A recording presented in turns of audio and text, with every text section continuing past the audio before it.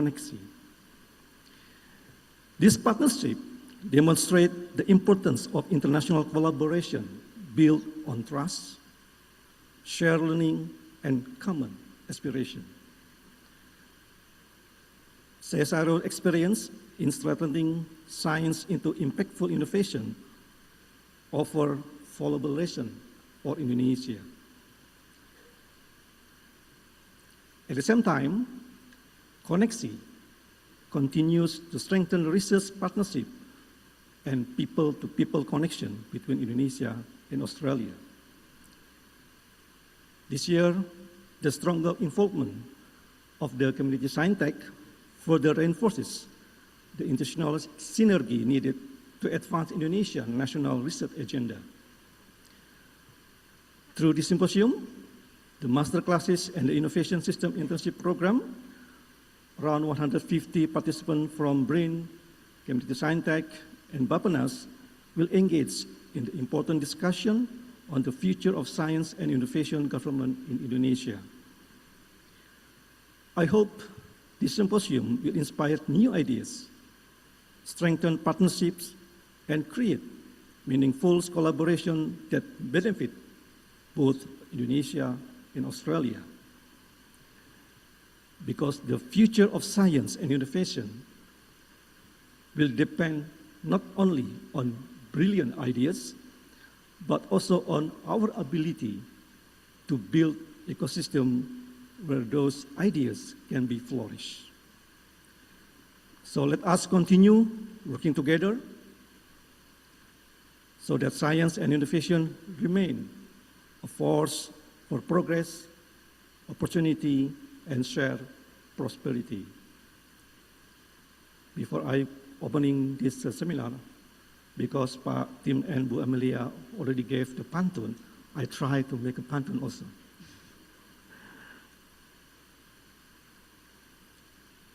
In bahasa Indonesia, of course, not in English.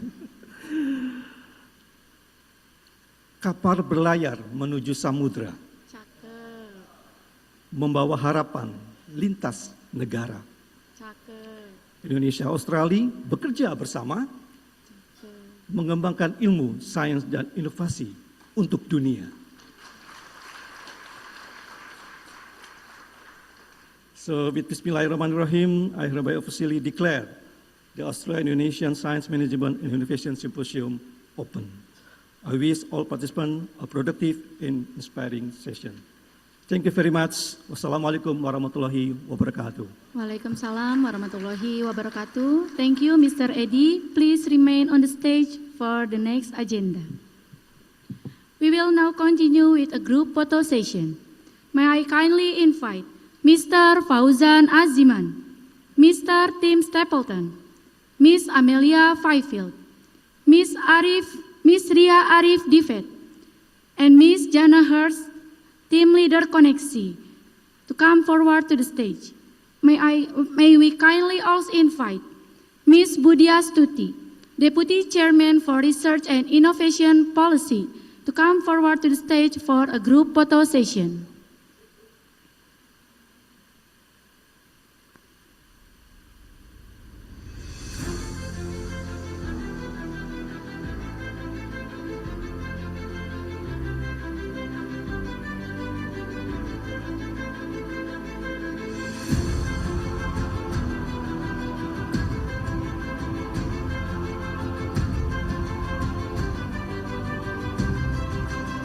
Okay, please look at the camera. 1, 2, 3.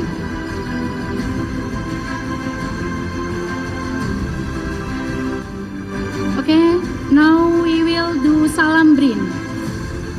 Please raise your hand, raise your right hand and place it on your left shoulder.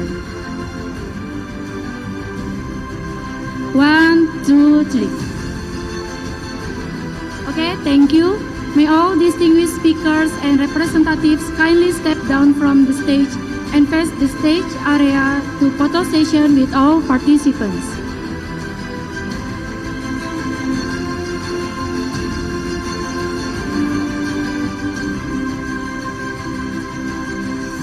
May all distinguished participants Please stand up from your seat due to photo session.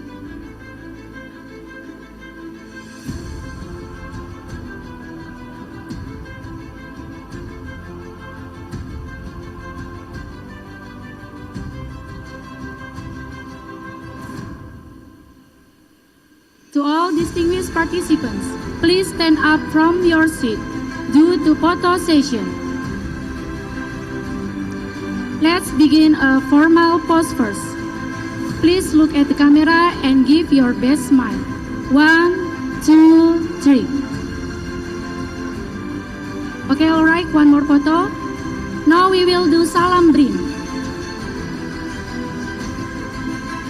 Okay, 1, 2, 3. Okay, thank you. You may now return to your seats.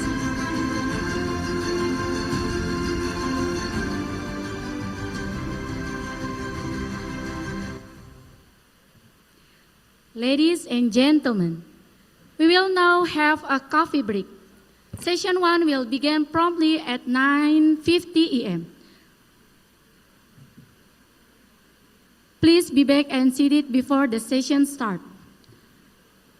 Sorry, session 1 will begin promptly at 10:15 a.m. Please be back and seated before the session starts.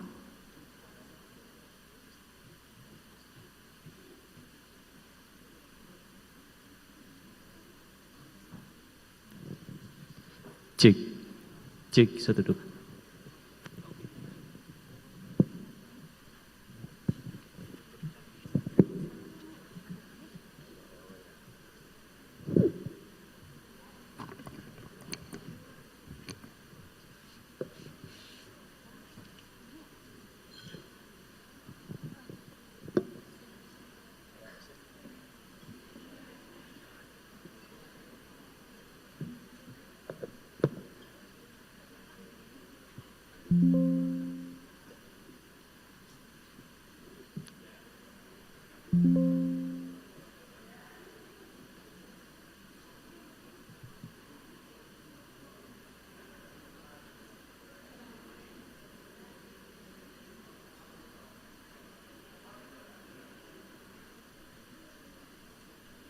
Bapak Ibu, di belakang area auditorium telah tersedia interpreter unit bagi yang membutuhkan.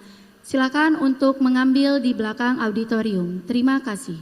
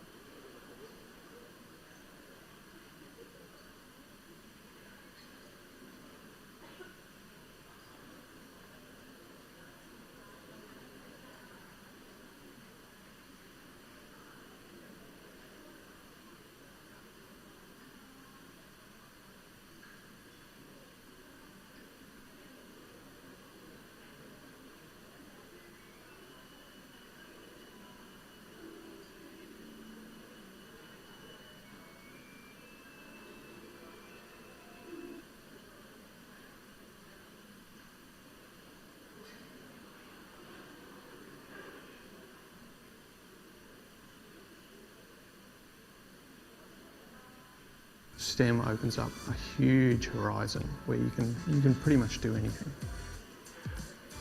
I think STEM opens up a huge horizon where you can pretty much.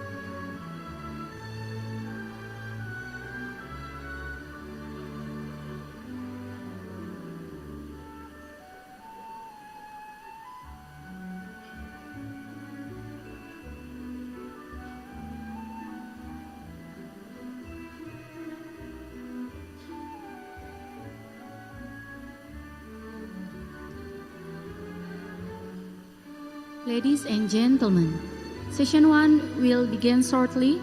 Please return to your seats as we are about to start the session. Bapak Ibu silakan membawa snacknya ke meja karena sebentar lagi acara sesi 1 akan segera dimulai. Kita akan mulai pukul 10.15. Terima kasih.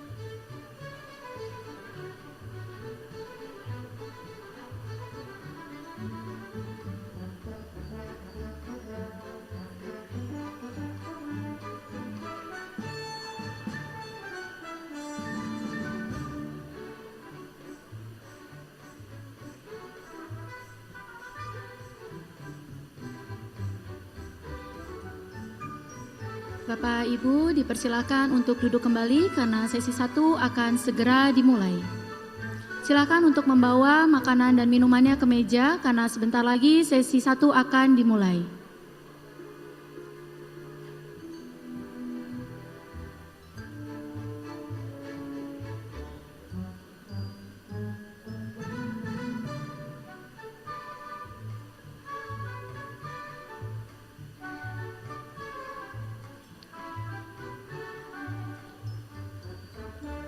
Ladies and gentlemen, we will now begin session 1, titled Designing Future-Ready Science and Innovation Programs.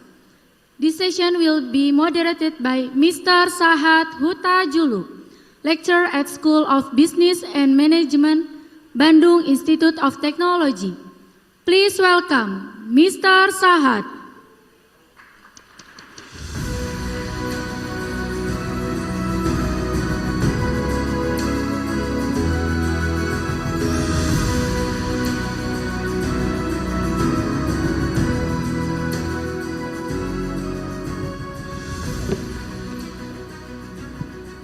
Check, right.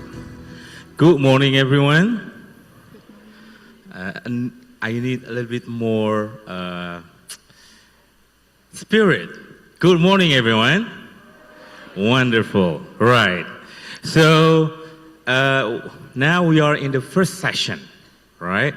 Our first session's title is, we don't have the title here, but I will read for you. Designing Future-Ready Science and Innovation Program. So basically, we will learn about how to design a program.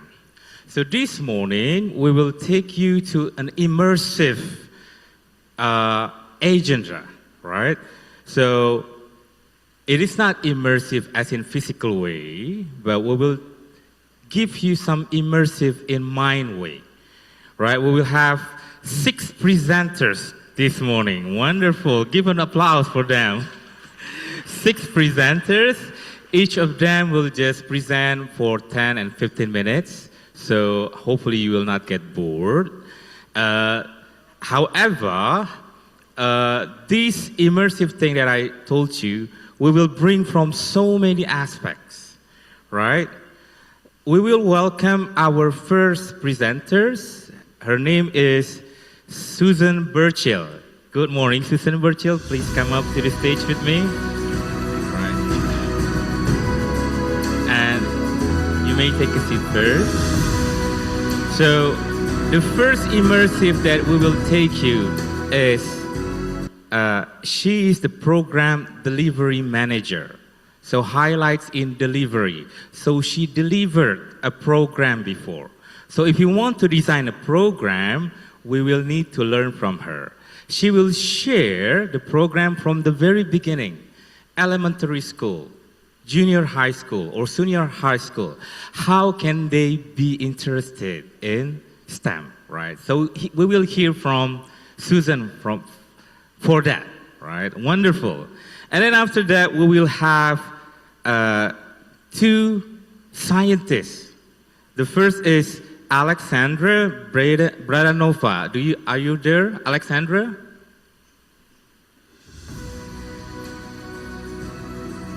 She's online, right? But Alex, could you hear me, Alex? I hear well. Wonderful. Great to hear your voice. Thank you for joining us. I'm not sure if we can show your video later on. Oh, you're there. All right. Good morning, Alex. Hello. It's an early afternoon for Brisbane now. Early afternoon for you. All right. And then we have as well Claire Mason. Good morning. Good afternoon, Claire. Are you there? Hello. I'm thrilled to be part of today's symposium. Thank you. All right. Wonderful. Glad to see your smile. It's very bright. Hopefully it's contagious for all of us in the room. And then these 2 will share about their research. So we have the previous program from Susan, and then we will hear from them, right? Their research about strategic foresight, and then another immersive about understanding workforce impact, typically using AI, right? So we will hear a lot from Claire from that, yeah? And then after that, we have Hien Pham. Good morning, Hien Pham. Are you there? Hi there. Hey, hello. Greetings from Indonesia. Right, so she will share about what's happening in our beloved neighbor countries, Vietnam. So I've already read the presentation. It's very exquisite presentations. We must hear this because Vietnam is rising countries and we need to learn a lot from Vietnam, right? And then after that, another immersive thing that we will have is we will learn from the students, not the students, the participants of the programs, right? We have the program owner, we have the research, we learn from the other country. Then we have the participants of the program. We have Pak Sidik Sugiono. Good morning, Pak Sidik. Please come up with me to the stage. He is junior scientific data analyst from Brinch. He will share about his journey in joining one of the programs, right? Another one is Saskia Dwi Mayani. Good morning. Woo! More applause, please. Thank you very much, the supporters. Yeah. Unfortunately, this is not Indonesian Idol, so you will not be counted with your supporter. Yeah. And she will also share about her journey in one of the programs. Are you ready and are you excited? Yeah, I'm excited myself, right? We will learn a lot from these presenters, and for each presenters, unfortunately, I can only open one question after they present. But after those 6 presenters present their materials, then we will have open questions and answers as much as possible. Will that be okay with you? That will be okay with you, I propose. Right, so without further ado, let's give a hand for Susan. Susan, please share your program.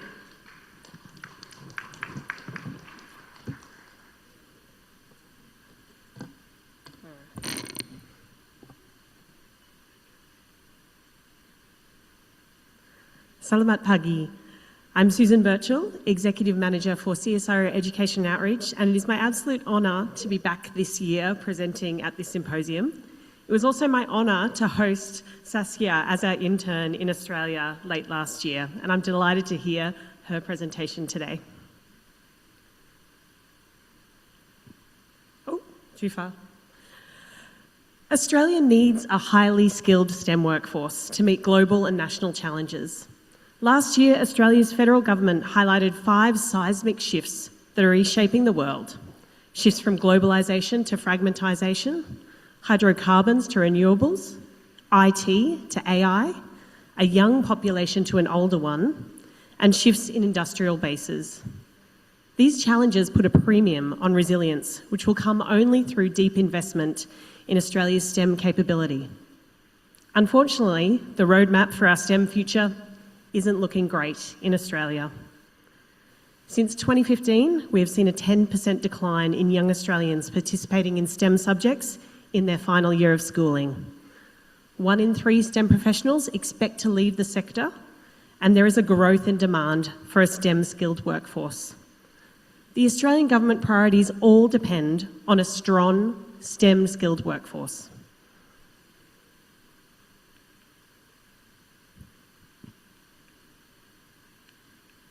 I don't think my clicker is, thank you. Of course, we also know that strengthening and developing the STEM growth is essential for a country's global competitiveness and is crucial for ensuring a safe and productive future. We believe that CSIRO has a role to play in this space, and in my area of CSIRO Education and Outreach, my team focuses on the top 2 areas here: building STEM aspiration in schools and promoting diverse role models. As the National Science Agency, we have a duty to help build STEM capability and a unique platform from which to do so. Being at the forefront of Australian science, we can put cutting-edge science into the hands of young Australians. And we build this STEM capability by focusing on connecting industry and research to education, supporting groups that are traditionally underrepresented in STEM careers, engaging with communities, translating our science for the classroom and linking it with the Australian curriculum that is taught in schools, and offering professional development for educators. Since 1981, Sciene Education and Outreach has built a national network of connections between scientists, industry, educators, students, and their communities. Our initiatives have evolved into a range of programs and teaching resources to help young people see science in action. In 2020, we were awarded the Australian Museum Eureka Prize for STEM inclusion for our work that incorporated over 60,000 years of Indigenous ecological knowledge and experience upon which modern STEM knowledge is built. Our programs are designed to promote inclusivity, enhance accessibility, and diversify Australia's emerging STEM talent. These initiatives bring STEM education to life for over 100,000 students and 5,000 teachers every year. We provide a suite of evidence-based STEM initiatives catering to young people, educators, industry professionals, and the wider community. Our programs are suited to primary, secondary, and tertiary students. So in Indonesia, that is starting all the way from elementary school into junior and high school, and into the tertiary and undergraduate space. We're often asked why we start our education programs so early in the STEM pipeline. And that's because research for many years have told us, particularly in Australia, young Australians around the age of 12 often have switched off from STEM as a career opportunity. So to build our STEM talent pipeline, we need to start earlier to encourage people to consider STEM as a career. We offer curriculum-aligned resources and professional development for teachers and adults who work with students and mentor them. This includes parents, family members, school support staff, school leaders, elders, community group members, and industry professionals. STEM professionals also play a really important role in sharing their expertise and bringing real-world STEM into the classroom. Industry collaboration is critical to the success of our programs. We collaborate with businesses, government and non-government organisations that support our programs, sometimes through funding or else through in-kind support. Today, I'm going to highlight a few of our programs that we offer to Australian students, teachers, schools and communities. However, we have over 20 education programs and I do not have time to highlight all of them today. I would really encourage you, if you are interested in this area of work, please do come and speak with me or attend the masterclass tomorrow, because I'd love to share more with you about how we have gotten to this place of offering our programs after 40 years of work.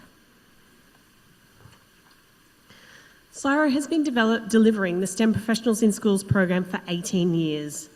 This creates flexible partnerships between Australian teachers and STEM professionals. This program is funded through the Australian Government Department of Education.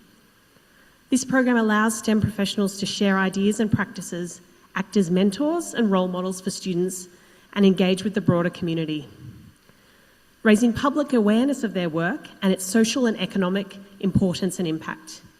Many Sciene scientists are part of the STEM Professionals in Schools program.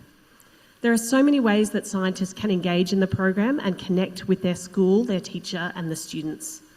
Recently, a coral scientist that is involved in the program took students from a regional primary school in a town called Bundaberg in Queensland, where I actually grew up, so it's very close to my heart. He took these students on an excursion that they will never forget to Lady Musgrave Island off the coast of Australia, where they observed coral ecosystems and marine life firsthand. There's a saying in Australia that when it comes to STEM careers, you can't be what you can't see. So part of our work goes to breaking down stereotypes around STEM careers and highlighting the mobility of a STEM career and the transferability of STEM skills across the various disciplines of science. This video highlights some of our work that we target at 14 and 15-year-old students and their parents to encourage them to consider a STEM career in the future. Can we hit play, please? STEM opens up a huge horizon where you can pretty much do anything. I think it will involve climate adaptation and mitigation jobs, as well as the emergence of further AI technologies. My first role, I started in the mining industry, but then I pivoted and I actually went into the computer games industry. The skills that I'd built up through that career path actually translated with me, and that core study in STEM really made that happen.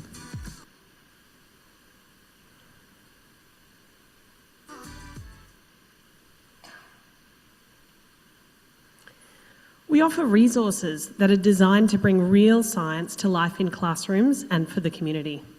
This collection of resources is called Investigate and Innovate with CSIRO. These resources are designed to engage Year 5 to 10 students, so that's 10 to 15-year-olds, with authentic STEM investigations that are directly linked to CSIRO research. Each resource is able to be used off the shelf by teachers in the classroom or adapted to suit their teaching environment. We have a variety of topics for these resources that are available online, and more are being released each month. We're committed to providing opportunities for underrepresented groups, ensuring that all groups have access to STEM education. The Young Indigenous Women's STEM Academy, which is funded through the Australian Government's Department for National Indigenous Australians Agency, is dedicated to increasing the representation of Indigenous women in STEM studies and careers. With over 650 young Indigenous women enrolled, the STEM Academy has already seen over 100 graduates earning STEM degrees. We also work with industry in emerging fields to build their workforce capabilities. We support undergraduate students with real-world hands-on work experience through internships. Sometimes they're varied in their fields, but in New South Wales, we work on decarbonised focused workplace projects so that we can build skills for net zero. This project builds off the success of many years of us running internships for undergraduate students, and over the past 4 years, over 200 students have been placed in internships, and 80% of those students were offered employment with the industry following their internship. Part of our remit involves engaging the broader community and society in CSIRO research in a meaningful way. Last year I shared with you here at the Symposium that we were about to embark on our first national science experiment, and this year I'm delighted to share the results of that with you. So last year our national science experiment was a biodiversity blitz, where we asked students, teachers, families and community groups to get outside, observe their local flora and fauna and contribute their findings directly to Australian researchers via our online database. We asked our citizen scientists to look out specifically for species that our scientists wanted to know further information on, where they were located, in areas that they hadn't been seen before, or perhaps where they were endangered. The campaign for our national science experiment was relatively traditional in our approach. We had paid advertising on websites and paid and organic social media, blogs, webinars, and our traditional media coverage. We also garnered support for our national science experiment from a variety of stakeholders, including CSIRO Executive, who backed the experiment, Australia's Chief Scientist, the Federal Department of Industry, Science and Research, and also Girl Guides Australia, who supported our national science experiment.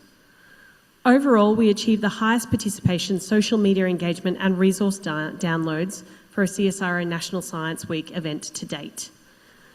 These statistics are from 1 week of engagement during our national science experiment. On top of the reach and engagement that we got during that 1 week, there were also significant contributions to CSIRO science that were made during the experiment.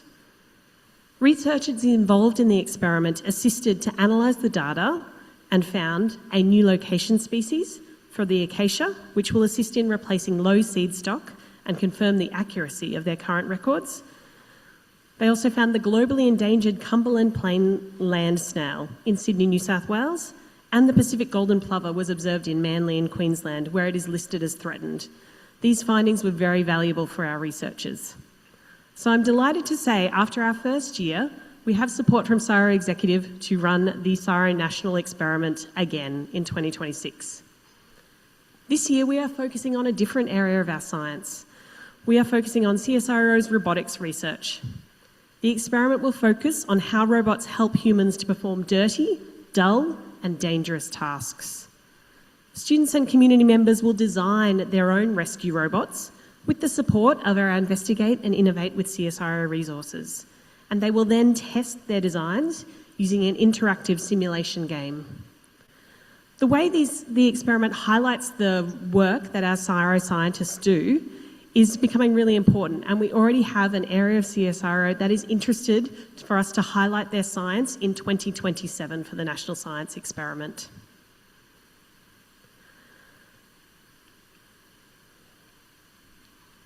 Next slide, please. Finally, when we talk about our programs and their design and delivery, it is so important that we have mechanisms to consult, collaborate and engage with the people who use our programs, or what we call our end beneficiaries. We have our CSIRO Youth Reference Council, who represent and advocate for diverse young voices in Australia. They contribute ideas, provide feedback to us regarding our initiatives that involve young people. They were absolutely crucial in the development and delivery of our National Science Experiment last year and again this year. We also have our Science Educator Reference Group that we run in partnership with the Australian Science Teachers Association. That is a channel for direct engagement with science teachers to gather insights and recommendations to increase uptake and impact of school-focused initiatives. All of our work is underpinned by ongoing monitoring, evaluation and learning in an ongoing cycle. Collaboration is absolutely critical to the success of our work. Our work is for CSIRO, it's for industry, it's for government, and it's for those who depend on this future STEM workforce to deliver scientific, economic and national priorities. Our work is also for young Australians in places where pathways into STEM can be strengthened and early experience can shape a lifetime. Our ambition doesn't sit alongside our research. It doesn't sit alongside government priorities. It actually enables them. Our work strengthens talent pipelines, it builds trust in CSIRO and our science, and it supports the work that Australians are relying on science and research to deliver. Terima kasih. All right, wonderful. Please be seated with us, Susan. Right, so I'm also the one who actually escapes STEM. Maybe if I have this program when I'm in elementary school or perhaps in junior high school, I will not escape STEM. Yeah. I actually have a electrical engineering background, but then I moved to management, right, and business on my master degree. But let's hear from one of you. We can only allow one questions. If you are willing, you can raise your hand. You can ask questions in English or Indonesia. I will translate for students. But if you are quite shy, maybe you can take a look at your QR code in your desk. There's Slido there if you want to put some questions there. So let's open for one question. Raise your hand if you want to have a question for students for her wonderful program.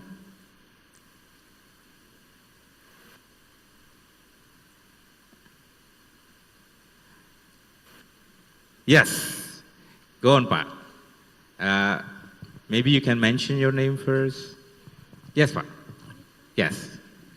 Terima kasih, thank you. My name is Juldin. I'm from Deputy of Research Policy. My first question is how to build collaboration within your program. For example, I have some idea or some issues, and I want to find the correct collaborator from other universities perhaps. How I can do that through your program. Thank you. Okay, wonderful. Susan. So let me check. You want to make connections with other universities or industries in Australia, or with us specifically at CSIRO in my area? All possible. Yeah. To be honest, and I will hopefully get Saskia's advice around this, I think the short answer is just reach out. That's why we're here today for the symposium. It's to make connections and collaborate. So everyone here is willing to engage and connect you to understand the problem that you're trying to solve and the potential solutions, and connect you with the right person, be it myself, someone else in our part of CSIRO, or broader with our connections with industry. We work with 200 industries organisations in Australia and broader than that, universities, our school sectors. So please, I'm happy to connect with you. I'll give you my card and we can go from there. Thank you. All right. Thank you very much, Susan. Thank you very much, Pat, for your questions. Unfortunately, we can only allow one question. Later on, we will open. Yeah. So we will have lunch later on, Pat. Please connect with Susan right away. Right. So the second presenter, we have Alex. Alex, are you there? Yeah, absolutely here. All right. So Hear you well. all right. Go on, please. Great. So I just need to figure out if the slides are on your side or my side. Let me share mine.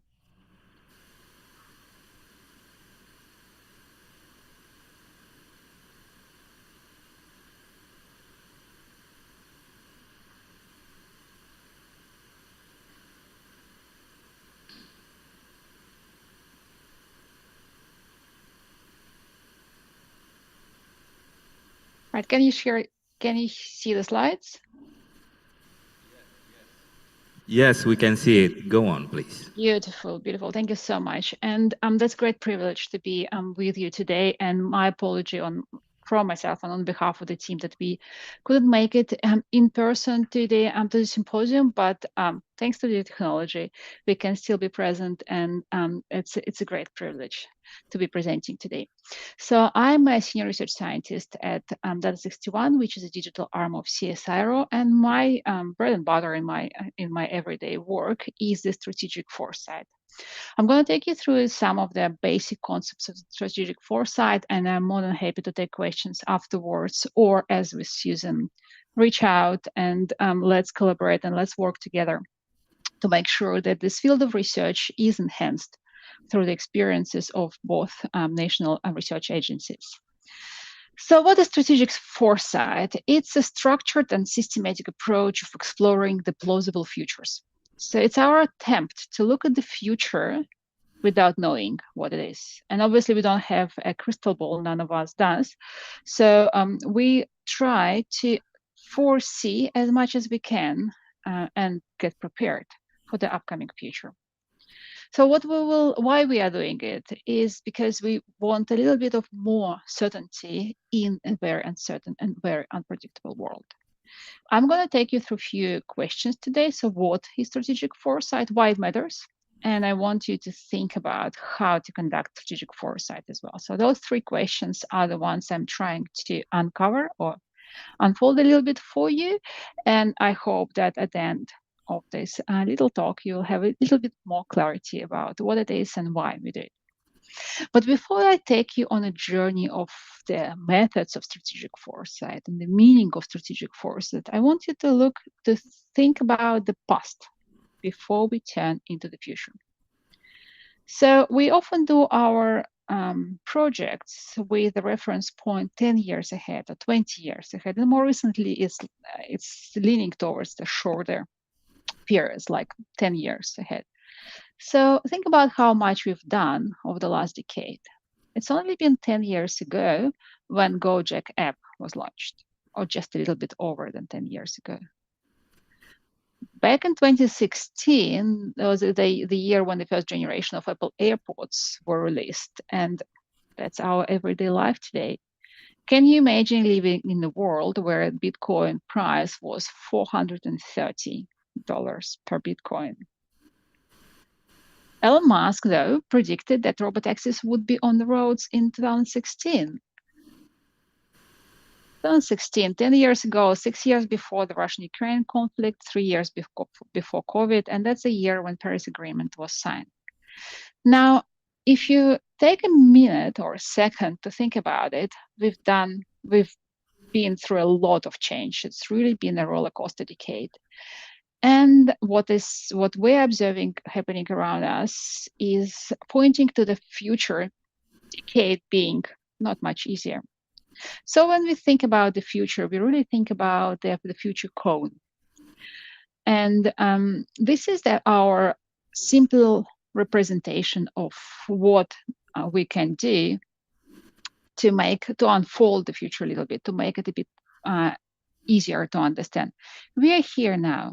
And this is our future. And this all that we know our surroundings and our now quite well, but we don't really know what's in here. So what points into the future are all these different trends, or we often refer to mega trends, are the deep set trajectories of change that are defining our future.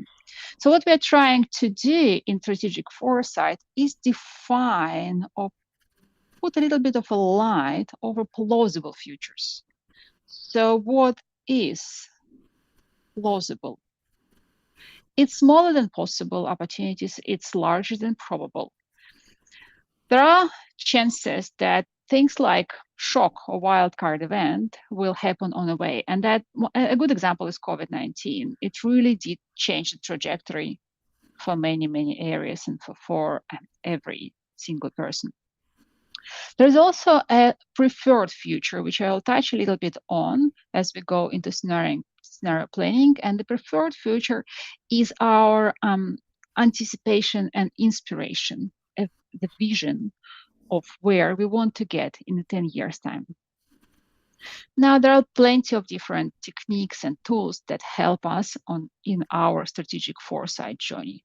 We often use, or we daily use, the 4 of those. So we use a lot of horizon scanning and STEEP stands for social, technological, environmental, economic, and political trends. So these are trends identification, and I'll go through the process of trends identification a little bit later.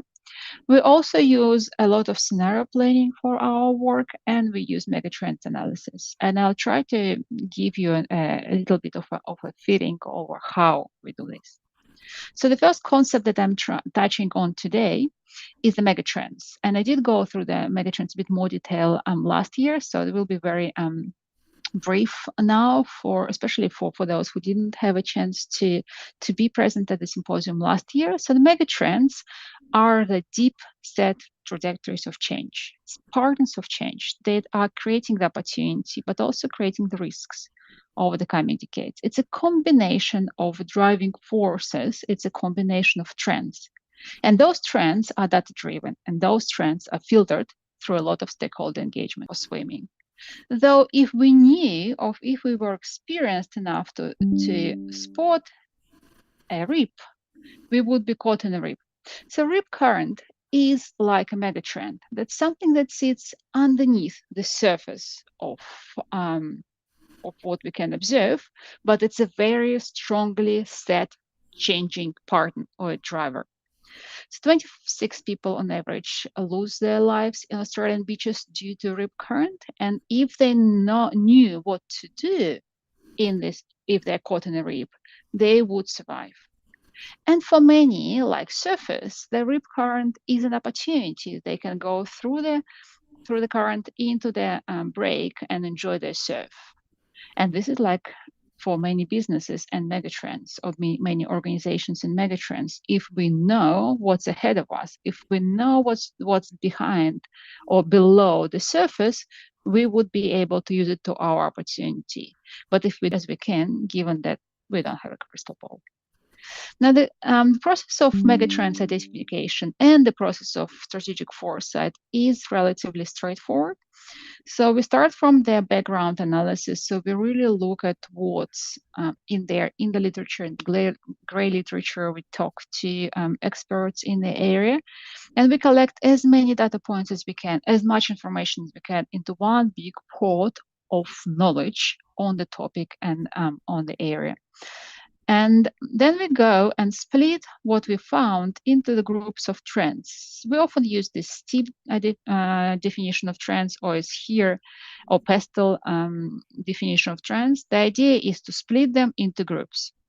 Then we get into classification process. So we classify and prioritize the trends. And the critical part of this process is the stakeholder engagement.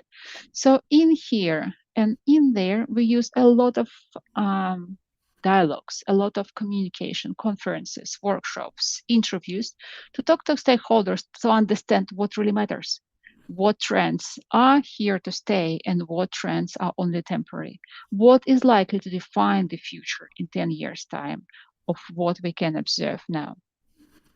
Then we step into the megatrends, we put together megatrends, and quite often after the megatrends, we go into scenario planning. So we identify the uncertainties, the major drivers that are very unclear of where they're pointing, but also very impactful. And we turn into scenario planning. And scenario planning is a very interesting and quite a different exercise to megatrends. It's a combination of art, craft in a way, and science. And that's where we build scenarios around what are the possible opportunities of the future. Now, scenarios, there are two groups of scenarios that we often use for our purposes. So one is adaptive scenarios, so scenarios that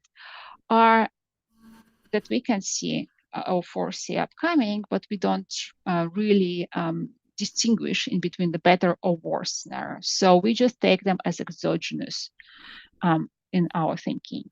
And there is another group which is called aspirational scenarios. And that's the scenarios where, or at least one of those scenarios, that can drive the future change. This is like an aspirational, and that's where we prefer some scenarios over the other. From scenarios, we can go back into visioning and backcasting, and that's associated with aspirational scenarios in particular. And then we can also do the road mapping. We can do the early warning systems. The whole idea of this exercise is to inform future strategies, to help the decision makers make better choices today. So over the last 2 decades, we've been doing this work, and this is a report published in 2022, and there was another one published in 2012 that is looking at the global megatrends, the global trajectories of change. And there are 7 of those, and they are touching on a high level changes that are like a rip current sitting beneath the surface of the changes that we're observing. But also they're touching on the opportunities, and the trick and the beauty of this process of megatrends identification is to look beyond the scary part of upcoming change, to look at the opportunity that sits behind the big changes. The 7 megatrends that we identified in this piece for adapting to a changing climate, which talks to itself.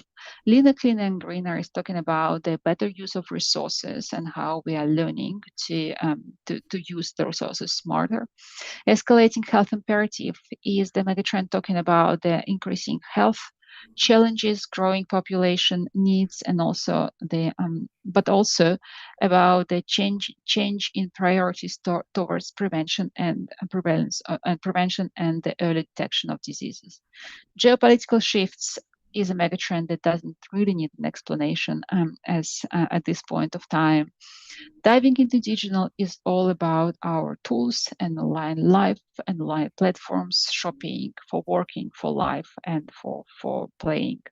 Increasingly autonomous is all about AI and how it is changing our lives, and the robotic revolution that is coming upon us as well.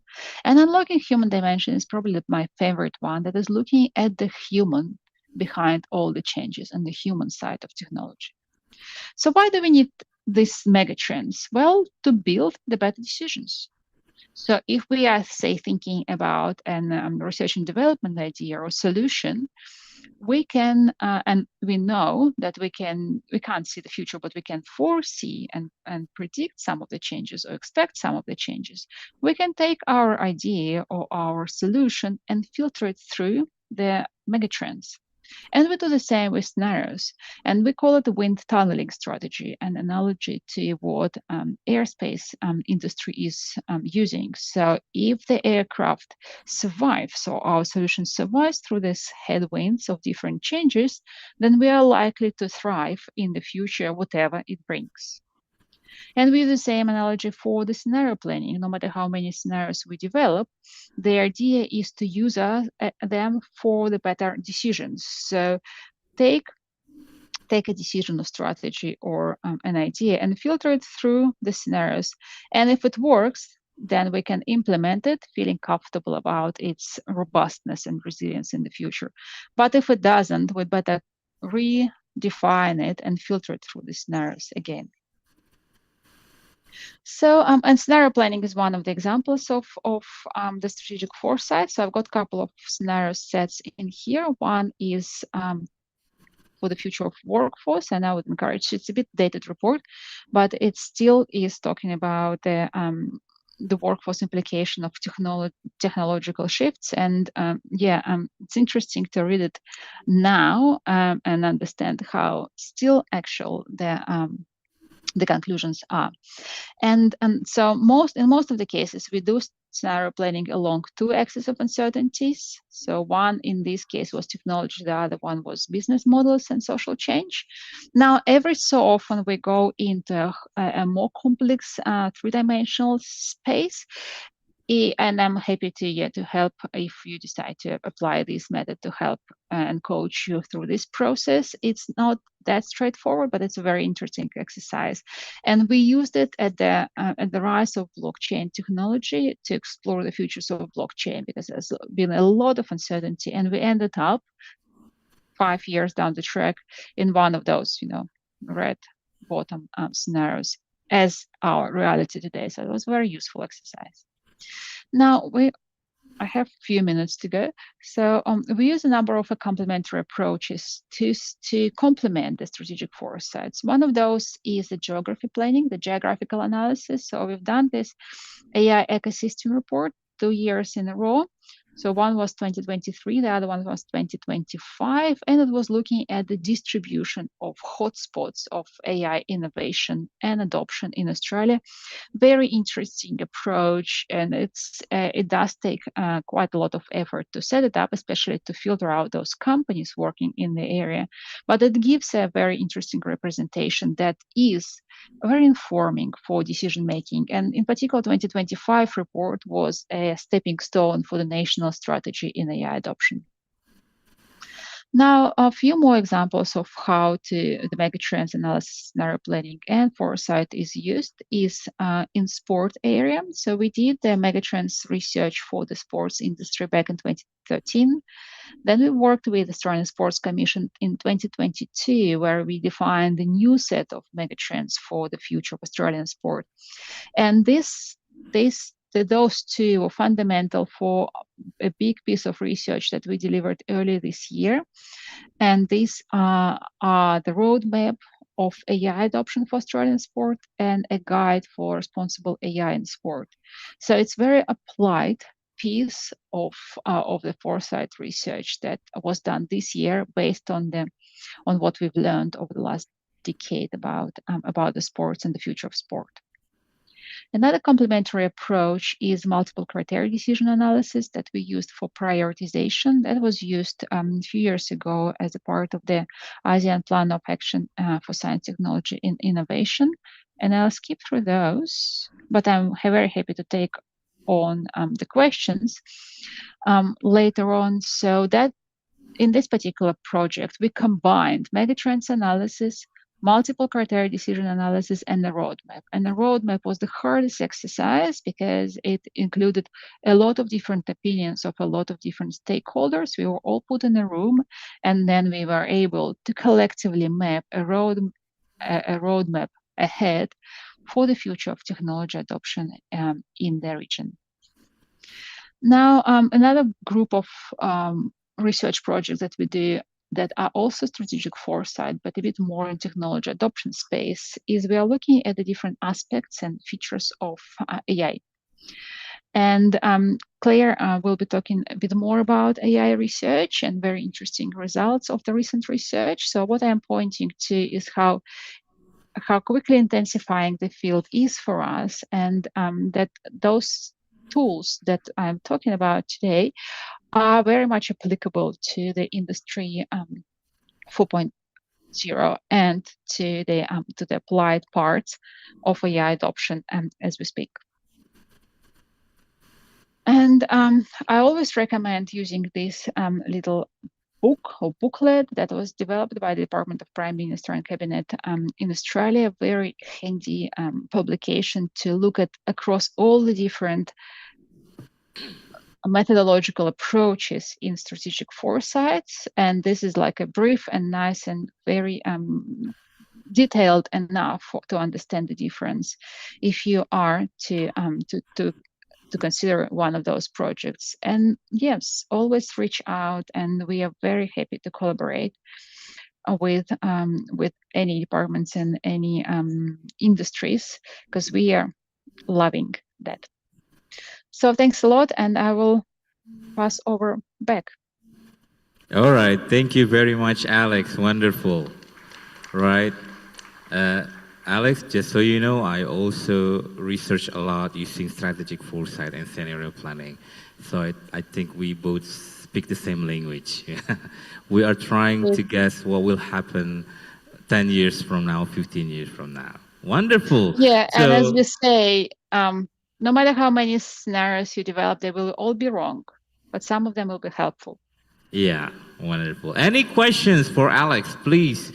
For those of you who are interested, what will happen in the next 10, maybe 15 years, right? So she's the one.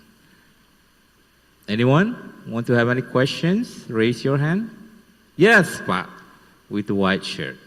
Alex, you have one question, go. Hope it's not about buying Bitcoin. I think we missed that train. I did. Hi, Alex. Thank you for the presentation we made, I think the last year symposium. My name is Hairul. Actually, one of my staff, Siddiq, went to Brisbane, Sydney last year. It's about foresight. I got one or two questions. It's a difficult question for me, so I forward it to you. Maybe I probably get a good answer from you. It's about inclusivity of the foresight process. So part of the methodology that you explained, megatrend, horizon scan, and so on. I got one or two questions that's asking me about whose future actually we are, is being imagined by us. I mean, do we really need to involve, say, local or people, a community, indigenous community, something like that? What happened in Australia about this inclusivity? Because frankly speaking, here in Indonesia, we just, involve just most of them are like. So the idea behind our selection of participants in our interviews and workshops is to allow for voices to be heard.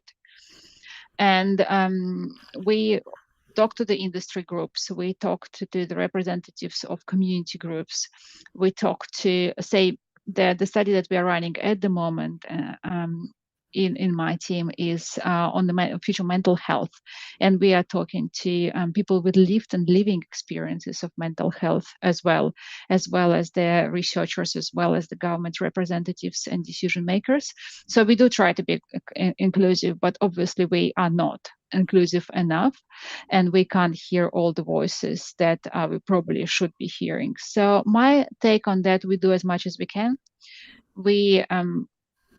The procedures are in place in our case for when we do the ethical approvals, and they always flag if there are any issues that with our stakeholder engagements. So it's good that we have this system in place, but we always need to aim aim higher and try to reach to the groups that we don't cover enough.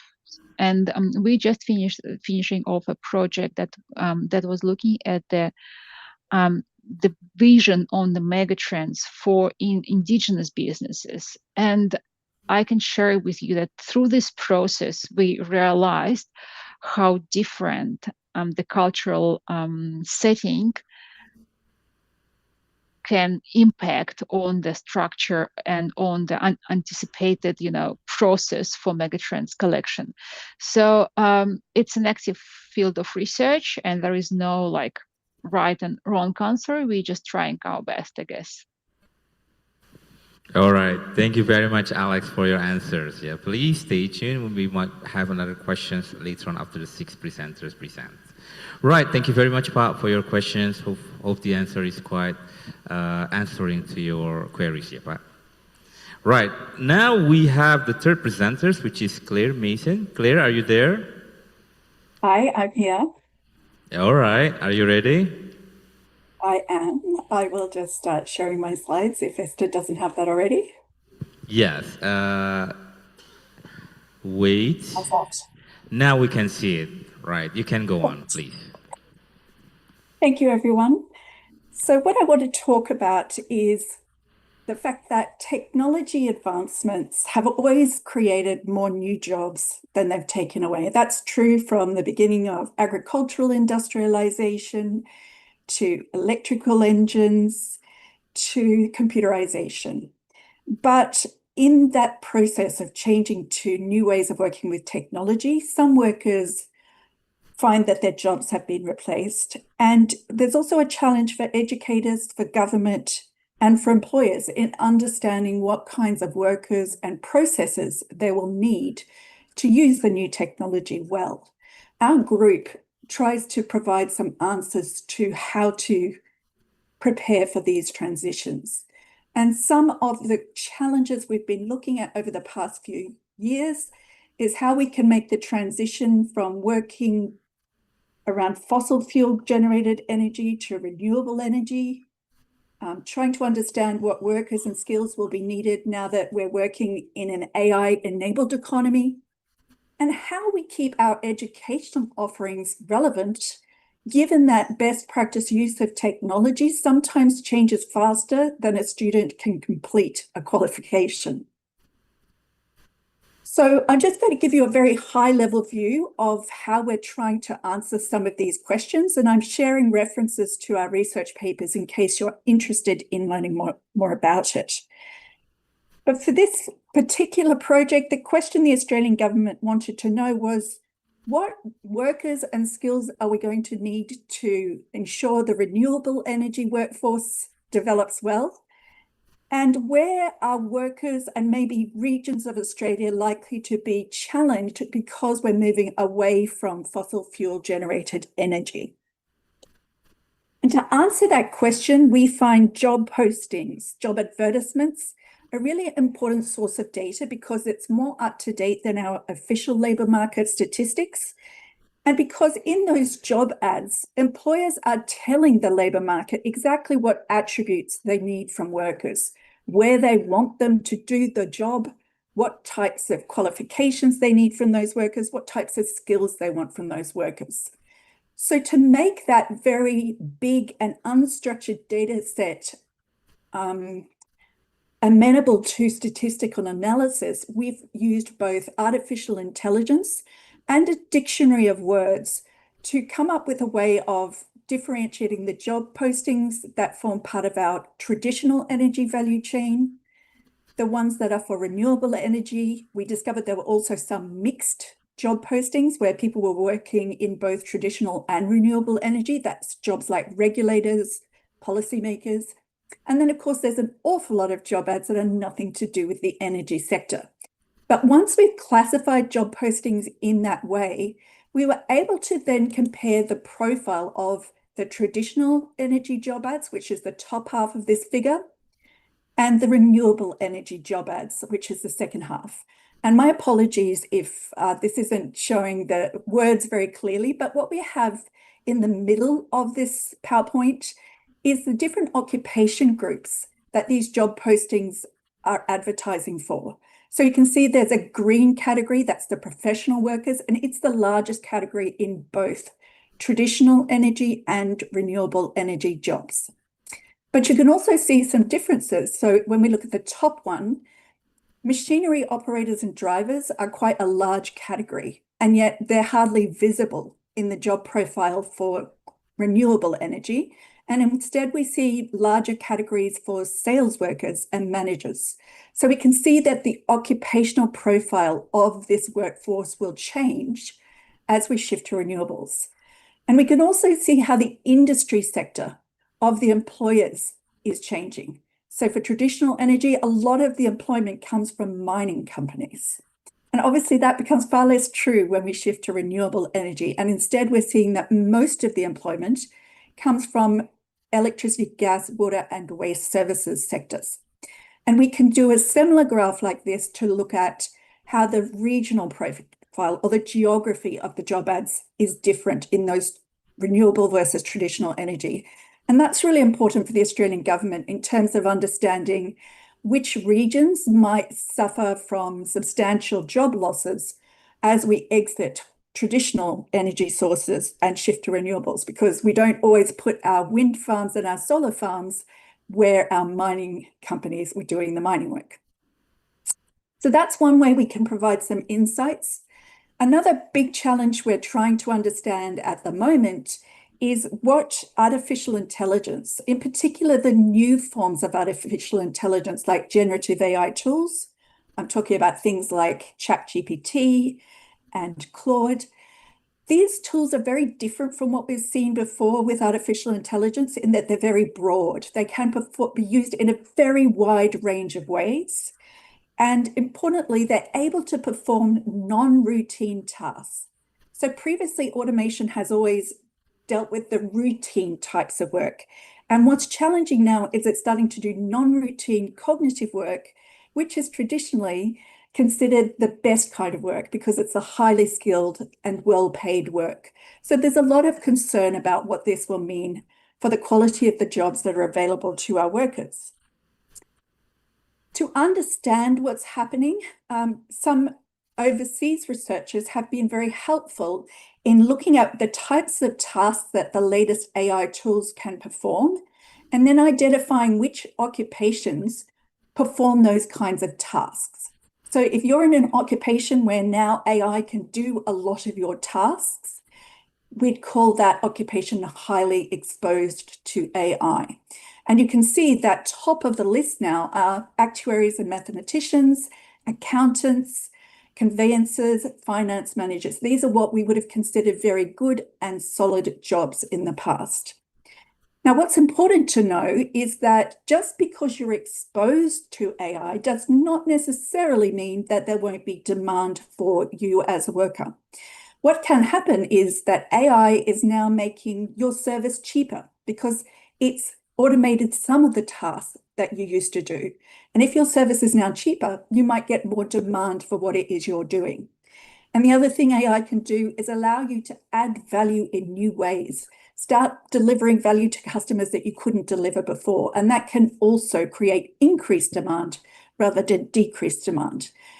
But there's another risk that people are worried about, and that is, well, if AI is doing a lot of the tasks you used to do, will that mean that our workers are not as skilled as they used to be because we're giving more of the non-routine cognitive work to the artificial intelligence? So those were key questions. What's happening to demand for workers and demand for skills as firms begin to adopt AI? To answer that question, we followed an approach used by Darren Acemoglu. He's an economist from the MIT Media Lab in the United States. And his approach is to say, well, if a firm's adopting AI, they're going to need to hire some AI skilled workers. That might be AI developers, or it might just be people who know how to implement AI or how to use AI, but we'll be able to see it in the firm's job postings. So we look at job postings over a 3-year period. And if that firm posts any job ads requiring AI skills, we go, aha, that firm is adopting AI. And then we look at what happens over time to the AI adopting firms and other firms that are in the same industry, the same location, roughly the same size, but didn't adopt AI. That is, they didn't hire any AI skilled workers. How do the workforce trends differ across these similar firms where some of them adopted AI and some of them didn't? Well, here's the data. Each dot in here represents an Australian firm. And on the x-axis, you're seeing how many job postings that firm had in the first 3 years of our study. And on the y-axis, you're seeing how many job postings that same firm had in the next 3 years. And so these two lines, the black one is the AI adopting firms, the blue one is the non-adopting firms. This is the line of best fit. The steeper the line, the more we've seen growth in job postings over time. And what you can very clearly see here, and it's statistically significant, is the AI adopting firms were posting a lot more job ads, growing faster in their demand for new workers than were the non-adopting firms. Now, that's a little bit tricky to interpret because maybe they were looking for new workers with new skills and retrenching or replacing some of their existing workers. So there is a really important question here about, is it just demand for new workers instead of old workers, or are we actually growing the size of these firms? And unfortunately, in Australia, it is very hard to get good data on firms. We did work very hard to match the employers in the job postings to employers in the IBIS World Enterprise dataset, but we could only do it for about 300 firms. That is definitely not a representative sample. And as you can see here, we didn't see any substantive differences, so we're not really sure what's going on in terms of workforce size. But there was another really important question. At the moment, we're looking at demand across all of the firm's workforce. The real question for us was, what about the occupations who are highly exposed to the AI? And what we found was kind of unexpected. We found that if those highly exposed workers were in a firm that did not adopt AI, they had less demand over time. There was a decline in demand for the exposed occupations if they were in a non-adopting firm, but that wasn't true if that exposed occupation was in a firm where they did adopt AI. And how we interpret this is we think that if your firm adopts AI, you can then use it to automate some of your tasks or augment your human capability and add value in new ways, and that makes you competitive and you can grow your market share, your customer base, or at least maintain demand for your services. Whereas if that same worker is in a firm where they aren't adopting AI, it's harder for them to be competitive in the market, and therefore demand is declining over time for those workers. So another important question, if you remember, was also, are we seeing de-skilling of roles once AI is adopted? We actually found the opposite, that demand for skills was actually growing in the firms that were adopting AI. And to understand that, one of our theories was maybe these workers are still needing all of the same skills they used to use, but now they also need the ability to work with AI because AI is not replacing them. They now use AI to augment them as human workers. And so we looked at, for each occupation in each region, in each size of firm, are we seeing growth in the number of job ads that require AI skills? So we're looking at change over time now in whether that occupation's job postings require AI skills. And for occupations above this line of best fit, we're seeing higher than average growth in demand for AI skills. So what you can see is a lot of IT occupations now require AI skills, even though they didn't before. But even jobs like architects and accountants and security guards and teachers are now becoming AI skilled occupations, even though they weren't before. So from that analysis, our research confirms the importance of investing in encouraging firms to adopt AI and also ensuring that workers have the skills to use AI in their jobs.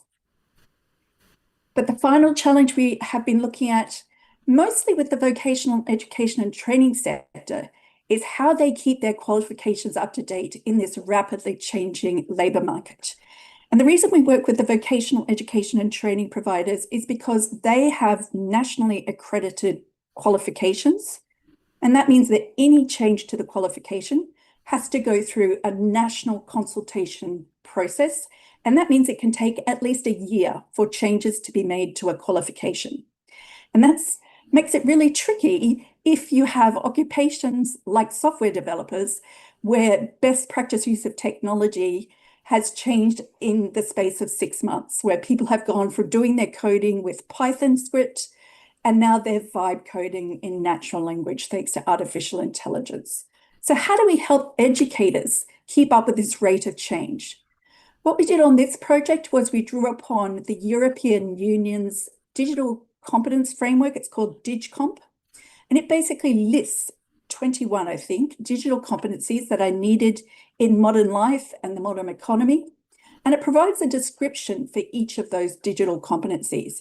And that's helpful because with AI, we can look for semantically similar, by which I mean text with a similar meaning in the data set that describes the qualifications.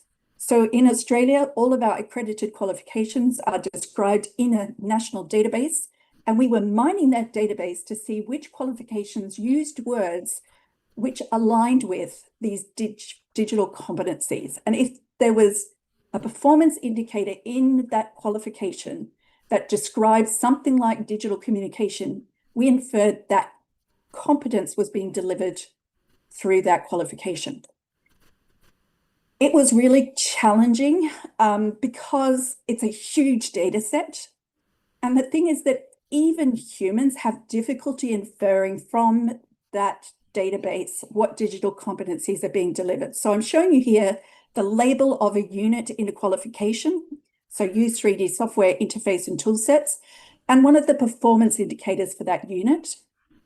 And you can see that our two human raters inferred that different digital competencies were being delivered from this one performance indicator. And unfortunately, humans only agree 67% of the time. That's important to know because it kind of creates a benchmark for how good we can expect the AI to be. So if humans can only agree 67% of the time, we can't expect machines to do better because the machine has to learn from the humans. But the machine's got up to 59% accuracy. It's not perfect, but it's really helpful when you've got such a large data set and you need to stay up to date quickly with what's happening. So one of the first things we were able to do is look across all of the qualifications and just see which digital competencies were being delivered commonly. And you can see, for example, nearly all of the qualifications. We're teaching people about managing information and data and how to protect devices, whereas relatively few of them were teaching things like how to learn and develop yourself using digital tools, how to deal with digital copyright and licenses. So you've got an immediate insight into what we're teaching Australian vet students, vocational education and training students. It gets even more interesting when you start to break this down for different qualifications. So in this table, we've got different occupations across the top and the qualifications for those different occupations. And then down the table, you're seeing each of the digital competencies from the framework. And if there's green in the cell of the table, it means that digital competency is being delivered in that occupation's qualification.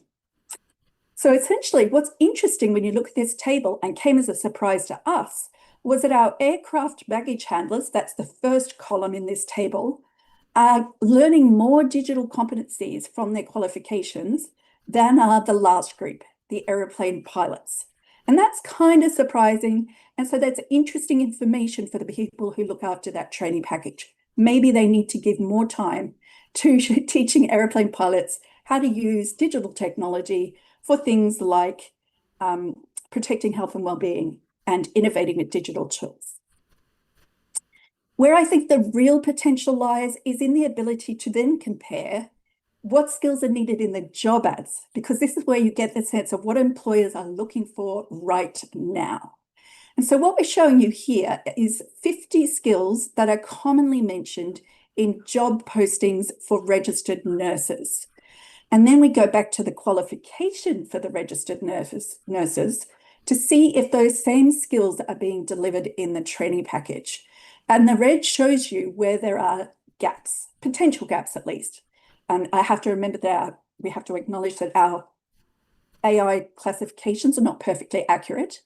But for example, the job ads often require registered nurses who know how to work with a broad variety of personalities. But in our qualifications, we can't see any performance indicators that suggest they're being taught and assessed on their ability to work with a broad variety of personalities. And we can see some other gaps in that analysis. And that's interesting and definitely not enough to make a judgment by itself. But what it does is it tells the experts, here's something you might want to investigate. Maybe when you go back to the qualification, you'll see that it's being covered and there isn't a gap. It's just it wasn't explicitly mentioned in the description of the qualification. But maybe it's a real gap. And that tells you more quickly that you need to get started on that process of updating the qualifications, to ensure that our students are graduating with the skills that their future employers are looking for. So I hope that gives you a sense of the different ways we're trying to use artificial intelligence and real-world data to help ensure that our workforce is ready and our government and our educators and our employers are ready for the changes that new technology is bringing. Thank you. Okay, wonderful. Very interesting findings, Claire, yeah? Because we thought AI will swap people with jobs, but actually firms who adopt AI, they expand more, right? So we have a lot of questions for sure, but unfortunately we can only afford one question, Claire, but yeah. Also about the nursing. So if the presentation is too small for you, you can actually download it. So there's a QR code there on your desk. You can just scan it and you can download the materials, yeah, for you. Right, so we open now for one question. Very interesting topic. Raise your hand if you want to have a question, please. Oh, yes. Bapak with the white shirt.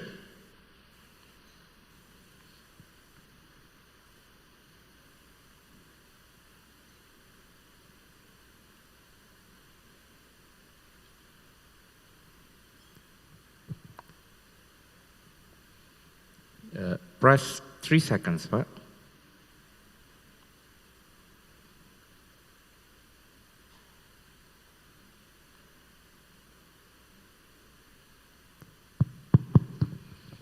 Thanks very much. I am Tukino from Pinus University. I asked to Mrs. Claire about number one about AI detective and research. Today in Indonesia and many countries ask about AI position AI in research because any big question about machine and about big fundamental thing about mystery and tomorrow life. Mystery. Many research is maybe good and no, but cannot answer truly to tomorrow because part of life is exactly real, but a part is mystery. I cannot answer of what is to happen in tomorrow. This is I ask to you to clear this position. And number two, about your research. Some day before no, I asked to AI, artificial intelligence, about something, and I check in live and what has happened to do and what has happened no. Unclear and irrelevant. Not all the answer of AI is, for example, I asked to the what is capital city of Jakarta? Indonesia is Jakarta. Not answer today by rule. Any new capital city in Indonesia is IKN. This is a simple question. Not all question to ask to the AI is true. Please you check all AI and you think more about what is happened now. Not all is true. Someday many ask maybe is can answer true, but not all. Not all. So I ask to, for example, any digital competent, any digital familiar, any digital content, and so if you ask only one factor, for example, digital content, and you not know about the factor, for example, is digital content, digital communication. This is very complex idea to answer something, not only think on one focus, but we must to declare of and research and the in this country or your country in Australia about this. Thanks very much. All right, wonderful questions. Thank you, Pa. So, Claire, we have two questions. I think the first one is about AI, predictive AI, or also AI in research. The second one is about, I suppose, is about AI hallucinations. Yeah. So perhaps you may want to answer that. Thanks. Thank you. Well, I think it is very important for us as researchers to understand what AI is good at and what it is not good at. So we've been doing training for our own researchers. And one of the principles we start with is that artificial intelligence is very complementary to human intelligence. And it's understanding what AI does well and what humans do well and how they compensate for each other, that I think we get some good principles for how to work with AI. It is certainly true that AI can make errors on tasks that we consider fairly simple because we have real world experience and lived experience, and AI does not. And that's good because we need some advantages, because AI is vastly superior in its ability to process data quickly and to deal with huge amounts of information. For me, I think that's fantastic because I am slow at reading research papers. So I think it's about us having some principles about how I harness AI to do the things I'm finding hard, keeping up with all the information that I might use to make decisions, and where I need to check and do better than the AI. So I need to make sure that its answers are correct. And if I don't know how to do that, I shouldn't be using the AI. And then I think there's probably a lot more in what you said, and it needs a longer conversation. But I would also say that hallucinations are going down a lot, and the better models are hallucinating less. So it's hard to make predictions about exactly how we'll be using these tools in the future. And I think that was something you were saying too, is that it's really hard to make judgments. But so far, all the data seems to be saying it's not really taking away the jobs. The only area we're seeing evidence that it might be removing jobs is for graduates in software development, computer science. We're seeing some decline in demand, but it's important to understand there was a huge uptick in the number of people doing those courses just recently. So we don't know how much that gap is just because there was too much new talent coming through the pipeline. The evidence still says when you're adopting these tools, you still need human workers to use them well. All right. Thank you very much, Claire. Hope that clarified things for your questions. And actually, we are now as well in university right now. One of our outcomes is for our students, graduates, for they to have AI capability, right, and AI skills. Because right now, companies require person who are skilled in AI rather than people who don't skill in AI, right? So that's also one of our outcome right now in university. Thank you very much, Claire. Let's have a big hand for Claire. Wonderful. So that's a wrap for immersive number 2. I call it immersive number 2, which is share from our scientists from Data 61 CSIRO, yeah? And now I call it immersive number 3 because we want to learn from the other countries, which is our neighbor Vietnam, the rising countries. Now we have Hien Pham. She is the senior researcher scientist from also Data 61 CSIRO. Now, Hien Pham, are you there? Hi, I'm here. All right, wonderful. Are you ready to share? Yeah, I believe that Esther is helping me to share the. Okay. Okay, now the time is yours. Yeah. First of all, good afternoon or good morning to everyone, and thank you very much for having me here today and having me to have an opportunity to share some of my experience with working with Vietnamese government in impact assessment. So I do believe that many of the challenges that we have been working together with Ministry of Science and Technology in Vietnam towards impact assessments are not uncommon in Asian country and also in Indonesia. So hopefully we can have some learning experience from here. So next slide, please. So how and why impact assessment changed?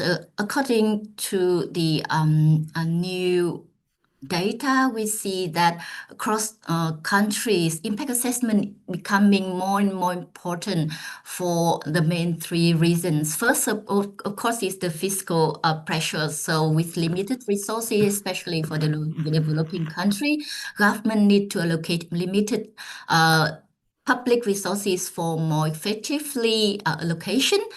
And secondly, despite growing investment in science, technology, and innovation, there's very limited evidence on the productivity transformation, and therefore there need more evidence-based and fact-based in order to make decisions and policy design.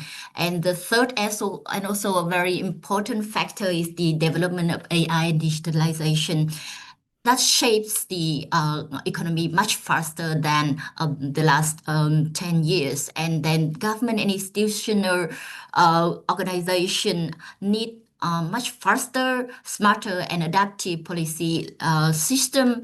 And therefore, now they shift the questions from simply measuring activities, answering the questions such as like how much funding was allocated, how many projects was funded, or how many publication and patent were produced, and two more challenging questions of understanding the transformation. And increasingly, the government is asking quite more challenging questions of, is innovation really improving productivity? Does the research strengthen competitiveness, or did public investment really generate general economic welfare and social welfare? And that is the driving force under the shift of science, technology, and innovation in evaluation from the input monitoring focus and output monitoring focus towards more kind of outcome and impact assessment. So next slide, please. So for at the same time, we see a lot of challenges when doing impact assessment in developing countries, especially around ASEAN countries, as there are very fragmented data system.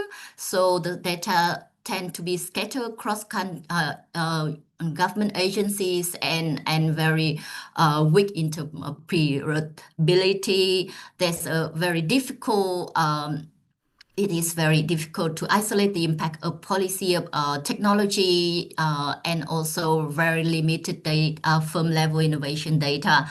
The limited evaluation capability is also one of the things that need to be considered. And increasingly, we see that there's a strong request from government on the pressure to have a quick and measurable result.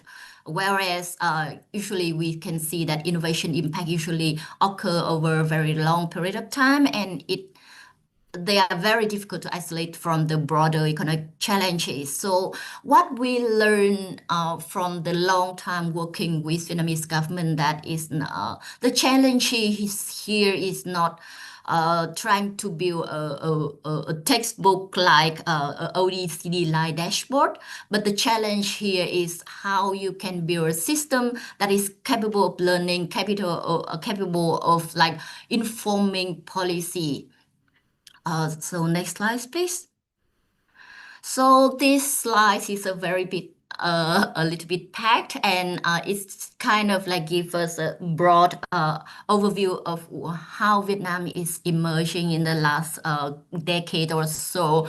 So I will not go through detail by details, but the impression I think many of you have also is that Vietnam have already achieved a lot of achievement relating to the economic growth, innovation focus and things like that. And they are in this very strong determination to move towards like innovation-led growth.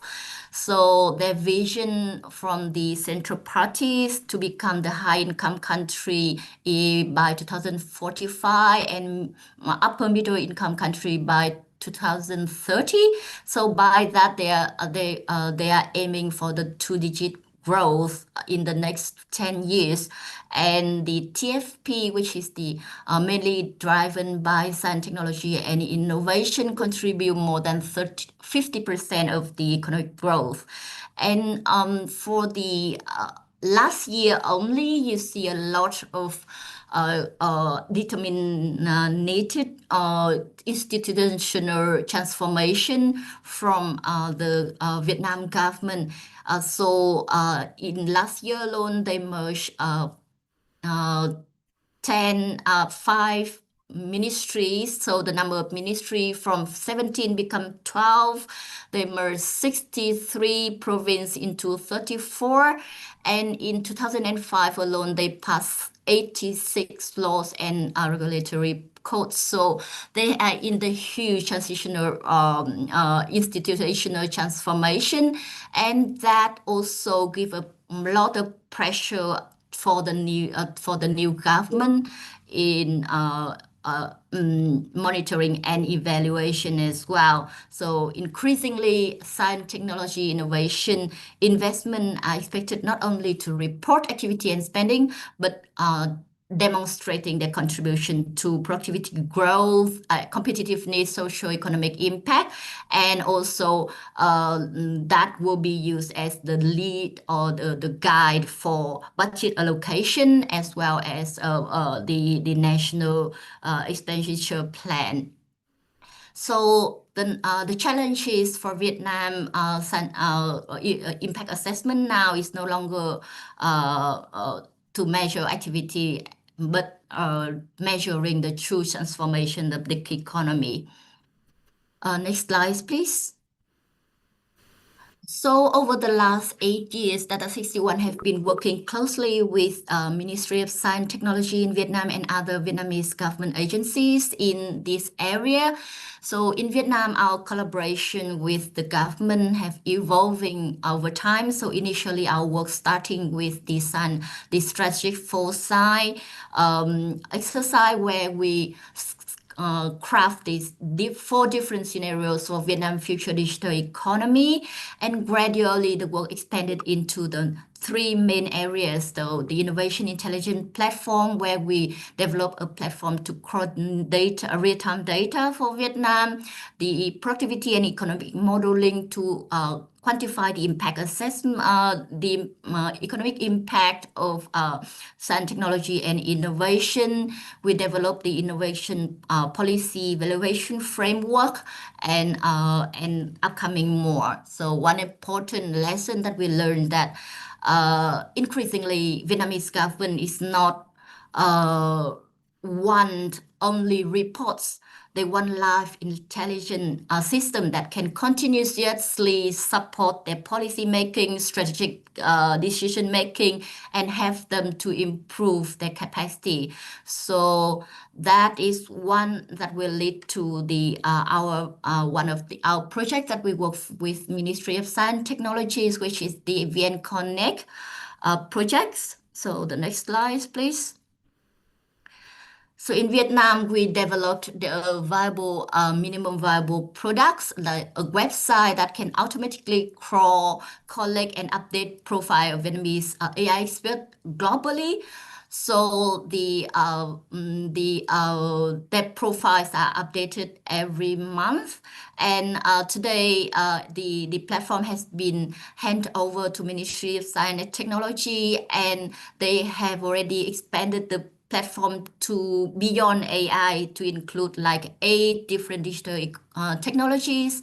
Now the platform cover more than 8,000 experts and importantly, it's now not a simple data set, a database only. The platform is used to support talent attraction, reviewer identification, technology intelligence, policy analysis, and so on. So one of the examples is that the APT, one of the top communication group in Vietnam, have used the platform to identify more mentors for AI hackathons. The Ministry of Science and Technology is actively using that to support expert mapping and proposal review process and others. So that is one of the tools that we have developed and have been handled to Vietnam. So another projects that we do in the next slides, please. We develop a responsible innovation checklist to have Vietnamese agencies and ministries to assess whether the proposed policy or regulations may have unintentionally support or hinder innovation. So looking at the impact of regulation on innovation, the policies that affect innovation are normally not about the science and technology regulation and policy alone. The regulation in areas such in sectoral areas, for example, like agriculture regulation, education regulation, trade, public procurement, for example, they all have a very significant and different impact that can shape innovation outcome. And this tool is basically designed as a practical early assessment checklist to have policymakers think more systematically about how regulation may influence innovation, productivity, sustainability, and social inclusion before implementation. So the checklist is less about regulating innovation itself. It's more about helping government to become more innovation aware in the policy making process across the all sectors. So next slide, please. One of the very highly uptake projects that we have with Vietnamese government is the projects that focus on quantify the impact of technology adoption. So in particularly science, technology, innovation, and digitalization on productivity growth using the micro firm level data. So basically in this project, we develop a quantitative economic model using the frontier approach to have decomposed labor productivity into different components, including the contribution from technology adoption, hard technology adoption, soft technology adoption, the contribution from technology frontier, from efficiency change, and so on, and how those components contribute to productivity growth at the national and sectoral level. So this is for this project we have 2 phases. The first phase analyzed the period from 2000 until 2019, and the second phase we just finished using the same model to analyze the impact from 2019 until 2033. And this is the sum of the findings that we found for the first report, and we found that technology adoption become the key driver for economic growth in Vietnam, and it surpassed the capital deepening or capital intensity to become the largest contributor. More importantly, we find that technology alone is not enough, but innovation capability, some non-technical skills are critical to translate technology investment into productivity gain. And the model has been adopted by the Ministry of Science and Technology, and later on it has been officially adopted by the government of Vietnam as one of the key indicator to officially monitor the impact of science, technology, and innovation and digitalization on socio-economic development of Vietnam under the decision 2244 of the Prime Minister of Vietnam. So following with building on with all these previous projects, we are now supporting Vietnam with another project that will help supporting them to strengthen their national system for measuring the impact of science, technology, innovation, and digitalization. So the goal is to move from fragmented innovation report toward a more kind of integrated innovation governance. So the project combined of 5 different components, from redefining the indicators and building up a comprehensive framework for science, technology, innovation, and digitalization monitoring and evaluation, enforcing them with some tools and impact evaluation methodology. So in there, we provide Ministry of Science and Technology with a methodology and tools to benchmarking R&D, public R&D programs, measuring the IP intensive industry, applying more quantitative modeling for impact assessment, and also provide some complementary tools that go beyond indicator for evaluation.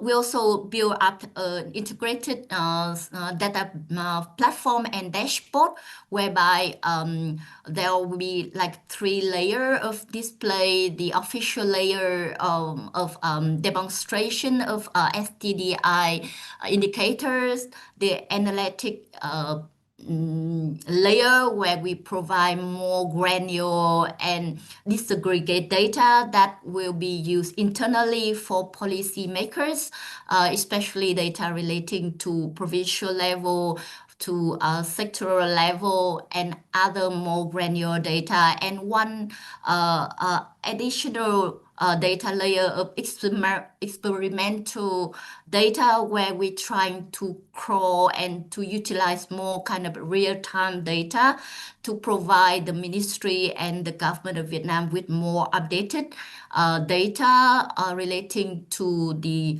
evolvement of innovation system and technology in Vietnam. So basically, and of course, like the SDI Science Technology Digitalization Impact Report, where we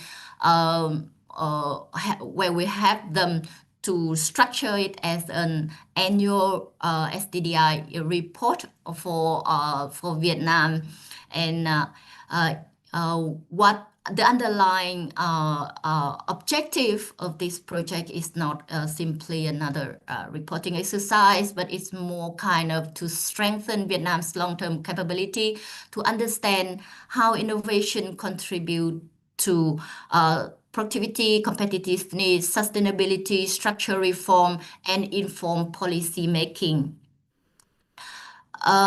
So I think we've moved to the next slide already. So can you move to the next slide? Yeah, next slide, please. So I finished these slides already. So So this is one of the things that we're planning to work with the Ministry of Science and Technology in the upcoming projects, and I do believe that is also of interest for Indonesian partners as well. Is the component to benchmark R&D effectiveness and efficiency, whereby we shifting our approach from the traditional approach focusing on measuring the input and output indicator and compliance report to more kind of a comprehensive framework where we measure the efficiency of the process to transform the input of the research or R&D investment and the output, which is the publication, patent, or PhD training, to the outcome and impact, which are measured by technology adoption, industry collaboration, productivity and contribution, and social contribution, and so on. So basically, the idea here is looking at the R&D investment as a process with different stage, and we measure the efficiency and effectiveness of each stage of that process, and by that we provide some indicator on the effectiveness and the efficiency of different R&D investment or R&D programs within the country.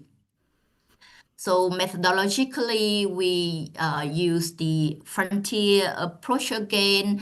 The network DEA will be the one that will be used, but complementary will we use more qualitative tools such as the bibliometric or pattern analysis, network analysis, and of course case studies to complement to the econometric modeling. So that is the current approach that will be working together with Ministry of Science and Technology in Vietnam to helping them to set up a kind of framework to assess the effectiveness and efficiency of public R&D investment programs.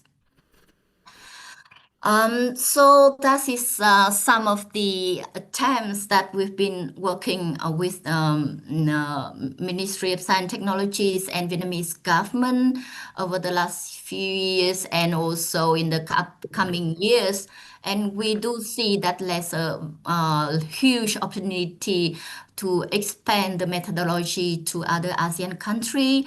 And of course, we are also not only interested in impact assessment, there are interest in developing innovation platform, looking at the provincial innovation system, green innovation, AI governance, for example. So those are all the things that are of great interest, and I think definitely have a significant contribution to provide some support to policymakers in developing in ASEAN country. And thank you for your attention, and I hope to have more time to chat and discuss with you about this topic. All right, thank you very much, Hin. Wonderful presentations. We have learned from Vietnam right now. It's actually really interesting methodology. I actually note one of your slides mentioned that 1% increase of R&D expenditure today can allow GDP growth by 12% to 15% by 2045. That is really good measurement here. But we would like to hear questions, just one question that we only have, can't afford time for one question. So whoever have questions about sharing of Vietnam programs and measurements using theory of change, if I'm not mistaken, please raise your hand. Yes, Pak. Bapak with squares. Go on, Pak. First of all, good afternoon, Ma'am Hin Pham. I want to ask how to balance political demand for quick result with the need for in-depth and time-consuming impact evaluation and methodologies. Yes, thank you. Okay, that's a really wonderful questions. Very, very real questions. So perhaps you may want to share what's happening there to help us here. Yep. So thank you for the questions, and that is one of, I think, the most challenging one, because we all know that innovation cannot provide impact in one night, right? But the government always want to see tangible evidence to back up for their investment, and usually that is that dilemma have been everywhere, not only in developing country, but I still see that it's more challenging in Vietnam, and I guess it will be the case in Indonesia as well. And one of our recommendation to them is we have different indicators, and we have a different level of impact assessment. So as I said previously, there will be like an innovation process where you have different stage of achievement. So the measurement of the impact within different stage, we give you an indicator of you are in the right direction, rather than trying to prove that you obtain the outcome, for example, after 1 year, which is impossible. So that is we will also use the same approach with the Ministry of Science and Technology in Vietnam.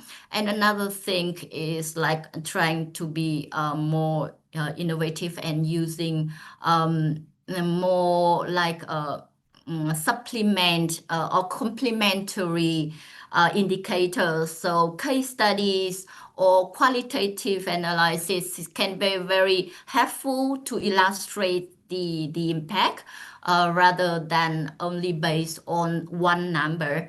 So that is something, that is why we really highlight that you need a kind of a comprehensive and a framework approach, rather than using one number or one indicator to monitor and to evaluate innovation, science, technology. All right, thank you very much. Wonderful answers. So indicators, qualitative may help as well, yeah? Here in Pam. Right, thank you very much. That's to wrap the immersive number 3. I call it immersive number 3. We learn from the other country, which is Vietnam, our neighbor countries. Now, in designing a program, we also need to learn from the participants, right? Now we have 2 participants already coming from BRIN, yes. We have Sidik, also Mbak Saskia, right? Bear with me for a few more minutes, because they want to share when they're joining the program, what's happened there, and what's they're really excited about when in the program. Right, now let's big a hand for Pak Sidik. Yes, go on, Pak.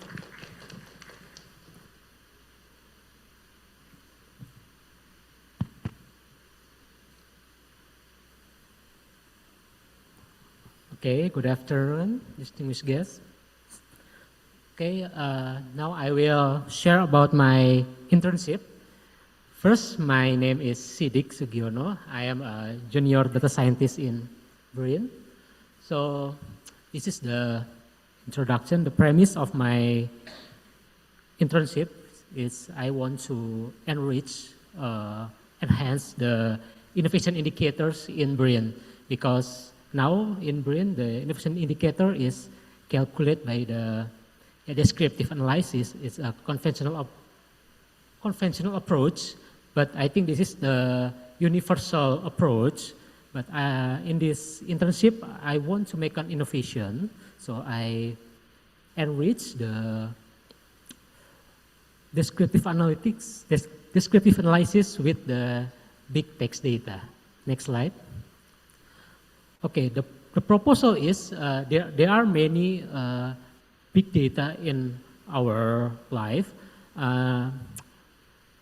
I see there is an opportunity for BRIN to analyze the big text data. There is a policy, there is a news, social media, there is many text data in the internet.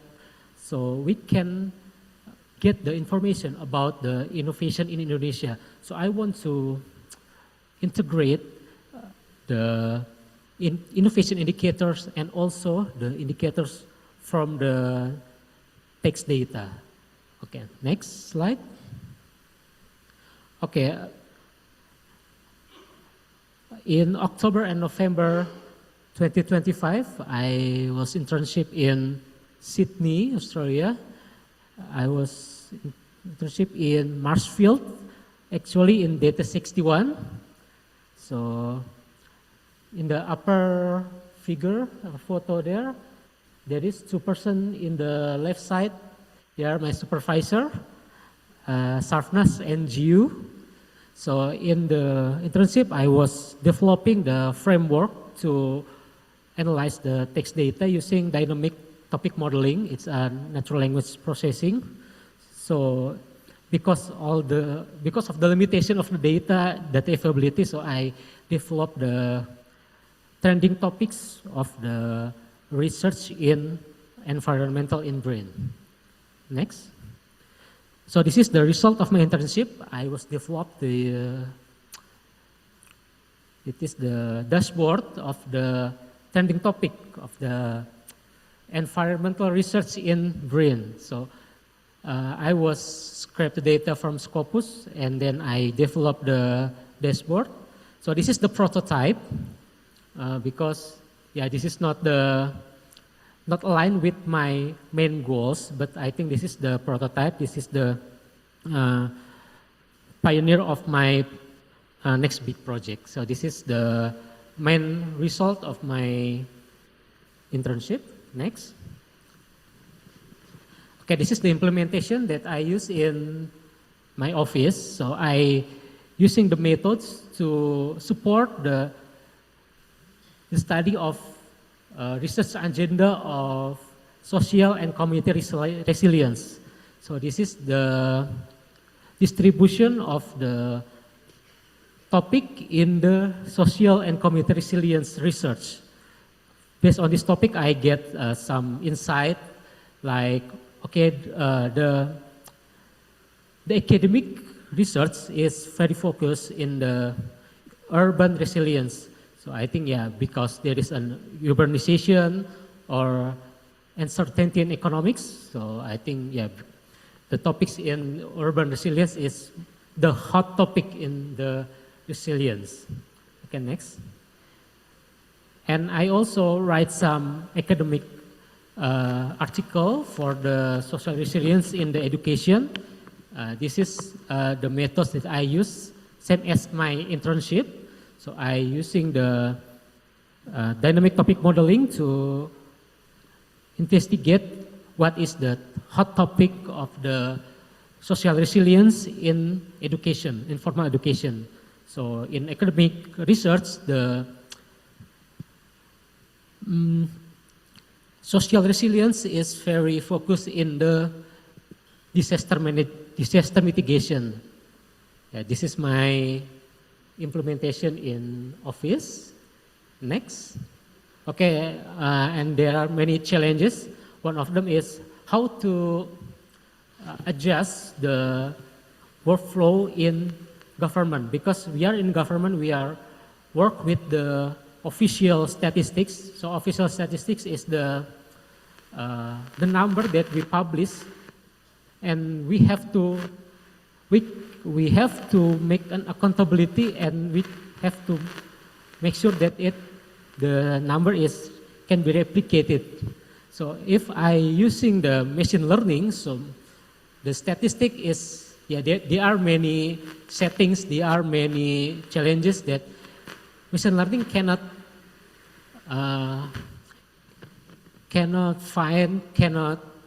get the same exact result.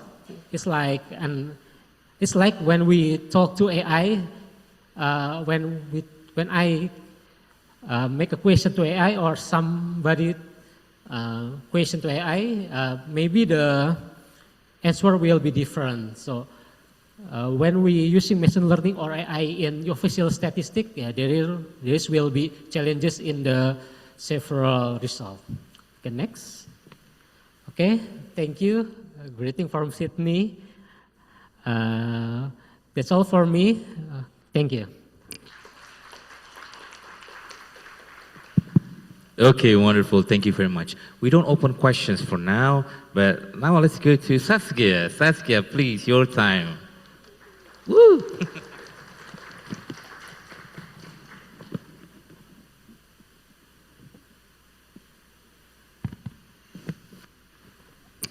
Assalamualaikum warahmatullahi wabarakatuh. Good afternoon, everyone.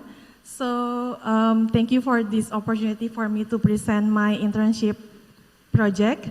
My name is Saskia Dwi Mayani. I'm a public relation officer at the Directorate for Talent Management BRIN, and I was also a CSRO education and outreach intern. My project is about scouting the unseen, elevating rural youth interest in science through indigenous potential. So the reasons that I chose this topic is because in my current workplace, which is Directorate for Talent Management BRIN, we have various programs related to increasing the capacity of human resources, especially in research and innovation and also in science and technology. However, most of the scouted young talents in our programs were from populated and developed areas only. And that's why many young talents with high potential remain undiscovered due to systemic issues, several reasons such as unequal access, lack of exposure, lack of science interest, and so on. And because of those reasons, I thought that BRIN has its homework to increase the participation of rural youth and rural areas, because we only targeted populated and developed areas before in our previous program. So that's why by joining this internship program, I hope that I gained information about how we increase our reach to the rural areas. So next slide, please. So to explain a brief about this internship program. So Susan here as my mentor, she introduced me to many programs and also many great people at CSRO, and also Claire was also my buddy at that time, and she also introduced me to many great people at Data 61. So I got to meet a lot of great people at the CSRO, and I got to know their working culture, and also I did in-depth interview and discussions about the CSRO education and outreach programs. And for next slide, please. I got to experience in person 2 of their programs. The first one is Deadly in Generation STEM. At that time, it was about Teacher Professional Learning Day. It was in Kingscliff High School in New South Wales. So I was placed at CSRO Brisbane, and it was a 1-hour driving from Brisbane to New South Wales, and it was a great experience. And another programs that I experienced in person is School Visit for Young Indigenous Women STEM Academy. So I got the chance to visit the Geelong College at Victoria, and I did the online meeting as well for exploring how the CSRO staff doing their school visit at that program, Young Indigenous Women STEM Academy. And I also got the experience to work at the CSRO Melbourne as well. So that was a really great experience. Next slide, please. So from the findings, because I only have limited time, and maybe you can scan the QR code on the desk, and you can find more detail and about the findings. So I've learned about CSRO science engagement programs, especially for rural youth. I learned 7 of their programs, and by those 7 programs, I came up with 7 approach recommendations as well. And these approach recommendations hopefully can be beneficial for BRIN science engagement programs. And sorry I couldn't explain detail here, but hopefully we can discuss more after this session. So next slide, please. So the implementation after the internship, because it's been only 5 months after the internship, we haven't done big differences, big changes, but I, together with my team, we have implemented some of the approach about embedding indigenous knowledge and prioritizing locally relevant STEM pathways. By last April, we collaborated with Al Hikmah Batu High School in Malang in East Java. We held a scientific training for youth. In this program, BRIN's researcher trained school students to solve local problems by doing research. And we also encourage the students to explore local potential, which is at the time it was in Malang, in Batu. So they explore about local potential such as orchid garden, coffee plantation, vanilla plantation, orange orchards. They went to the traditional village as well, and then they explore about the goat farm. So they explore the local potential. Hopefully it can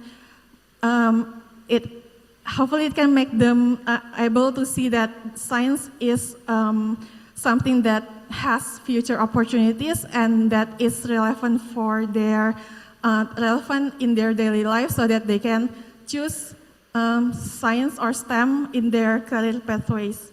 And another implementation is about the role models in STEM. So we collaborated with Puspresnas, or National Achievement Center. It's a unit under the Ministry of Primary and Secondary Education. So we collaborated with Puspresnas. BRIN gave inspiring lecture for OPSI participants. So OPSI is a national science competition for students, and we invited Pak Handoko there. And Pak Handoko, as a quantum physics researcher, gave inspiring lecture.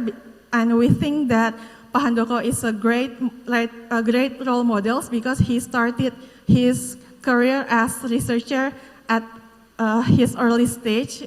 He won the same similar competition when he was a school student, and he continued his career as a researcher, and he did a great work. He got scientific awards after that, and then that's why we think that Pak Handoko is a suitable role models for youth. And it was a very engaging session with the students, and because it's virtually held, so we were able to reach wider areas of participants. We were able to reach participants from not only Java Island, but also Papua, Kalimantan, Sulawesi, Sumatra, and so on.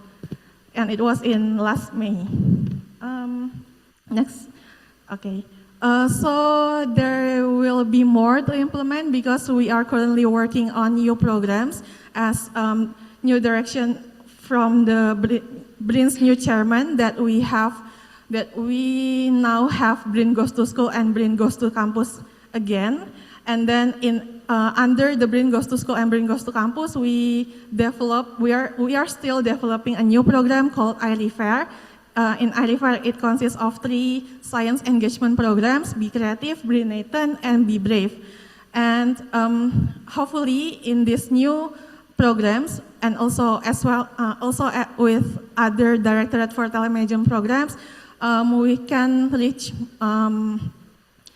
promote STEM or science engagements to be more equal and inclusive for all the youth in Indonesia. And the challenge is obviously, if we are going to specifically target rural areas or rural youth, it definitely will need more time to create the program, and it will need more resources, it will need more efforts, more fundings, and more collaborations. So I hope after this we can have more collaboration with more institutions, local governments, schools, and stakeholders, so that BRIN's program, especially Science Engagement Program, can reach wider and more diverse groups of youth. And yeah, that concludes my presentation. Thank you very much for the time and attention. So because there's no question here, so I would love to have more discussion after this session. Thank you. Wassalamualaikum warahmatullahi wabarakatuh. Wonderful. Thank you very much, Saskia.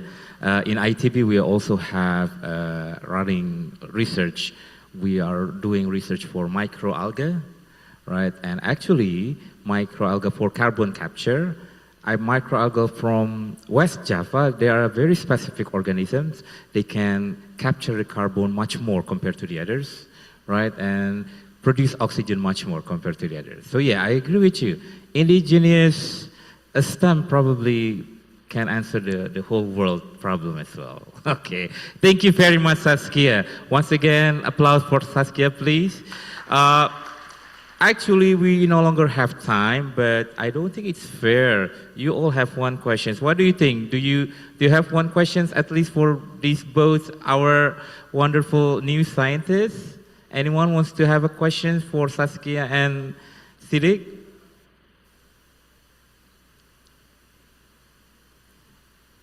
Okay, Pak, I forgot your name, but thank you very much. Yes, Pak, one question from you, please.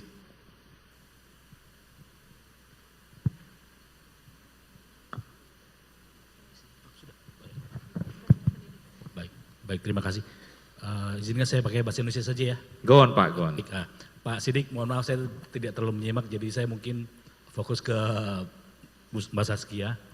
Pertama, terkait yang rekomendasinya berupa prioritisasi. Saya pribadi untuk sebuah kebijakan itu, untuk membuat sebuah prioritisasi itu menurut saya kurang, akhirnya menempatkan target kita tuh menjadi golongan yang manja. Artinya begini, kalau kita mau membangun, maka kesempatan yang diberikan itu sama. Tetapi dengan kapasitas dia yang mungkin kurang, maka bukan prioritisasi yang lebih tepat menurut saya. Tetapi bagaimana program itu didesain supaya dia mensupport dan bisa leverage kekurangan dia sehingga bisa sejajar dengan golongan yang lain. Jadi kalau prioritisasi itu ya dalam bayangan saya adalah kita membuat sebuah skema yang dimana diistimewakan. Kemudian secara default dia sudah menang dibandingkan dengan yang lain. Sehingga itu membuat dia manja. Kalau kita lihat dari kebijakan yang selama ini kita membuat kebijakan terhadap daerah-daerah tertinggal, Papua misalnya, ataupun perempuan. Yang saya lihat adalah dengan prioritisasi itu seolah-olah jadi membuat yang bersangkutan itu tidak pernah berkembang secara optimal potensinya. Karena dia dimanjakan dengan situasi yang menguntungkan dirinya. Itu yang pertama. Kemudian yang kedua,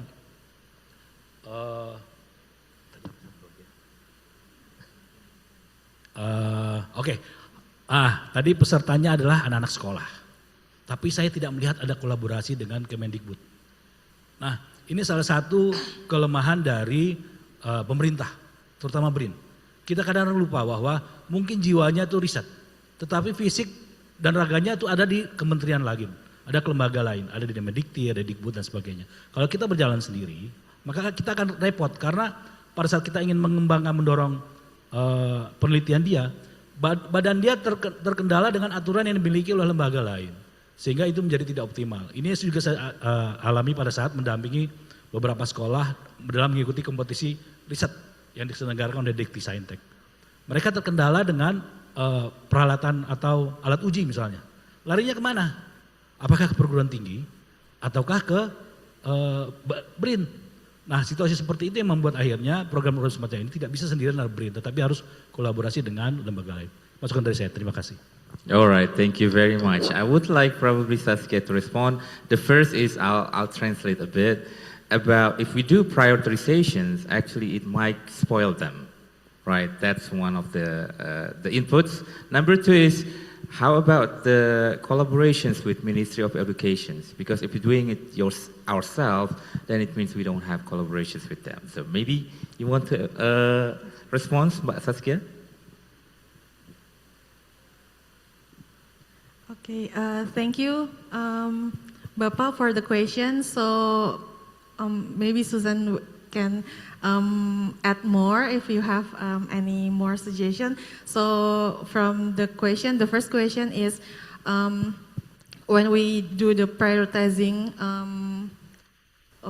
specific target of groups, it can make them spoiled.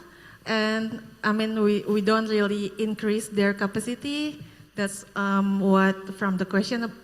So I may agree, but yeah, it's a really good input. But for if we do the same standardized, like a standardized metrics, like I've said before, it's not showing the equality, I think, in my opinion, because equal doesn't mean that you have the same portion, because they don't share, they don't get the same level of knowledge indicators.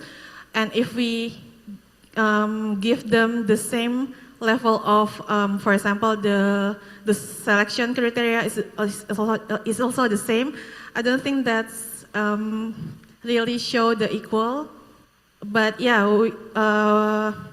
for some topics, for some aspects, it's I can agree with you. Do you have any more suggestions? Yeah, we often talk about equity and how it's different to equality.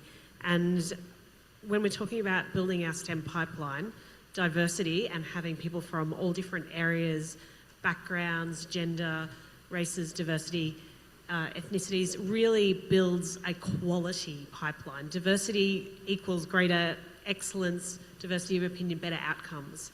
And so what we try to do when we provide these programs that are priority for rural, regional, disengaged, unsupported students in STEM is really just give them a step into STEM, which they wouldn't normally have. So we know in Australia, in our context, students in major capital cities have access to opportunities, be it because they're really connected to universities and areas. So really we are providing that first step for students who don't have this access to STEM opportunities to get their foot in the door and see if it is something that they're interested in and engaged with.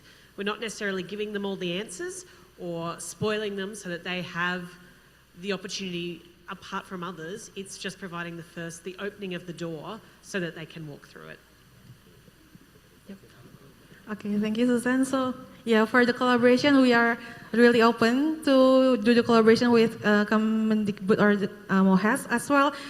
We are currently only we are currently working with the Puspresnas and in the Kemendikdasmen, and we really love to have more collaboration with other ministries, and it will be really beneficial for our next program. So thank you. Thank you very much, everyone. Right, wonderful. Thank you very much for the questions, Pak. Our title for this first session is Designing Program. What kind of program? It's a program that is future-ready science and innovations. We have take you to immersive journey. Susan already take us to her program about STEM professionals with school students.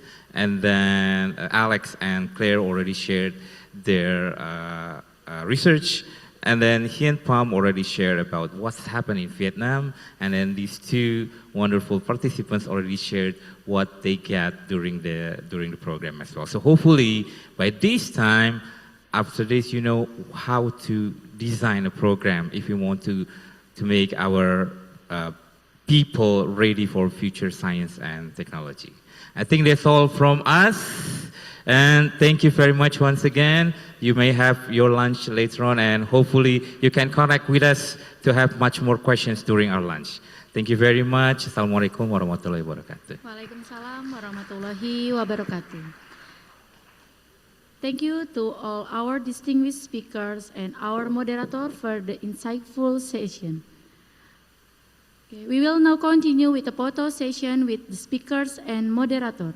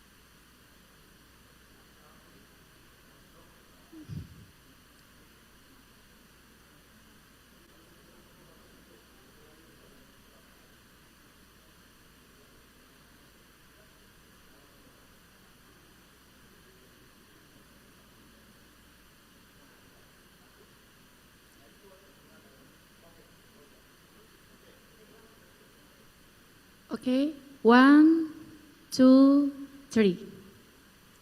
One more photo, please. 1. Okay, 1, 2, 3. Thank you. You may now return to your seat.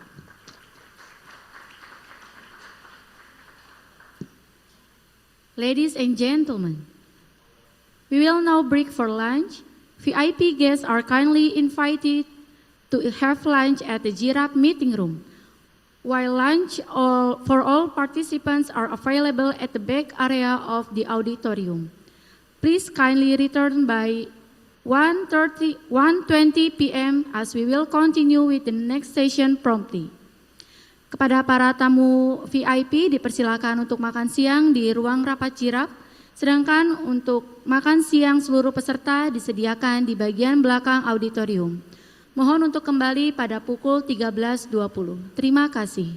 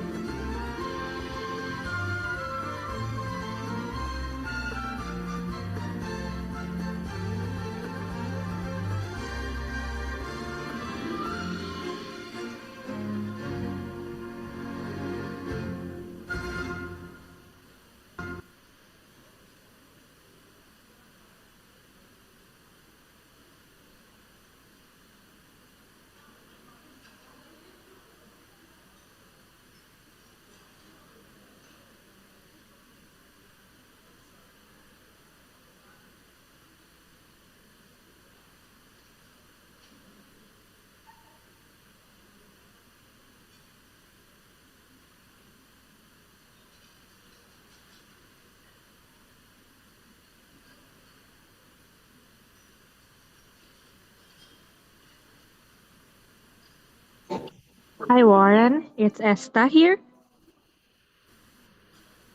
Hi, Esther. How's Yeah. everything? Yeah. Uh, Great. Everything great. Yeah. Just for information, we are still in a lunch break right now.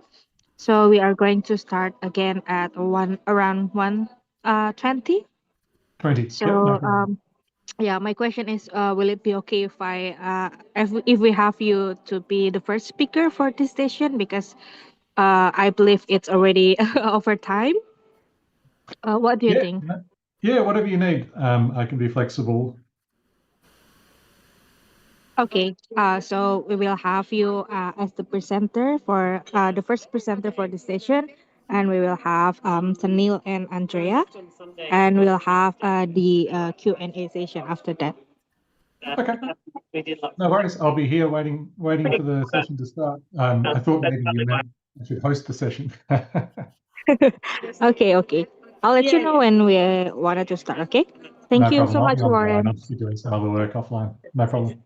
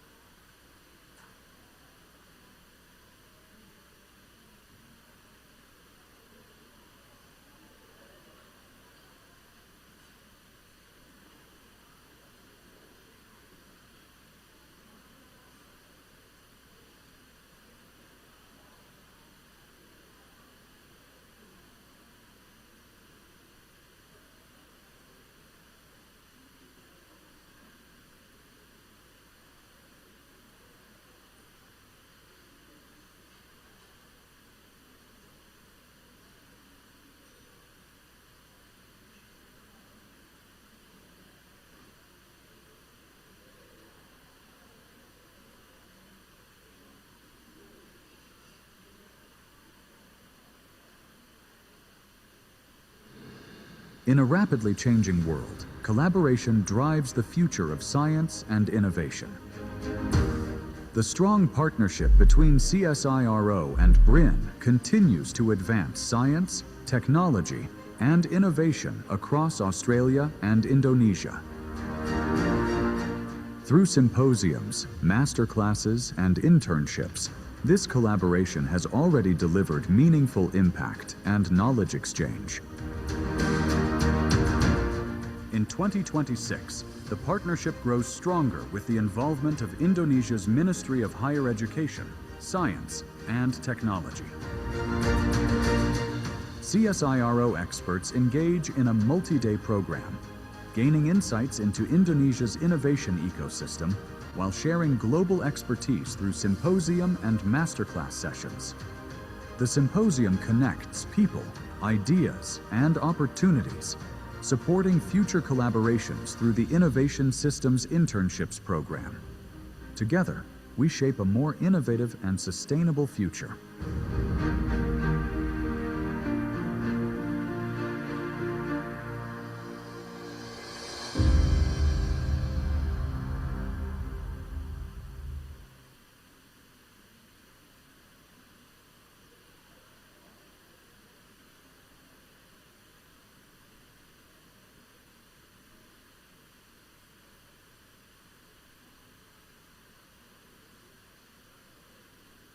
Bapak Ibu, sesi kedua akan segera dimulai. Dimohon untuk duduk di tempat yang telah disediakan. Terima kasih.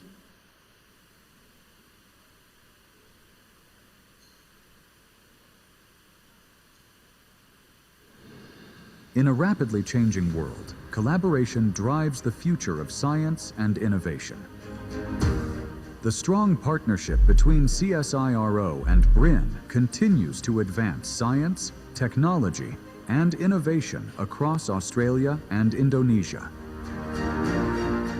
Through symposiums, masterclasses, and internships, this collaboration has already delivered meaningful impact and knowledge exchange. In 2026, the partnership grows stronger with the involvement of Indonesia's Ministry of Higher Education, Science, and Technology. CSIRO experts engage in a multi-day program, gaining insights into Indonesia's innovation ecosystem while sharing global expertise through symposium and masterclass sessions. The symposium connects people, ideas, and opportunities, supporting future collaborations through the Innovation Systems Internships Program. Together, we shape a more innovative and sustainable future.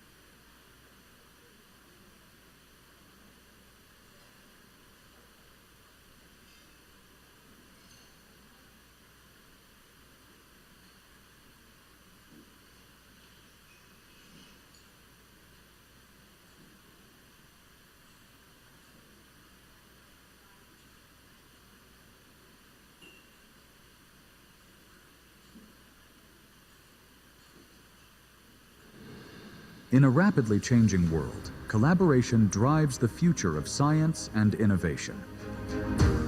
The strong partnership between CSIRO and BRIN continues to advance science, technology, and innovation across Australia and Indonesia. Through symposiums, masterclasses, and internships, this collaboration has already delivered meaningful impact and knowledge exchange. In 2026, the partnership grows stronger with the involvement of Indonesia's Ministry of Higher Education, Science, and Technology.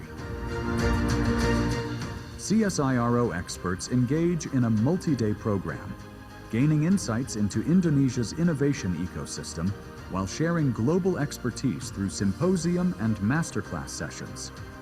The symposium connects people, ideas, and opportunities, supporting future collaborations through the Innovation Systems Internships program.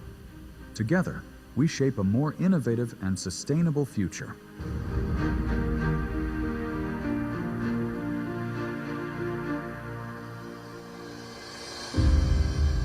Analyst BRIN. Please welcome Mr. Andi.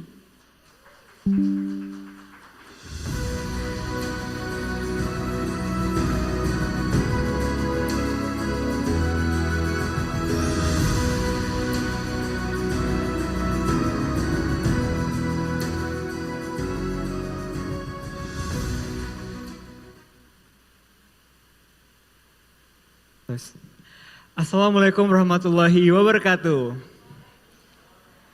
Good afternoon, everyone. Distinguished speakers, distinguished guests, and ladies and gentlemen. My name is Andi, and I will be moderating this afternoon sessions on delivering impact, managing program, innovations, and funding. I heard that this morning session everyone shared pantun. Is it right? Yeah? And I think it will only be fair if I also try one. Can I try one? Okay. But I need you help me to say cakep, alright? Okay, let me try. Dari Canberra menuju Jakarta. Singgah sebentar membawa cerita.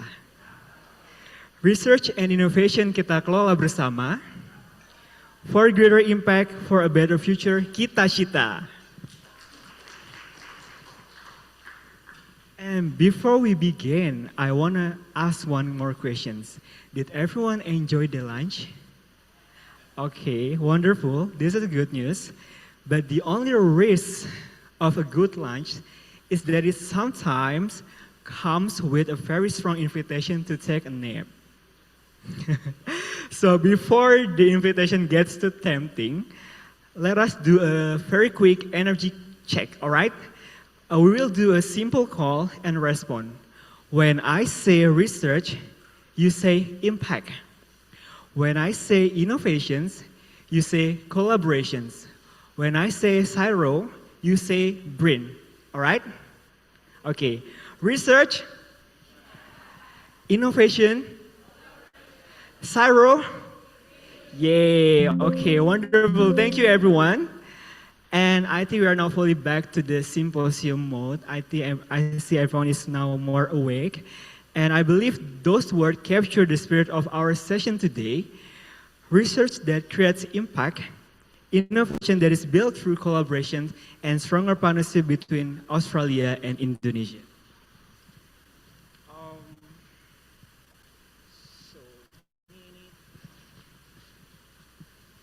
So in this session, we will hear from three distinguished speakers.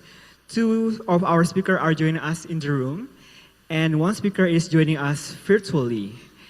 And our first speaker will join us virtually. He is a senior experimental scientist leading work on industrial decarbonizations under the Toward Net Zero missions. His insights are very relevant to Indonesia's priorities in energy transitions and sustainable industrial development. Please welcome Mr. Warren Flenchy. Warren. Hello, Andy. Hi, Warren. Are you with us? Yes, I am. Can you hear me? All right. The next two speakers, the second speakers represent CSIRO's own innovation program, which support Australian researchers in translating research into real-world impact. She is the program director of the ON Innovation Program. Please join me in welcoming Ms. Tenil Ear to the stage.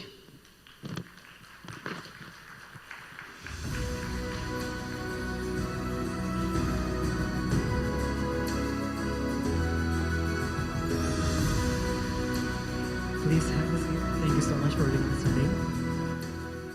And our last speakers represent the Indo-Pacific Plastic Innovation Network, or IPIN.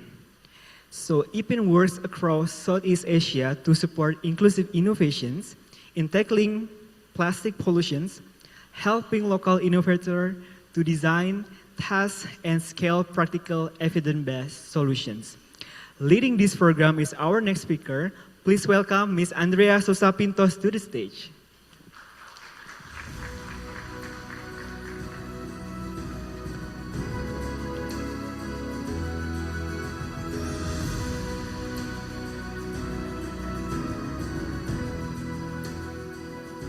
So each speaker will share their insight and experience on research and innovation management, about 20 minutes for each speaker. And after all the presentations, we will continue with discussions and Q&A sessions.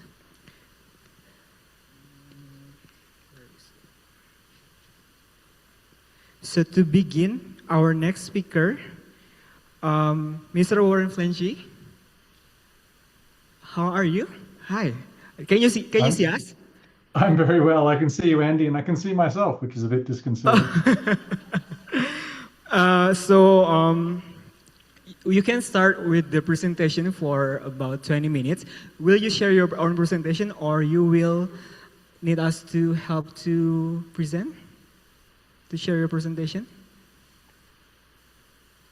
I think you have it in the room, but I'm happy to present it if you want. Oh, okay. So the screen is yours, please. Excellent. Yeah, thank you very much. Thank you, Andy, and thank you, Bryn. Thank you for hosting this event, and I'm sorry that I can't be there in person with you. I hope to be there in a follow-up meeting. I would love to join you. I hope you're all having a great day. Excellent. Thank you very much for putting up the slides. So my name is Warren Flenchy. I am a senior experimental research scientist in CSIRO's Mineral Resources Research Unit. And for the past 5 years, I've been working as part of a cross-disciplinary mission called Towards Net Zero within CSIRO. CSIRO is now embarking on a new version of missions, which we call programs of research. But our learnings from this mission experience, I think, are very valuable for international collaboration.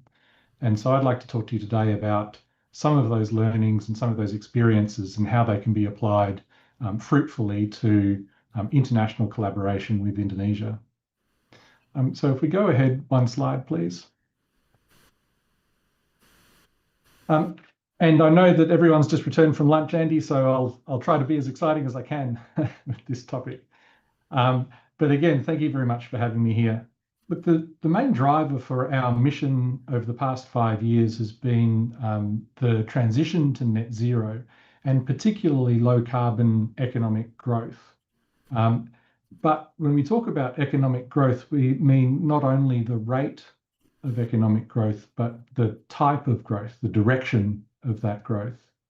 And we concern ourselves very deeply with developing research and technologies to create new value through the economic low carbon transition, and particularly inclusive systems, so where all stakeholders and all of those affected by the transition can participate in the decision making about that transition and the kinds of research that we do. Of course, everyone, I'm sure, recognizes that research is a powerful tool, and technologies, there's a wide variety of technologies that can be deployed in different contexts. Now, some of those technologies can result in different outcomes, and they can result in negative outcomes, negative unintended consequences. So we need to understand the types of technologies that we're developing, how they might be used in what context, and what kind of outcomes do we want from those technologies. And so we're very concerned about creating new value, inclusive systems, but also distributing that value equitably across all stakeholders in the system. And of course, we want our research to be sustainable and develop long-term sustainable economic systems which can reduce costs and distribute value equitably. The way we've done that through our mission over the past 5 years, our mission was a $10 million initiative over 5 years, and we focused on hard-to-abate sector transition, both in agri-food systems and in hard-to-abate industries, particularly green steel and steel production. And we also took a regional view, and we developed transition pathways to understand how do economic systems transition, how do they become disrupted, and then how do they reform in new systems, and how can we guide that development to achieve the goals that we want to. And so we've worked in some of those examples, and I want to share some of the examples from our mission and some examples outside of our mission in international collaboration with you today. So if we go ahead one more slide, please. Sorry, that's the one, yep. So missions are not a new concept, and in particular, the European Union has embarked on missions as part of Horizon Europe, and they've been doing that for around 6 years now. And even there, you can see that's a powerful collaborative tool, not just with Australia, but with Europe. So mission-directed research and innovation can qualify under the Horizon Europe program for significant funding. Europe themselves have developed missions in adaptation to climate change, and they've set themselves a goal of guiding at least 150 communities to transition to a more resilient climate system. Also cancer, so improving the lives of over 3 million people by 2030, it relates to cancer. And then climate neutral and smart cities, delivering 100 climate neutral and smart cities by 2030. They're also got missions in soils and in restoring oceans and water. So it's a big program of work in Europe and all mission directed. The idea behind a mission is to take an overarching principle, and in their case, they're focused on sustainable development goals, and then to set an ambitious but specific goal that contributes towards those sustainable development goals. And then with proper funding and proper stakeholders and research partnerships and partnerships with industry, they establish numerous different projects within each mission, which all work together to achieve the goals of that mission. And so, as opposed to individual projects or more vague kind of ambitions for research programs, missions are very specific, very time-bound. They have a very specific goal, but they allow for numerous different projects which all come together in a coherent program of work to contribute towards that specific goal. So if we go ahead one more slide, please. I'd like to share some examples from CSIRO which work in this way and particularly focus on international collaboration. Within our Towards Net Zero mission, we've established at CSIRO a green metals partnership between Australia and India. This was fully funded by the Australian government, about $32 million, for work with India, specifically for green metals development. Within this program, we've funded an accelerator program, which allows for new business ideas and small to medium enterprises to receive funding to work together between Australia and India. We've established a scholar network, which funds postdocs, PhDs and postdocs to collaborate between the two different countries. And we've established a green steel partnership, which is a research partnership between CSIRO and research institutes in India, together with industry partners as well. If we go ahead one more slide, please.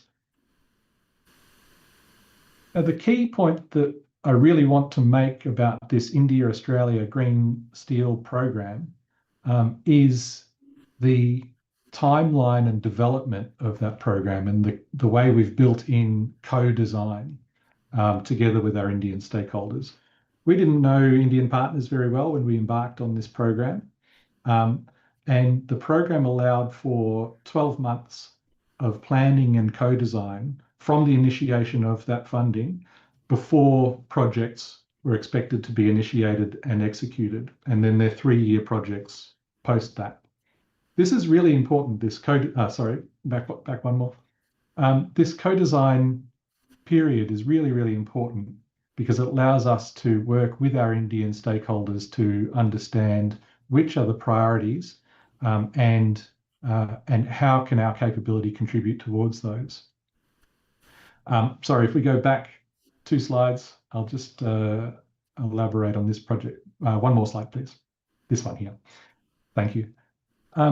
So in that first 12 months of planning and co-design, we embarked on an engagement process with Indian stakeholders, much as this symposium does as well with Indonesia. We identified key stakeholders within the Indian Ministry of Steel, key stakeholders across the Indian research landscape and industrial landscape. We had exchanges between Australia and India, sharing some of our priorities and sharing some of our capabilities. This all came together in the Indian roadmap and action plan to green the steel sector. And within that action plan, from the Indian side of things, they've identified a number of priority areas for the domestic industry. Now, it's really important for international collaborations that we work together with that international partner and identify those areas that we share in common, and then also identify those areas where we have capability and India has capability that can come together in fruitful collaborations. And then, in addition to that, we need to identify industry partners who can adopt the outcomes of that research. So it's a very important cyclical process of identifying all of these different dimensions to the collaboration before we can understand which of the projects are going to be really beneficial and really productive. Out of that cycle of talking with government, industry, research networks, and CSIRO, we identified 4 priority areas to establish projects in. And happily, they map back almost perfectly to the 4 key priorities within the Indian Steel Roadmap. So we're working on fundamental characterization and upgrading of low-grade iron ore, and we share common iron ore between India and Australia with common challenges between both. So the work within that project can benefit both of us. We work on carbon capture and recycling for the steel industry. We work on pelletization of Australian and Indian ores, which is a particular technical challenge. And I'm a little bit biased, but my favorite, I work on biomass and working biomass into the steel production pathway to reduce the emissions intensity of Indian steel and iron ore. And I'll dig into that project a little bit further in this next slide, if we go forward one, please. So in addition to helping set up that program and work within the mission, I'm also project leader for the biomass decarbonisation project with India. And this just gives you an idea of the kinds of projects that we embark on and the process for establishing those projects. So through that stakeholder engagement co-design process that I mentioned earlier, we identified very strong partners at the Indian Institute of Science in Bangalore, and we've been working closely with them for 3 years. And with the funding from the Australian government, we were able to collaborate with our Indian partners, and we have complementary skill sets in biomass assessment, biomass characterization, gasification in particular, and the iron and steel industry. And so we were able, with the flexibility of that initial participatory planning process, we were able to craft a project that is really delivering great results both for India and Australia. The project begins with an assessment of the available biomass resources in India, and pathways for getting those biomass resources into the steel production pathway. It then goes on to lab and pilot scale trials of promising biomass resources and pathways, and then industrial demonstration of those pathways. On the right-hand side, you can see we've assessed a wide variety of biomass sources which can be used for steel decarbonisation.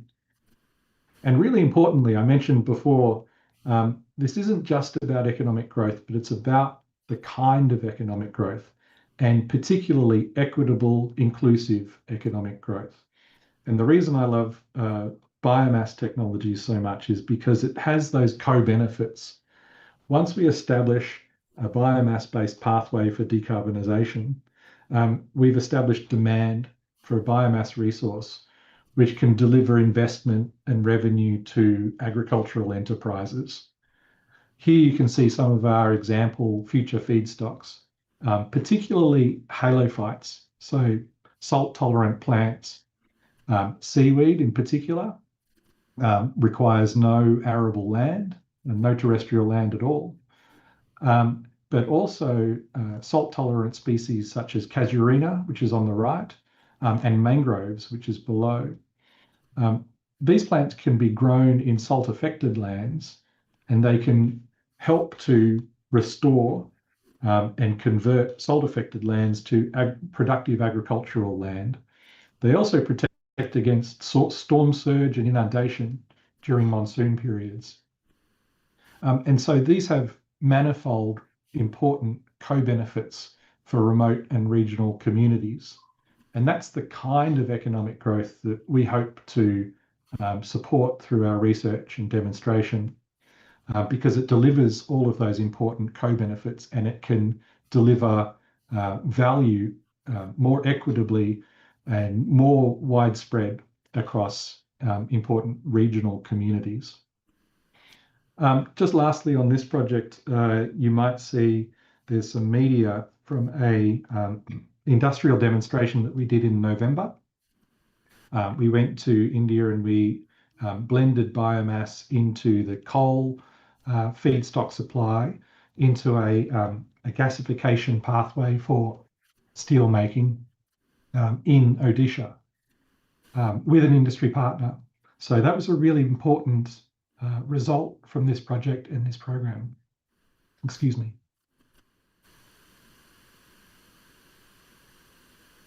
Thank you. If we go ahead one more slide, please.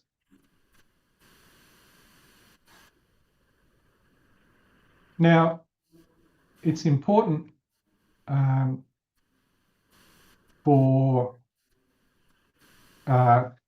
collaborative projects such as these, which work across disciplines and across international boundaries, to establish the right kind of governance structure. This is one of the key learnings from us from missions.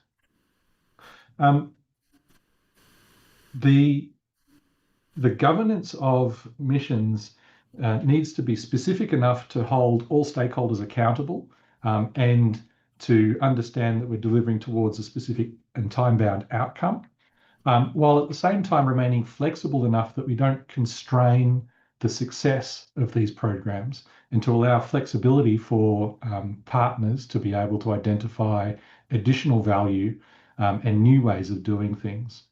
And so this is an example of the governance structure that we use in our Green Metals Innovation Network. An oversight committee, which is responsible for the outcomes of the program as a whole, a leadership team, which coordinates the program, the research project activities. Industry panels, not too big, but a small number of industry participants on each panel, for both iron and steel and alumina in this case, who can help to guide the projects and ensure adoption of the outcomes. And then several projects in areas that align to critical success factors for the program.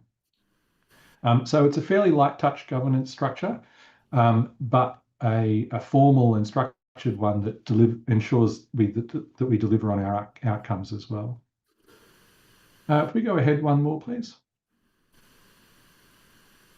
I want to touch on another program that the Australian government funds through our Department of Foreign Affairs and Trade that CSIRO manages on their behalf. This is called Oz for Innovation, and it's a 10-year, $33 million program aimed to support collaboration with Vietnam in this case, strengthening Vietnam's innovation system to support inclusive and sustainable socioeconomic development.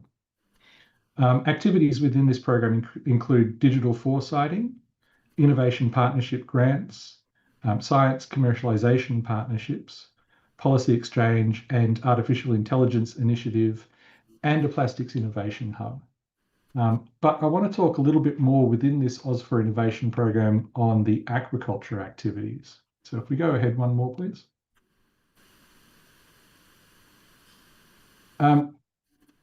Within this wider program, CSIRO collaborates closely with Vietnam on aquaculture technologies. Aquaculture is a really important industry for Vietnam, and it's an increasingly important industry for Australia.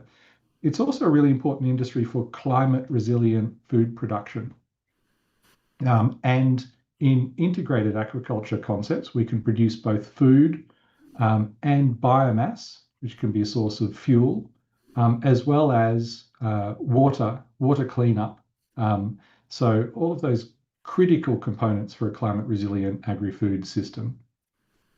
Just quickly, within this program, we've been working for 10 years with Viet UC, which is one of Vietnam's leading aquaculture companies. And that's focused on profitable, super intensive shrimp farming. Together, we've worked on a wide variety of projects, from assessing optimized grow out and survival yields, shrimp health and pathogens, sensor technologies for real-time water quality monitoring, software engineering, automation and decision support tools, including autonomous aerators that can traverse ponds and deliver dissolved oxygen when and where it's needed, so reducing energy costs as well. Developing novel sensor systems and machine learning algorithms to manage biofloc, which is a very promising technology for aquaculture, but very complex. And so that comes along with training for staff to understand and be able to respond to critical parameters within a biofloc production system. This program has resulted in increased yield from around 20 tonnes per hectare per cycle up to 40 tonnes per hectare per cycle, increased feed conversion ratio. We've identified superior performance of the biofloc systems. We've increased survival from around 70% to 94% on average of the shrimp yield. We've increased net profit margin of around 13% for Viet UC. And so this has had real world positive impact for the Vietnamese aquaculture industry. If we go ahead one more, please, I want to, my final example is a program, in this case, wholly within CSIRO, but across our different business units that I'd like to share with you. We have a microalgal polymer production collaboration across different business units. Now, this is, as I mentioned, part of our integrated aquaculture systems, and we can produce high-value microalgal oils for polymer production, from omega-3s to cosmetics and nutraceuticals, to large-scale commodity items like plastics and fuel. This program is spread across our different business units, both from gas exchange or delivery of oxygen, delivery of CO2 to microalgae. And that focuses on AI systems for reducing the energy requirements for gas exchange and autonomous aerators. It focuses on biomass production using our algal culture collection in Hobart. It includes participants in our manufacturing business unit who develop membranes which can be applied to dewatering of microalgal products. And then lipid extraction, which is again in our manufacturing unit, but in another area. We are able to extract lipids from microalgae and convert those to high-value polymers. And then over the top of all of that, we can run life cycle analysis and techno-economic assessment. So those are just a few examples, and I've only had time to touch on them very briefly. But if you go ahead one more slide, please. I've tried to summarize just some of the very high-level lessons from mission-oriented innovation, in our case, over the last 5 years or so. It's very important to set strategic goals, but avoid constraining success. And so we need a specific goal to work towards in a collaboration, particularly with a partner country, one that we share and one that draws on our complementary capabilities. But we need to allow space for our researchers to be able to identify and promote more fruitful collaborations where they exist. Careful governance to promote accountability, but allow that freedom for researchers to be able to guide research into the most fruitful areas. And a co-design period between the two different stakeholders to allow for identifying the right capabilities, priorities, and make contact with new research partners in the partner country. If we go ahead one more, please, this will be my final slide. Thinking about the situation in Indonesia and what I know of your priorities and what I know of our evolving priorities as we move into a new corporate strategy, there are a number of promising areas that stand out to me. I'm sure there are many others as well that hopefully you're discussing in this symposium. But agri-food systems and aquaculture come out for me as a high priority between the two different countries. This is something that we both share and an area that we would have very promising, very fruitful collaborations in. Green metals and production technologies, that's going to be an increasingly important area for us, and it's one that we've inherited from our federal government as well. It's very important for Australia to become a green iron and green steel supplier to the world based on our abundant renewable energy and iron ore resources, and I know Indonesia has the same ambition for their steel sector. Artificial intelligence and digital industries, of course, really important for all stakeholders around the world, but particularly in our region. Accelerating the digital transformation of healthcare is a high priority area for us, and a potential collaboration between our digital business unit as well as our health and biosecurity business unit.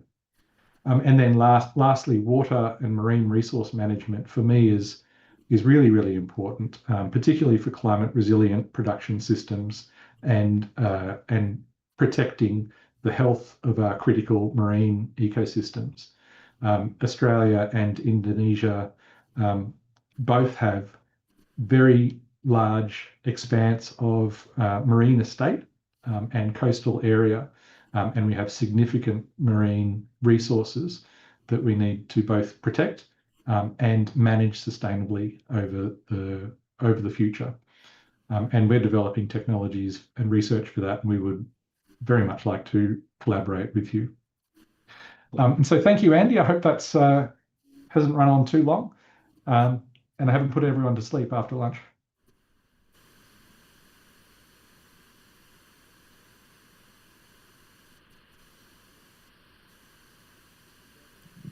Thank you so much, Warren, for the excellent presentation. Please give a round of applause.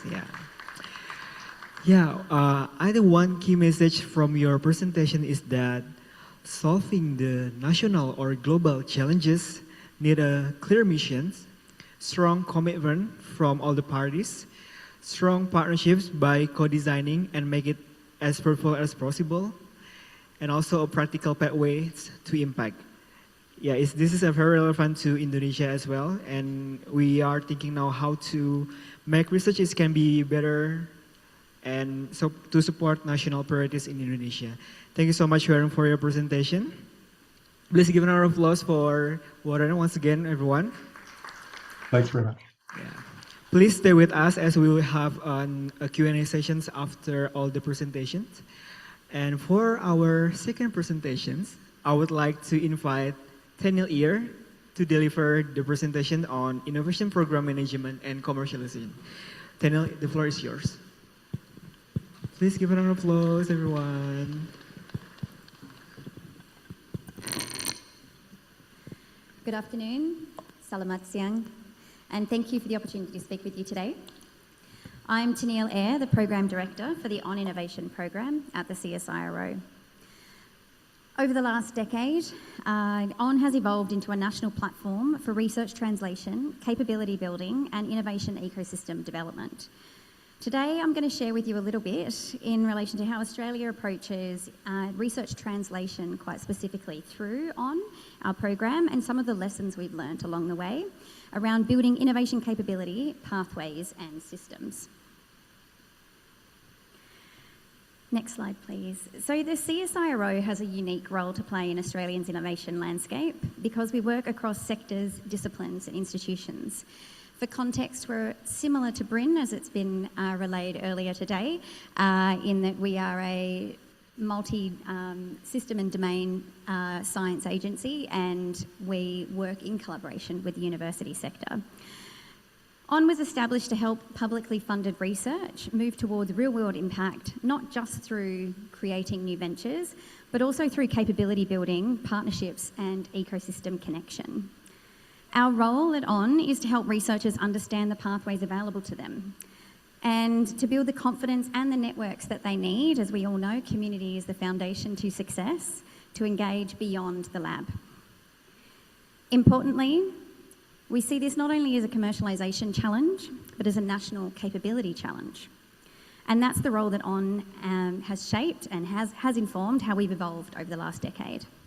Next slide, please. So what makes ON unique internationally is that it's federally funded, nationally coordinated, and delivered through Australia's National Science Agency. It's purpose-built for publicly funded research. We take no IP or interest in the equity from the participating teams. We're also domain agnostic. We support deep tech across sectors aligned to Australia's national priorities. But most importantly, we support the full research translation journey, from early capability building through to venture and investment readiness. Next slide, please. So since 2015, ON has delivered more than 290 programs nationally. Like many countries, Australia's innovation policy landscape has also evolved over that time, and ON has evolved alongside it. Oh, thank you.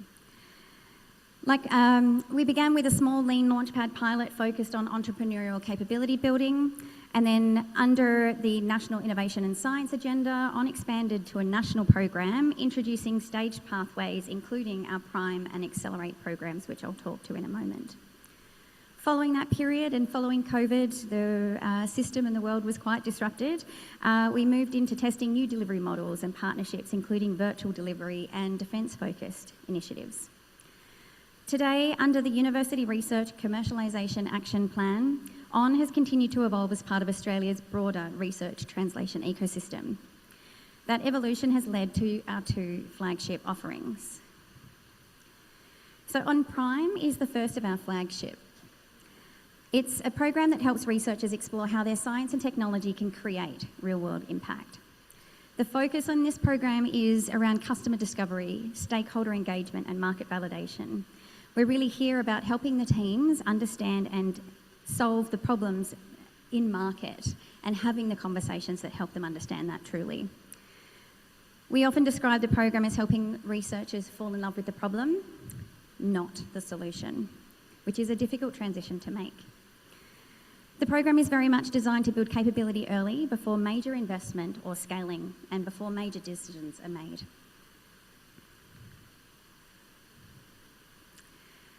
The second flagship offering is on Accelerate.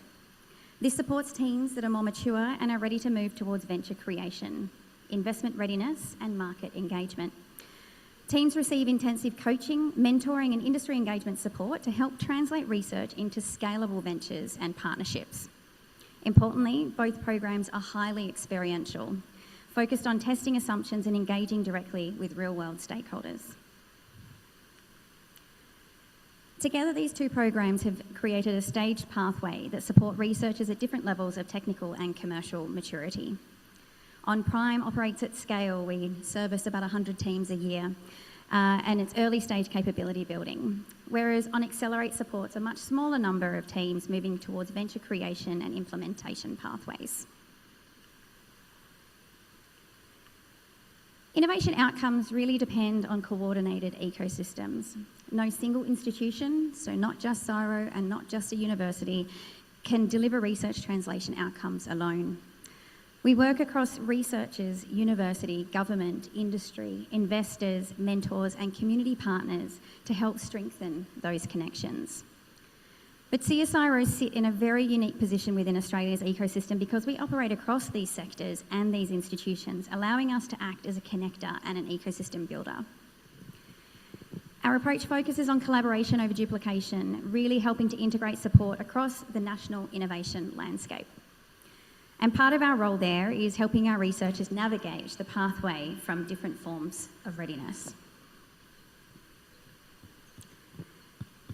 We often discuss this as progression from technical maturity towards implementation and investment readiness, and you'd be familiar with the TRL and IRL stages on screen. Most researchers, though, are deeply trained in technical excellence, but not necessarily in translation, engagement, or what those implementation pathways might be. ON helps bridge that gap. We support our researchers to engage with customers, validate their assumptions, understand implementation environments, and communicate their value beyond the lab. And importantly, this is not about theoretical learning. It's structured experiential capability and development. One of the key lessons from ON is that the impact pathways are diverse, and we all know it's definitely not linear. Startups are not the only option.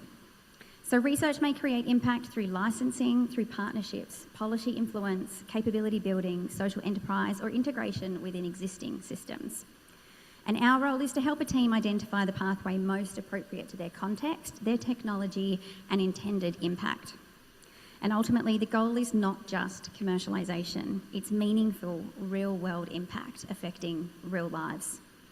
And over time, this has produced measurable national outcomes.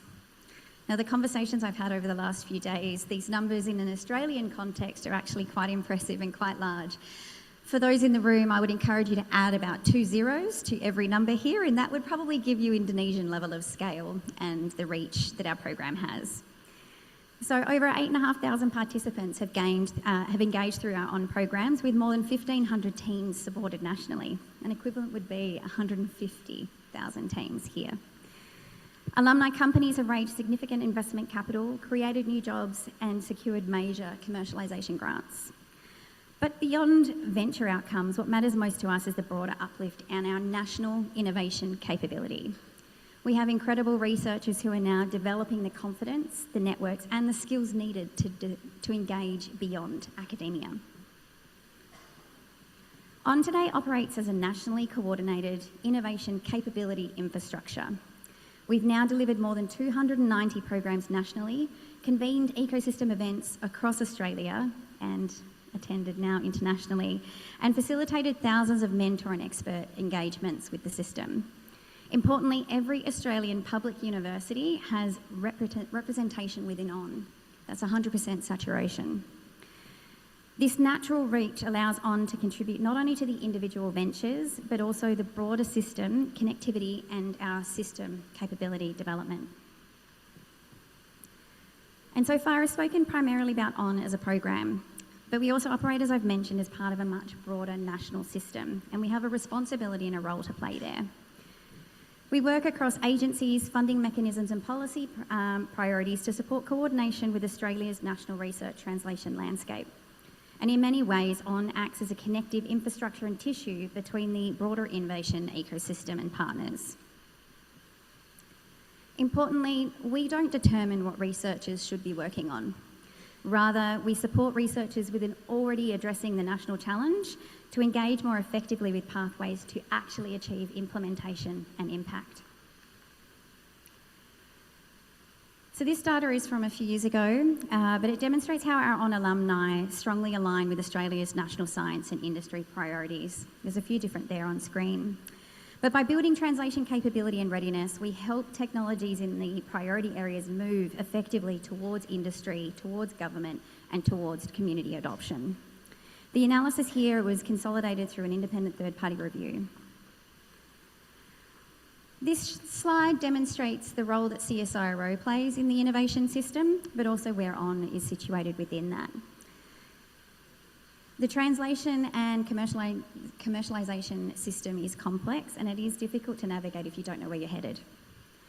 But it includes many capability building programs, research partnerships, venture pathways, grants and funding mechanisms, as well as investment structures. And ON plays a role enabling this system. We support the researchers before they've chosen a particular pathway. We help them navigate towards the most appropriate route, whether that's partnering, licensing, policy engagement, or venture creation.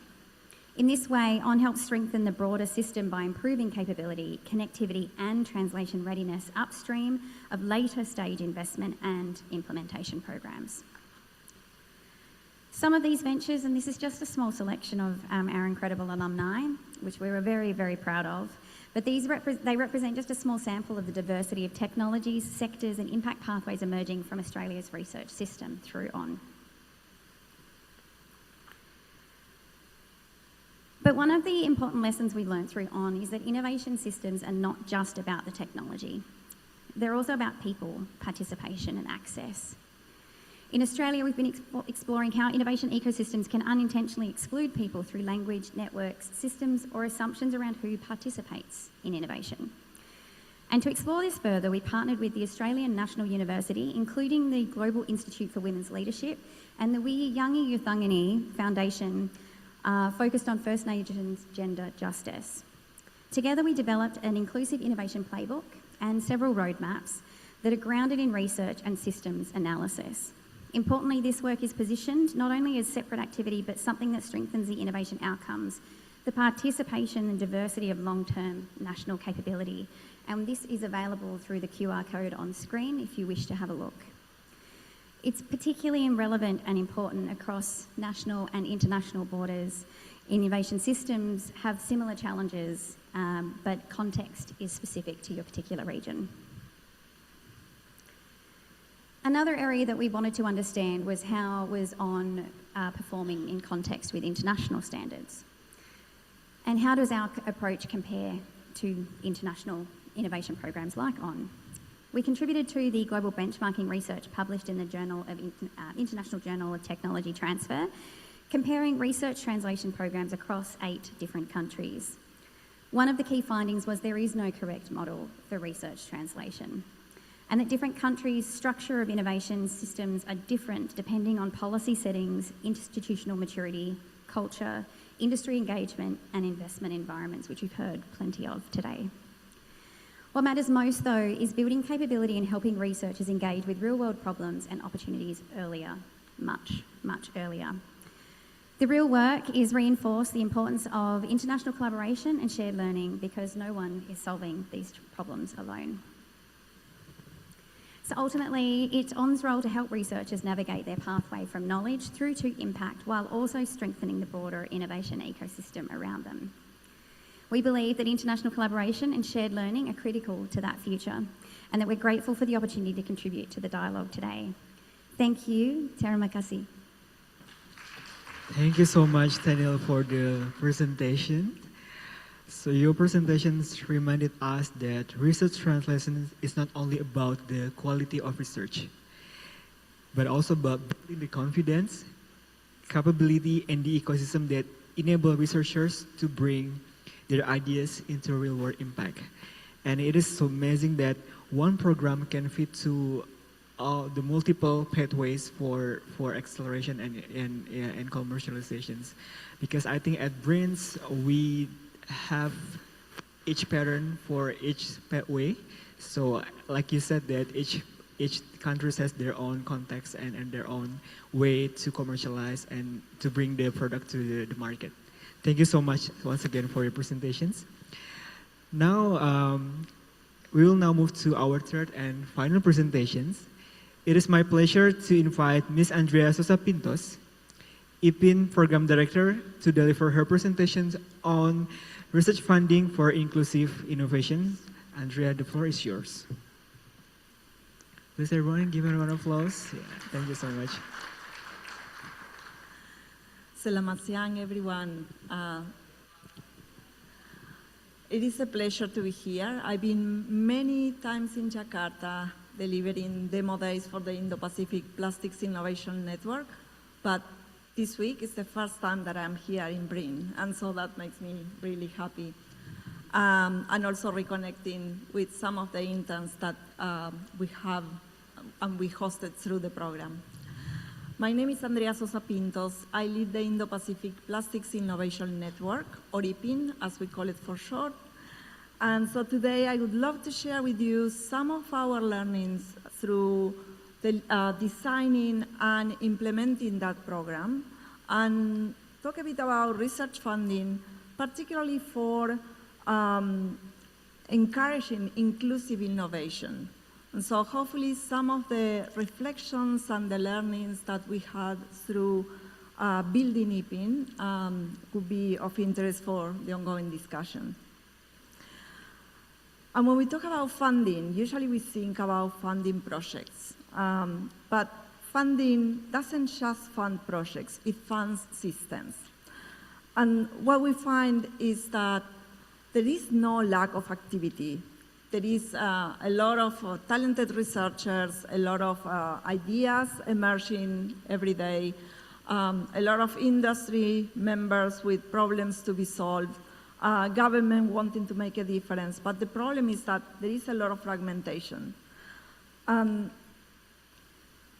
Also, another aspect of the fragmentation is that there are some blind spots as well. And so the ideal scenario is that we can move from working in silos to a collaborative network.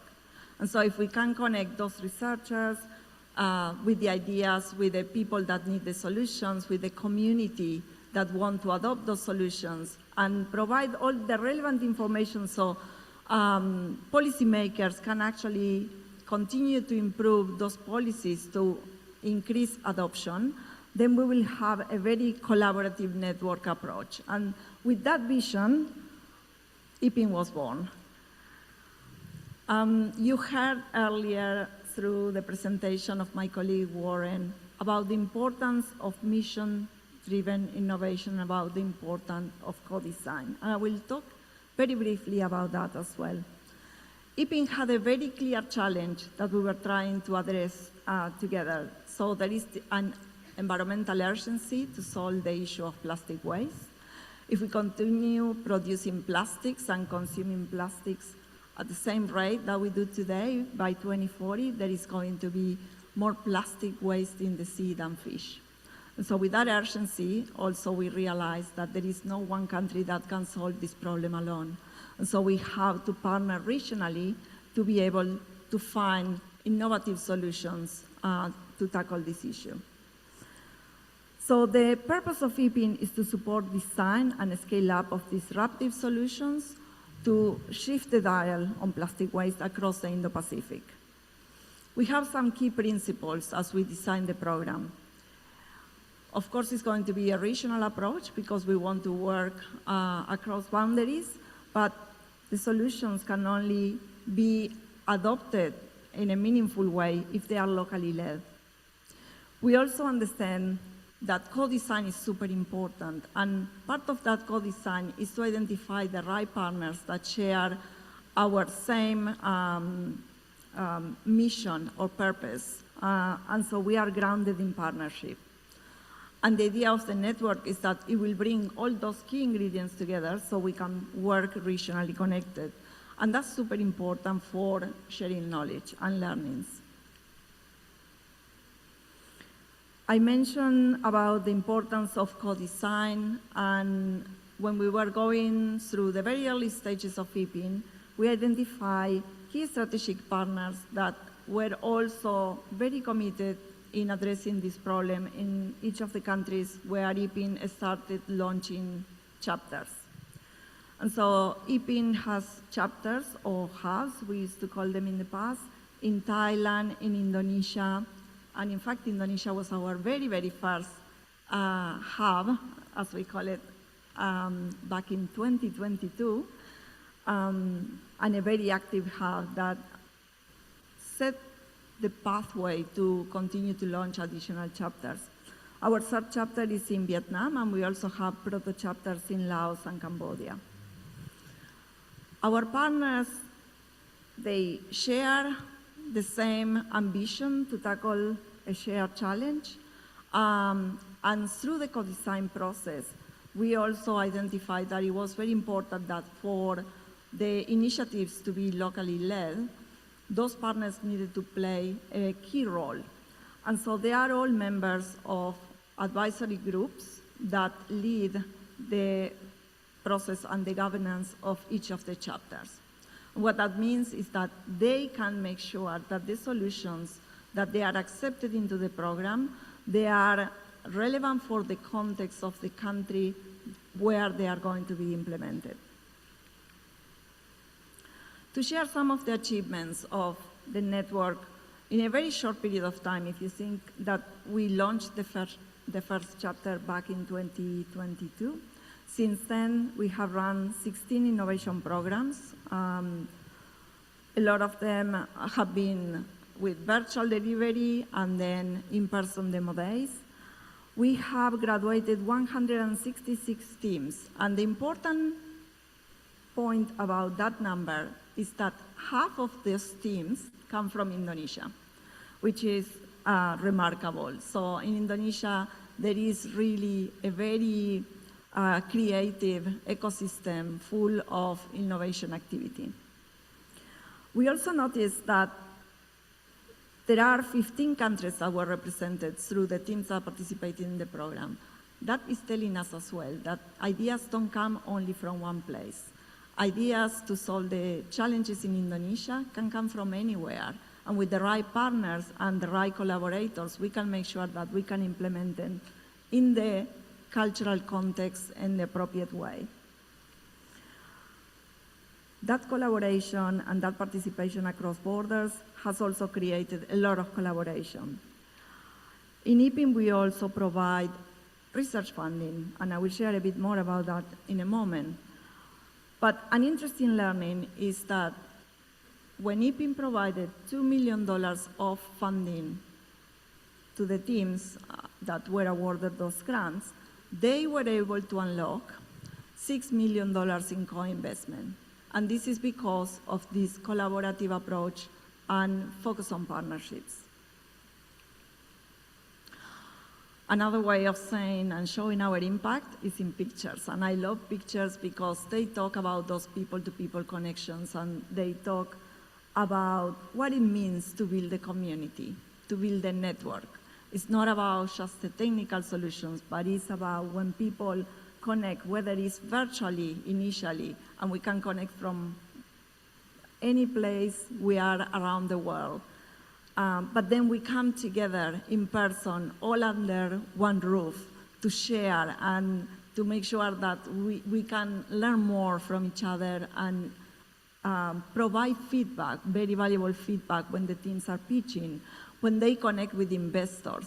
A lot of the times when the teams start going through the program, they are thinking about how much money I'm going to get by the end of the program, connecting with an investor. But the most valuable thing that they walk away with is the feedback that they receive, because that's what improves their idea, creates new connections with new collaborators, and it makes them refine those solutions. Of course, trying to tackle plastic waste. We make sure that all of our events are plastic free. And the trophy that you see there in the plastic free events little sign there is being produced by one of our ventures graduating from one of the programs with recycled plastics. And since then, we became a customer of them, and we buy the merch and the trophies for our events. They make a lot of other incredible products as well. Connections with investors, super important for the feedback as well, but the learning. So pictures tell the story of how the community is growing. So our offerings. You heard about the amazing offerings of the OWN program, and EPIN has been inspired by the OWN program. In fact, EPIN is kind of the international mini baby humble version of the OWN program. My background, by training, I'm an engineer. I started my career as a researcher and led a team developing nanosensors before the pandemic. That was my previous life. And we were so convinced in the lab that we have this technology that would be amazing until we went through a round of the OWN program, and we realized that when we went into the real environment, in our case it was a petrol station, where we wanted to deploy these little gold nanosensors to detect contamination in groundwater, that the system that was perfect in the lab, in a real environment with trucks passing by, it was not going to work. Too many variables. And so we learned a lot from the feedback from industry, and we pivoted, and we realized that that was not going to be a viable solution. And so the team then decided to focus on detecting tuberculosis in urine in a more controlled environment like a lab. For EPIN, throughout our chapter approach, we offer different programs, from ideation sessions where teams can come and identify solutions to a shared challenge and come up with a lot of ideas and brainstorm with each other, form new teams, identify potential partners, to initiating the activity into validating those ideas, and that's the incubator program where they can test those ideas through feedback. And then the building part is when those ideas have been validated through a lot of feedback and connections, and then they start building a venture, or they have a venture at a very early stage, a TRL 4, and they want to increase that TRL and start raising funding. And also through the scale stage, where they can apply for grant opportunities such as the EPIN grants, or have conversations with investors. Oops.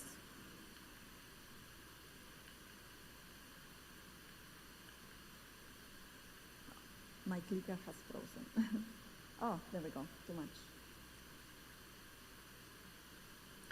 So let me share a bit about how the EPIN funding model works. In the incubator program, where teams are testing ideas, they receive free access to capacity building and a lot of content and support. The accelerator, the teams receive free capacity building, but also monetary support, a small amount, because what we learn is that funding alone doesn't make a difference. Mentoring alone doesn't make a difference. When you couple mentoring with funding, all of the feedback can suddenly be enabled and accelerated through a little amount of money to be able to build a prototype, or to hire a new team member, or to get legal advice, or to build a website. And with the mentoring, those things get very, very focused. And so we make sure that we couple those two together. They also receive a lot of tailored coaching and introductions to potential partners and VCs. The introductions to potential partners is a very important part, because everyone that graduates from our accelerator program then is welcome to apply for the IPIN grants. The IPIN grants, however, are a very competitive process. They have provided up to $300,000 in cash funding to teams with a project duration of up to 1 year. But there are some requirements. Those projects need to be collaborative. And what that means is that the teams need to have formed partnerships between Australian researchers and researchers or innovators from the region, whether Indonesia, Australia, in some cases we had Malaysia, we had variety of arrangements. And that has been incredibly valuable because that's what helped the teams to not only make sure that they don't have gaps in the way that they address the projects, but also that different partners are able to contribute, whether it's cash or in kind, with expertise, access to facilities, additional money, and attract more opportunities for the team and for the project. The projects also, by design, they need to be impact-driven. What that means is that there has to be a very clear goal, and there has to be very clear indicators for the team to know at all times throughout that year that they are delivering the project, that they are on track or they are not on track, and they can course correct if needed. And also JETSI needs to be embedded. And we'll talk a bit more about JETSI in a moment, but that's a very important consideration. I think I mentioned about the amount of money. So we have some great examples, and Green Hope is one of those very early teams that we adopted back in 2022, and they were able to improve the livelihood of around 200 families, and so delivering social impact, but also creating a very innovative product. And so they were the winners of the accelerator program in 2022. We have many more examples and case studies. Case studies are very important to showcase the impact of projects, and we make sure that we deliver those ones to provide additional opportunities for these projects to attract more opportunities through interest from industry or investors or other researchers that may want to partner up. If you go to the website, you will see very interesting examples from not just Indonesia, but across the region. One very nice example from Indonesia is the Citarum Living Lab, which is a collaboration between an Australian university and 2 Indonesian universities, and not only created environmental positive impact by remediating the Citarum River, but also attracted economic opportunities for the village by recycling waste and creating products that then the community were able to sell. And so women were involved, students came and learned about the process of recycling, the whole community was involved. So this is a very powerful example that projects can deliver impact in 3 dimensions. Oops, this shouldn't look like this. Okay, what I want to share, and that slide was not showing properly, is a bit of the key ingredients that we use as we design IPIN. So the first one is making sure that we are challenge-driven, but also impact-driven. By impact, I mentioned about social, economic, environmental, the 3 key layers that we need to consider. CSIRO has an impact framework. You can have a look online.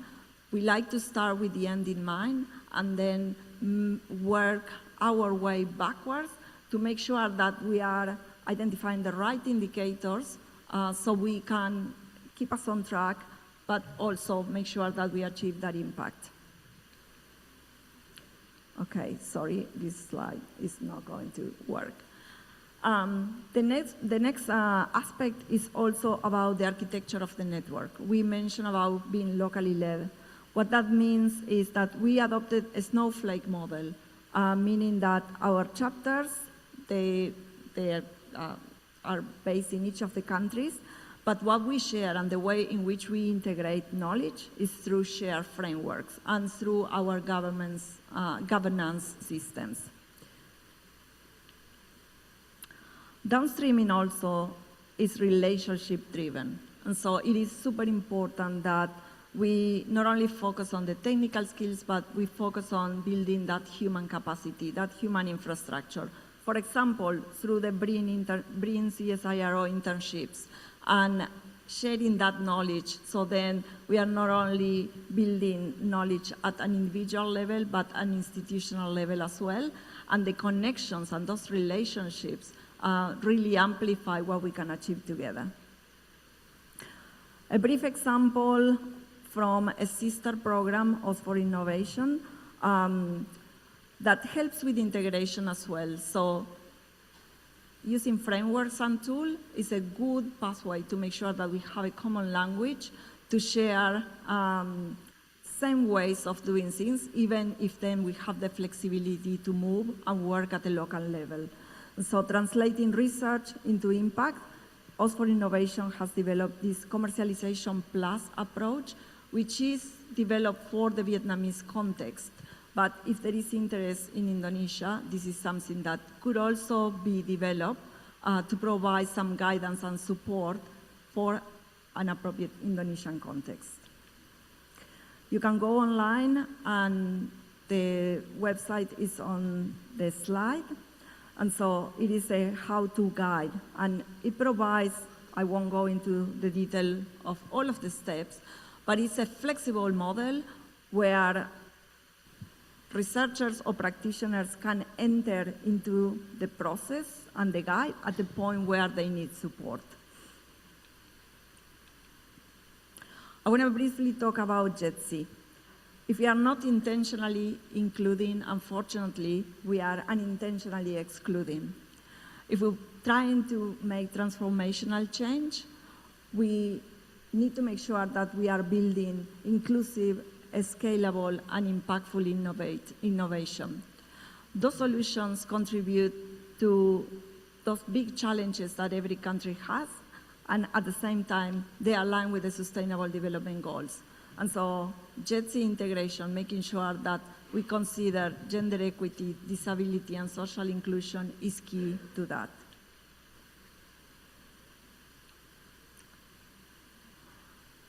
JETSI also matters because it leads to better innovation when the teams are diverse. They come up with more creative solutions. It opens new markets. There is a lot of evidence that shows that if we close the gender gap, then there is higher productivity. And I don't think I have to convince this room that loves science, technology, and innovation that it is the right thing to do. My colleague Tenil shared already about the Inclusive Innovation Playbook. The nice thing about this playbook is that it provides guidance, not just for innovators, but also for programs trying to support innovation and also for funders.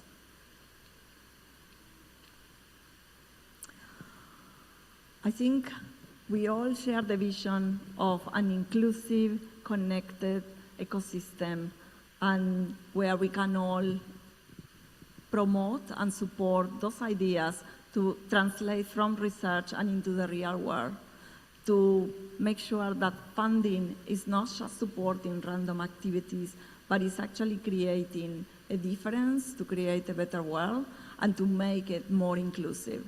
And so if we can do that through innovation, let's make it inclusive innovation. With that, I'll thank you so much for your attention. Thank you so much, Andrea, for the insightful presentations.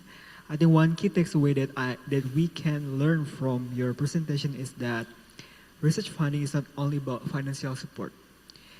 It also requires mentoring, guidance, network, and the right support system to help innovators develop and scale their idea inclusively. And it also reminded me of my own research. So I did my research on startup performance in Indonesia, where I analyzed government funding and non-funding support. Turns out that non-financial support, it helps the performance better than only the funding itself. So it is both important that the funding, the financial and non-financial support is very important for the innovators to thrive in the market and in the ecosystem. Thank you so much for your presentations. And now we have heard all the 3 presentations, and we will move to the Q&A and discussion sessions. But before I hear from the room, there are 3 questions actually from the Slido. And I will read it for the questions. So for the first question is for all of the speakers. So the question is, not all the research must be commercialized. How does CSIRO differentiate indicators between basic research, applied research, and commercialization-oriented research? And moreover, how to measure the successful? Should it be divided to short and long-term target or direct and indirect impact? That's the questions. Maybe we can proceed from Tenil, and then maybe we go to Warren, and then to Andrea.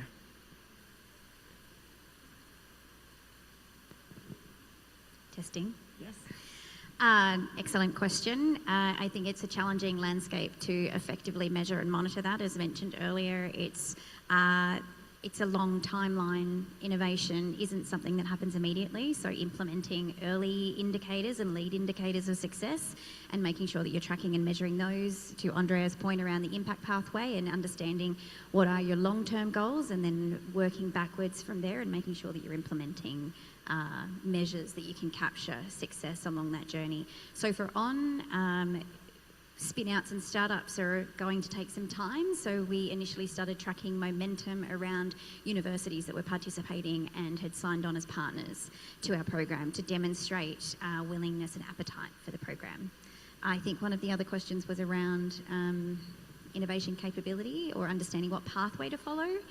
I think that is a challenging process for a researcher to go through, and programs like our On-Prime program, we've specifically designed and built and modelled that, and that is a 9-week journey for a research team to go through with over 100 customer conversations to understand what that path to market might look like, and therefore is a licensing pathway, or is it a joint venture, or is it a spin-out? But they need to go on that journey through experience and customer discovery to understand how to identify which pathway is best for them. Maybe Andrea. Oh, Warren, are you still with us? Yes, thanks, Andy. Yeah. Do you need to repeat? No, that's okay. I got the question, and I won't take too much time to add to what Tenil said. But from a research team and research program perspective, where we sit in our research units, there are a lot of different dimensions to that question. I think fundamentally CSIRO is interested in impact, and impact isn't only commercial. It can also be measured in a number of other ways, including adoption of research outputs, uptake of research outputs, and contribution towards our other goals, which are social and economic well-being for Australia and the world as well. It also depends on where research projects have initiated from, whether they're commercial research projects or strategically funded through our appropriation funding. So, we have a number of different means for assessing the commerciality of research outputs, but I think fundamental to those is kind of training our staff and having a culture of awareness of potential commercial outcomes or other routes to impact. And I think we need to empower all of our people to understand how their research outputs might be best taken up and how they might best achieve impact. Thank you so much, Warren, for your response. Maybe we can proceed to Andrea. I think my colleagues, I share the views. However, I have to say, entrepreneurship is a journey of resilience. And in research also, things move slow. And that something is not viable today doesn't mean that it may not viable tomorrow, or it may mean that we haven't seen how that can be implemented to create impact. And so the continuing exploring, continuing collaborating, getting the feedback from outside the lab, from industry, from investors, from professionals developing and supporting capacity building. And we share some of the tools as well that are available to guide some of those questions that researchers may have to understand, am I having a clear problem statement? Do I have a clear strategy? What are the options? And so it is a long journey, but there are tools, and most importantly, there are programs such as ON and others to support the conversations, to keep unpacking what the possibilities are. Thank you so much for all the response. If I may to sort of like sum up, we need to understand the customer discovery journey, so we know which pathway that are relevant or fits to our innovations, and also that impact not only about commercialize, but also can be impactful if it's not commercialized. And also to define the problems is very important, and we have to have the resiliency and keep exploring and networking to find the right way or the pathways for our innovations. Thank you so much for the response. And now we proceed to the second question from the Slido as well. I think this one is for Tenil. On provide researchers with mentorship, industry network, investors connections to accelerate impact. How do you balance support for commercially promising projects while still ensuring that socially and environmentally impact research is not overlooked? Maybe Tenil can give. Thank you. As I mentioned, not all projects progress from our on-prime program through to Accelerate. It's actually only about 10% of that. So 90% of research projects may not take a spin-out pathway. And so I completely agree. And to the earliest point, not all research must be commercialised. We completely agree with that as well.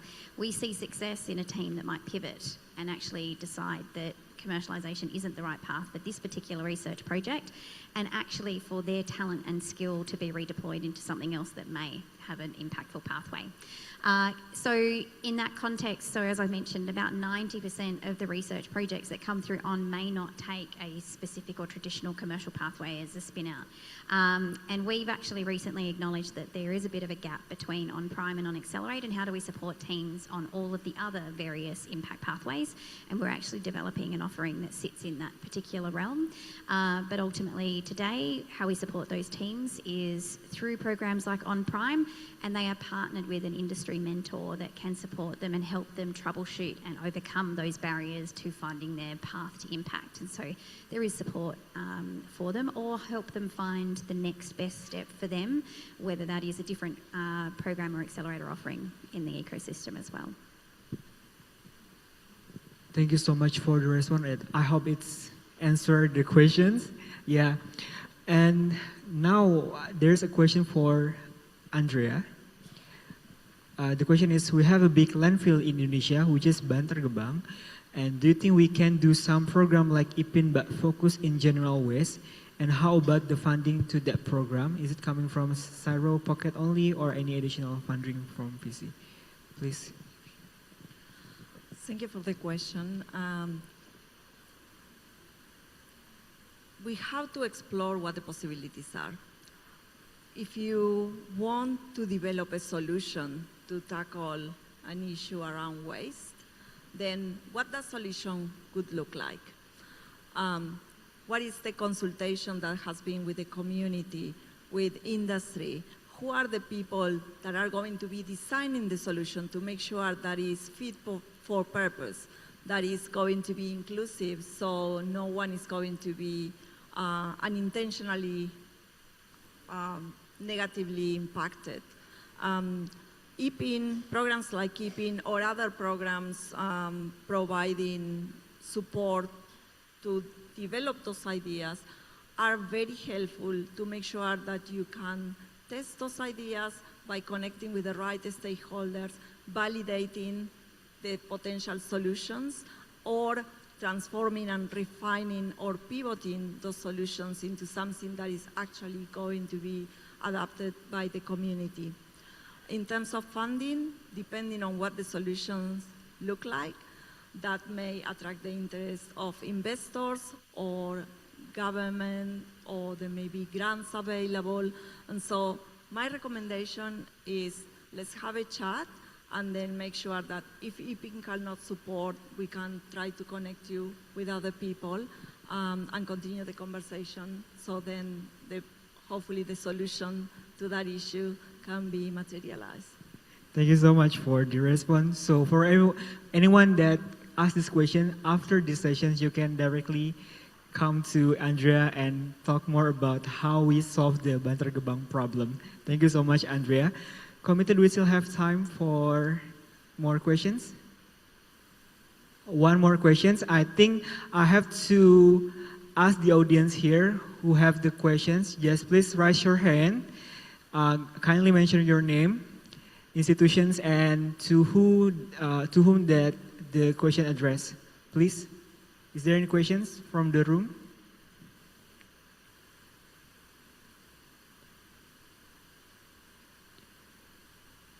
If it's not, then I will read another question from Slido.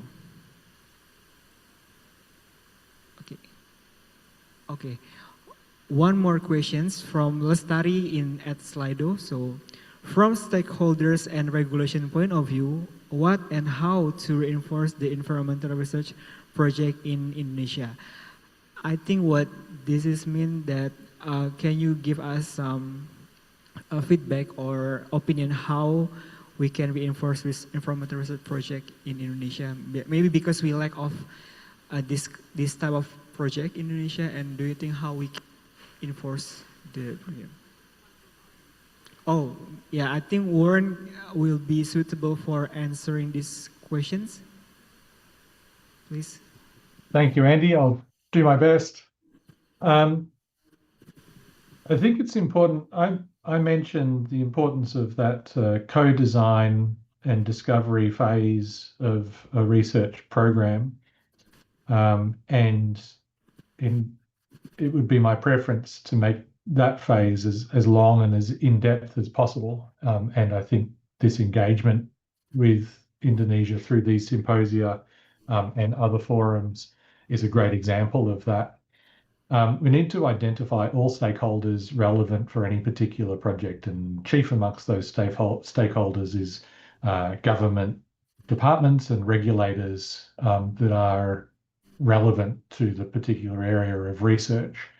And so once having identified that stakeholder, we need to work with them to understand all the relevant regulations, both current and future contemplated regulations, the strategic goals that have relevance over the research project area.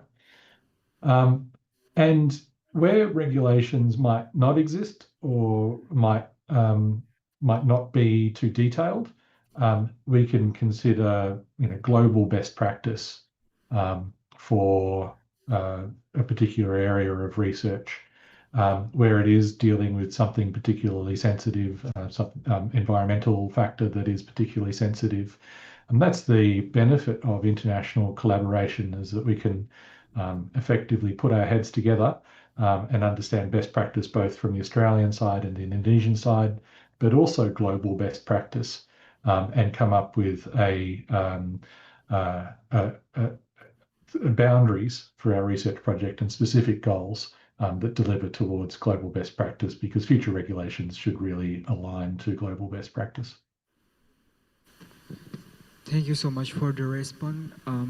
Warren, maybe if I can sum up, we need to know the missions or the goals, and then we can identify the stakeholders that related to the missions, and we co-design and invite for the international collaborations. Maybe they have best practice that we can learn, and yeah, I think that's the point that you have mentioned from the response. Thank you so much, Warren. And okay, I think we come to the end of the sessions. Thank you very much for the questions from the audience, and thank you all speakers for the thoughtful responses. I think we can take one key message with us from today's sessions. Research translation requires more than good ideas. It needs a clear missions, strong collaborations, direct funding, and continuous support to turn research into real impact. A big thank you for our distinguished speakers here on stage, Daniel and Andrea, and also to Warren, who has joined us virtually. Thank you very much for sharing your valuable insight and experiences with us today. And before I close, allow me to end with a short pantun. Another pantun, I have two, but this one I made it in English versions. So Daniel and Andrea might understand and know what the patterns to make pantun. Maybe next year you can share the pantun in English as well. Okay. So from Jakarta to Canberra, we build connection. Through research, trust, and innovation. Thank you all for the fruitful discussions. May it strengthen our ongoing collaboration. Let us give us final round of applause to all speakers, both here in the room and online. Thank you so much, everyone. Wassalamualaikum warahmatullahi wabarakatuh. Waalaikumsalam warahmatullahi wabarakatuh. Thank you to all our distinguished speakers and our moderator for the insightful discussion throughout session 2. We will now continue with the photo session with the speakers and moderator.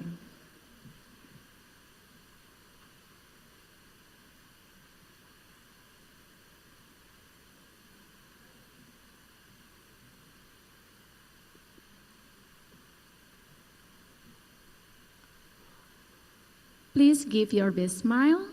1, 2, 3. Okay, one more photo. 1, 2, 3. Okay, thank you. You may return to your seat.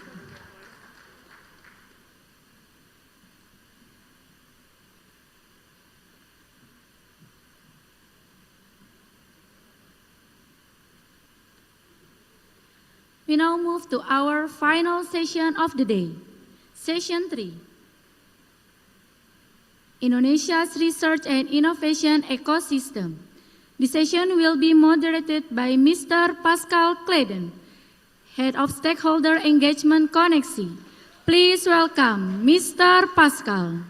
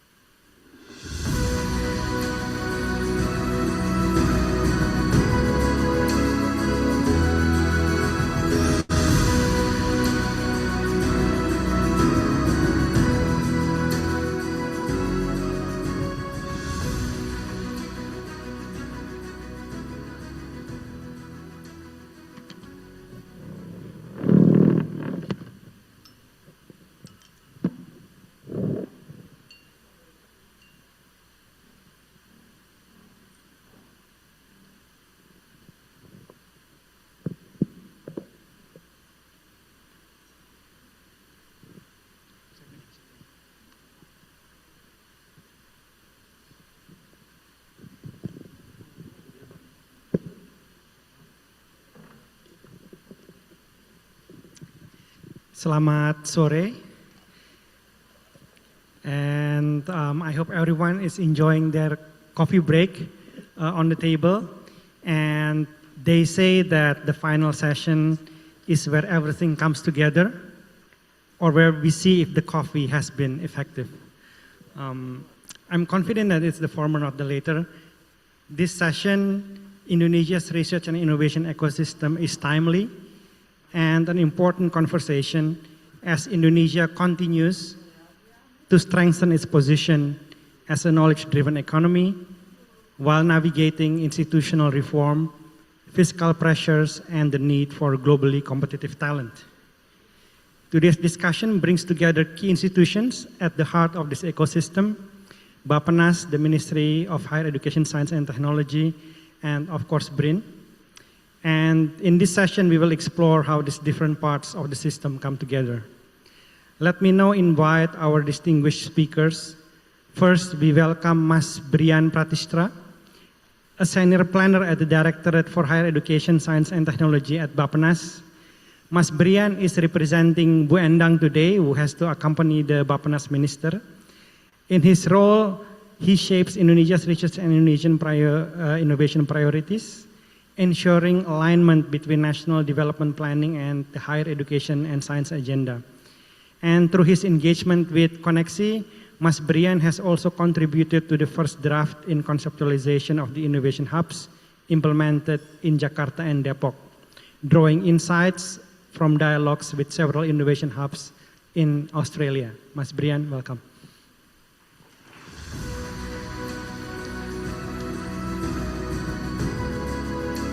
Our second speaker is also a close Koneksi counterpart, Pak Heri Kuswanto, Director for Research and Talent and Development at the Ministry of Higher Education, Science and Technology. Pak Heri is responsible for the formulation and implementation of policies related to the development of research and talent development across academic, vocational, and professional higher education institutions. Pak Heri, silahkan Pak.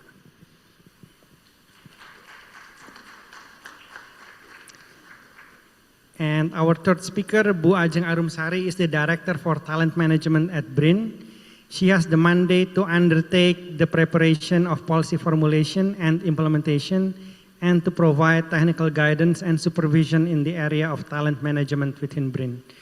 Bu Ajeng is a long-term partner for Koneksi and CSIRO and has been involved in supervising the internship with CSIRO. Silahkan Bu Ajeng.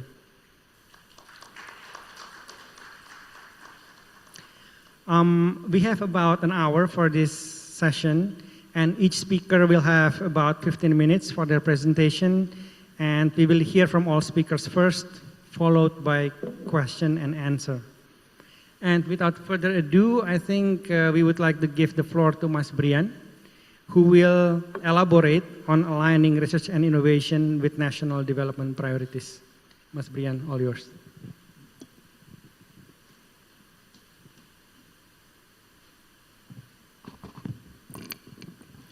Baik, Bismillahirrahmanirrahim. Assalamualaikum warahmatullahi wabarakatuh. Good afternoon, distinguished guests, colleagues, and partners. It is a pleasure to join the Australia-Indonesia Science Management Symposium and to discuss how research and innovations can be aligned more closely with national development priorities. And it is also an honor to present our strategic framework on aligning research and innovations with national development priorities. As we stand at the threshold of the Indonesia Mass 2045, maybe we can go to the first slide. Our objective is to ensure that every investment in science and technology is meticulously calibrated to foster sovereign, advanced, and prosperous nations. Our discussion today outline the critical nexus between our research ecosystem and the broader socio-economic transformation required for Indonesia future.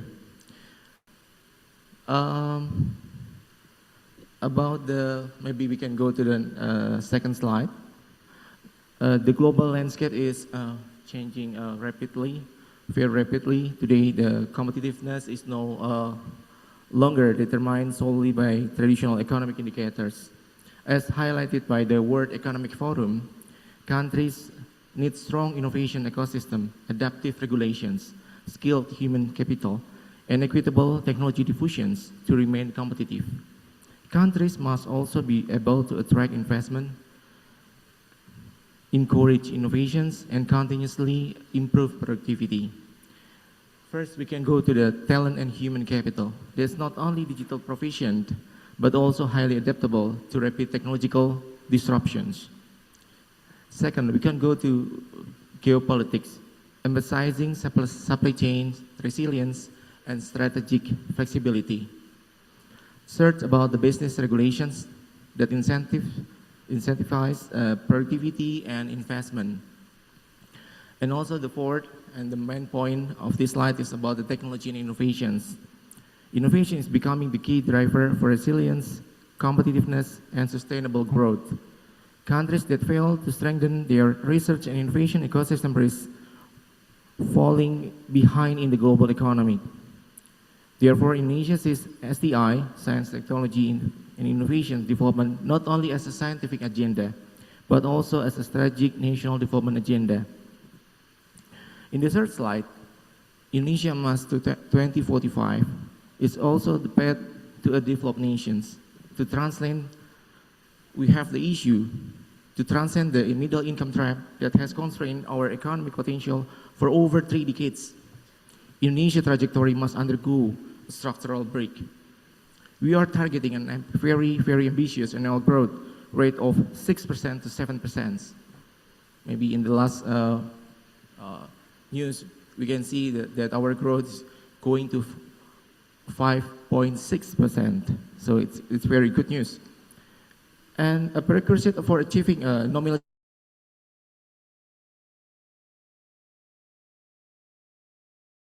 this path toward a global economy requires a massive leap in GNI per capita to upwards of USD to 23,000 US dollar.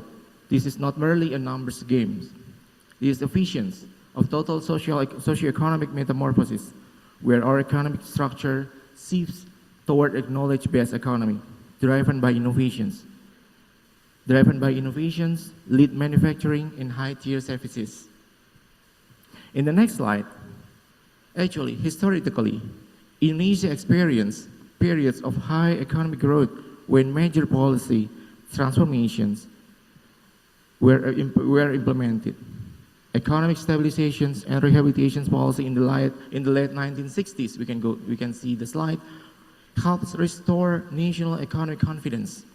In the 1970s and in 1980s, Indonesia benefited.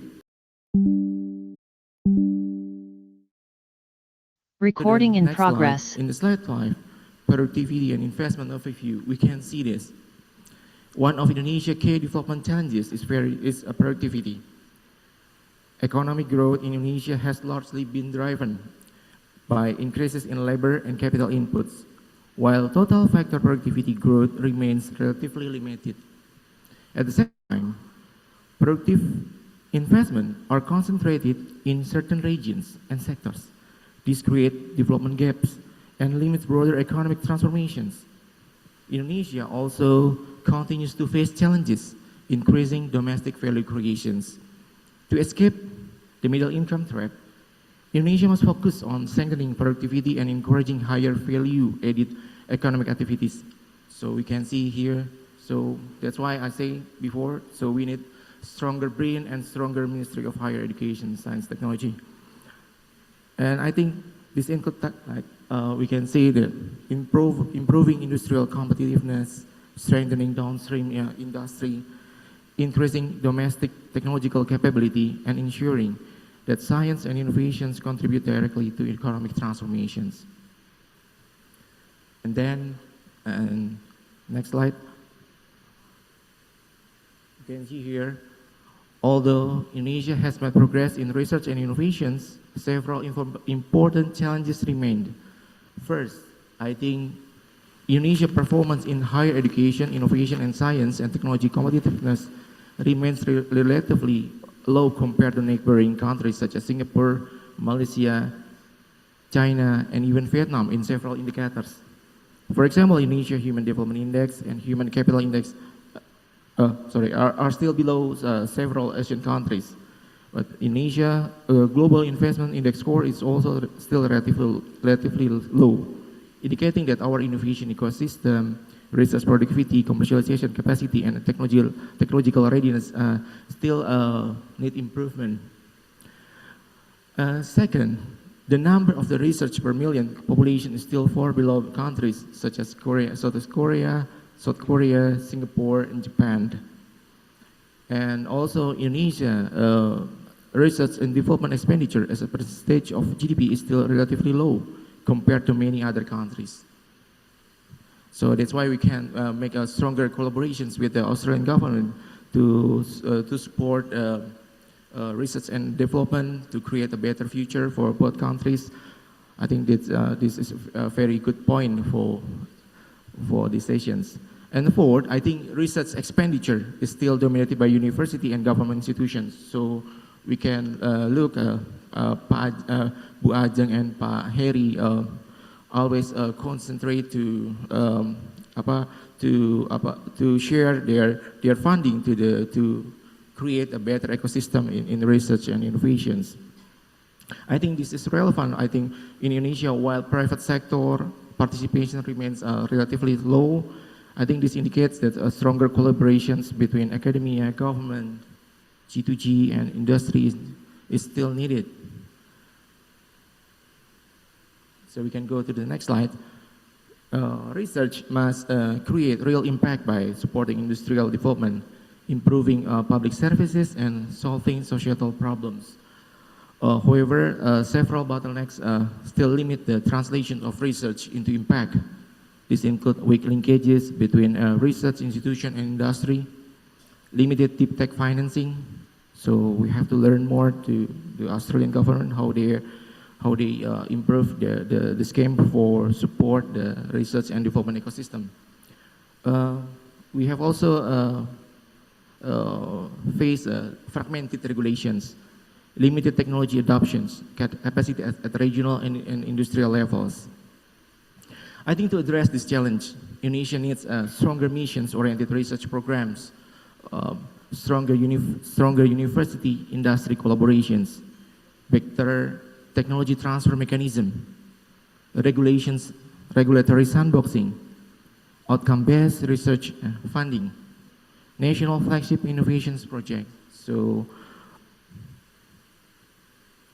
in the next slide, I think to address these challenges, we are implementing a comprehensive STI ecosystem framework. This system functions through the seamless integration of 4 pillars: policy that provides clear directions, implementations to ensure the efficiency, R&D producers, university, BRIN, that generate frontier technology, frontier knowledge, and also intermediaries with our platform, Science and Technopark and BRIDA, that bridge the gap to the market. I think this framework is designed to be adaptive, allowing for rapid iterations and synergistic relationship between the state, the private sector, and the scientific community. Under the RPGMN 2025-2029, in the next slide, strengthening science, technology, and innovations has become one of Indonesia's national development priorities. The government has set several important targets, including increasing research and development expenditure, improving Indonesia Global Innovations Index ranking, strengthening university, and increasing research utilizations. Indonesia is also strengthening the role of BRIDA and Science Technopark as regional innovation drivers. Universities also are expected to become centers of excellence that contribute not only to education and publications, but also in innovations, patents, industrial collaborations, and societal impact. I think this reflects a broader transformation in Indonesia's innovation policy, from focusing mainly on the research input towards more on measurable outcomes and national impact. Next slide. I think our research and innovation agenda is explicitly tied to the national priority work programs. So, Bappenas, this country also needs this very support from the BRIN's output and also Minister of Higher Education, Science, Technology output with the with the university support the PKPN, National Priority Work Programs. This is one of our concrete document to, I think, and then we are focusing our scientific resources on critical areas food sovereignty through advanced technology, energy independence via the development of biofuels, renewable infrastructure like the 100 gigawatt solar initiative, and public health through domestic vaccine and pharmaceutical self-sufficiency. Bappenas serves as a strategic knowledge broker, ensuring that BRIN's research output, MOHE's research output are directly translated into the technical specifications required for this high-stakes national projects. So I think this is not so long locations between Tamrin and Menteng. So our office, Bappenas, in the Menteng, and also I hope we can absorb so many knowledge from Tamrin office and also Sudirman office. And next slide. As a closing, I think the roadmap to 2045 requires a robust institutional synergy. We must strengthen our university to produce world-class talent, position BRIN as the multidisciplinary powerhouse for strategic research, and empower BRIDA at the regional level to ensure that innovation reach every corner of the nations. By optimizing our STP also as a hub for technology adoptions, we are not just building a research sector, we are building the foundation of modern, high-income Indonesia. So I think let's us work together to turn these visions into a tangible reality. So thank you so much, guys. Thank you. Thank you, Mas Brian, for providing that macro-level assessment and for explaining targets in the medium development plan and also national priority work program and other national frameworks to strengthen the research and innovation ecosystem, which will help us overcome the middle income trap. And next, we invite Pak Heri to explain how the Ministry of Higher Education, Science and Technology strengthens research, talent, and ecosystems in the higher education sector. Silakan, Pak.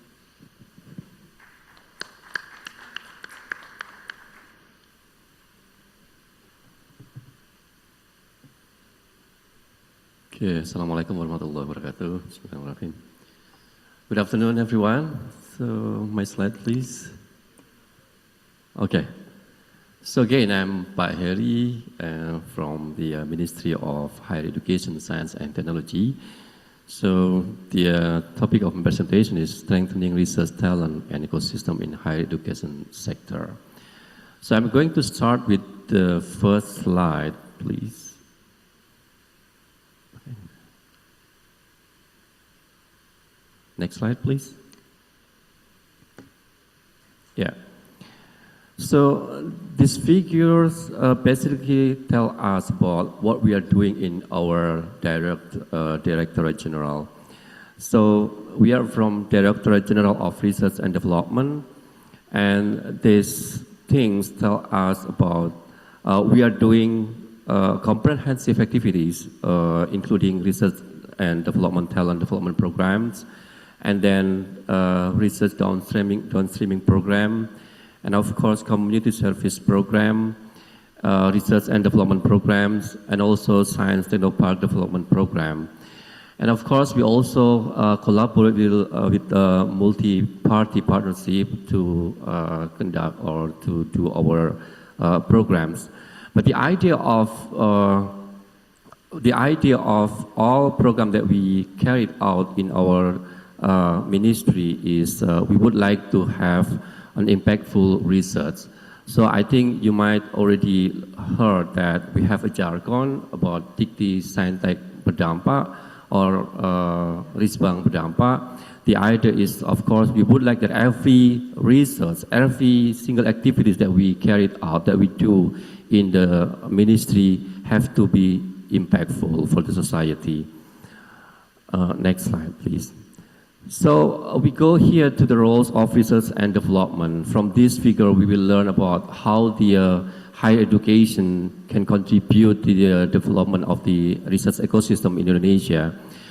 with the goal of improving or increasing the socio-ecological and economic development, and also to achieve the sustainable development goals. We expect that the higher education or universities, together with us in Indonesia, we strengthen development of research and development talents.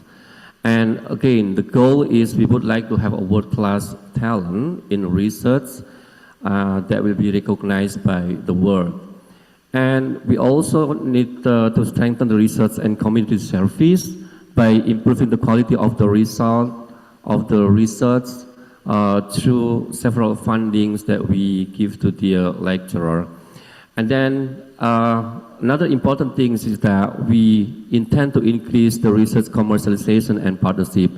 This become one of the main agenda in our ministry right now regarding the commercialization and downstreaming, because this is one of the homework that has already been so far we cannot resolve until now. So we create a lot of programs in order to increase the research commercialization.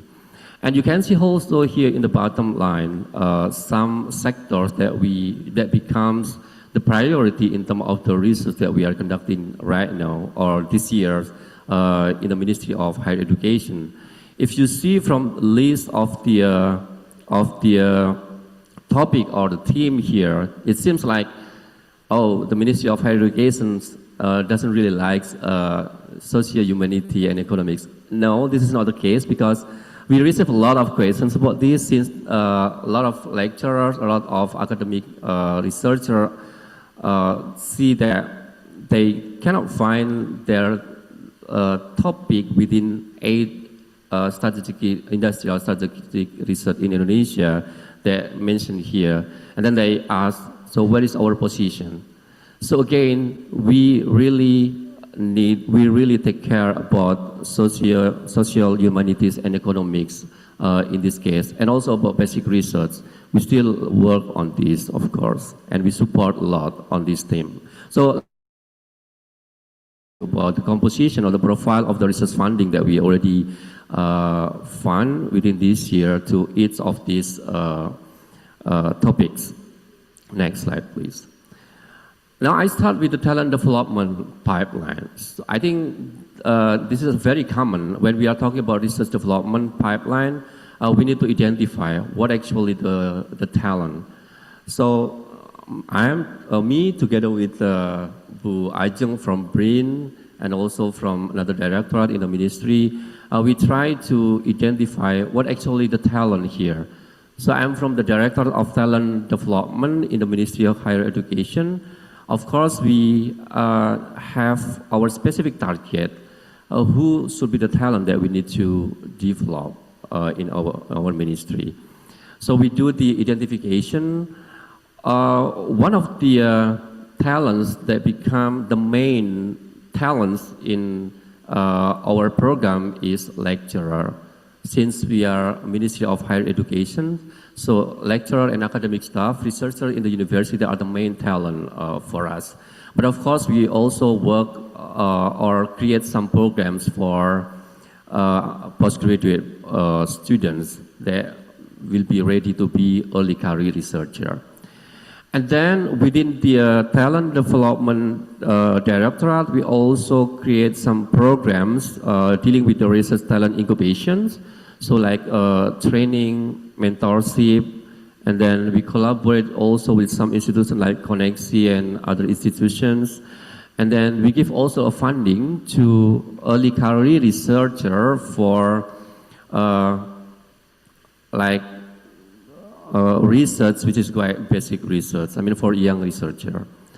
And then we create also a platform. What kind of platform here? So the idea of the platform here is to facilitate the early career researcher in Indonesia with the information about how they can develop themselves through online platform. And then we give an incentive also. Incentive is something like when they are able to produce a very high qualified publication, for example. So we give incentive to them. And then we also provide a grant. Beyond this incubation and mentorship programs, we also have early career researcher development and research excellence acceleration. Of course, for these two programs, it belongs to another directorate. So as already been seen from the previous slide, that we have Directorate of Talent Development and then Research and Community Service and downstreaming or commercialization. So for early career research and development and research excellence acceleration, there are some programs that have been developed by the Directorate of Research and Community Services. And then we also have innovation and commercialization pathway. So several programs have been designed for this. We collaborate with some other institutions. One of the training, for example, that we develop within this program is about research translation, for example, because this is one of the things that is not very easy and very challenging here in Indonesia. And the next or the final goal is that we would like to create national and global research leadership. We have what we call as academic leader program. So the idea is that we would like that the academic staff or researchers within the university, they can create a research ecosystem, very conducive research ecosystem. We provide a very big funding for this. Next slide, please.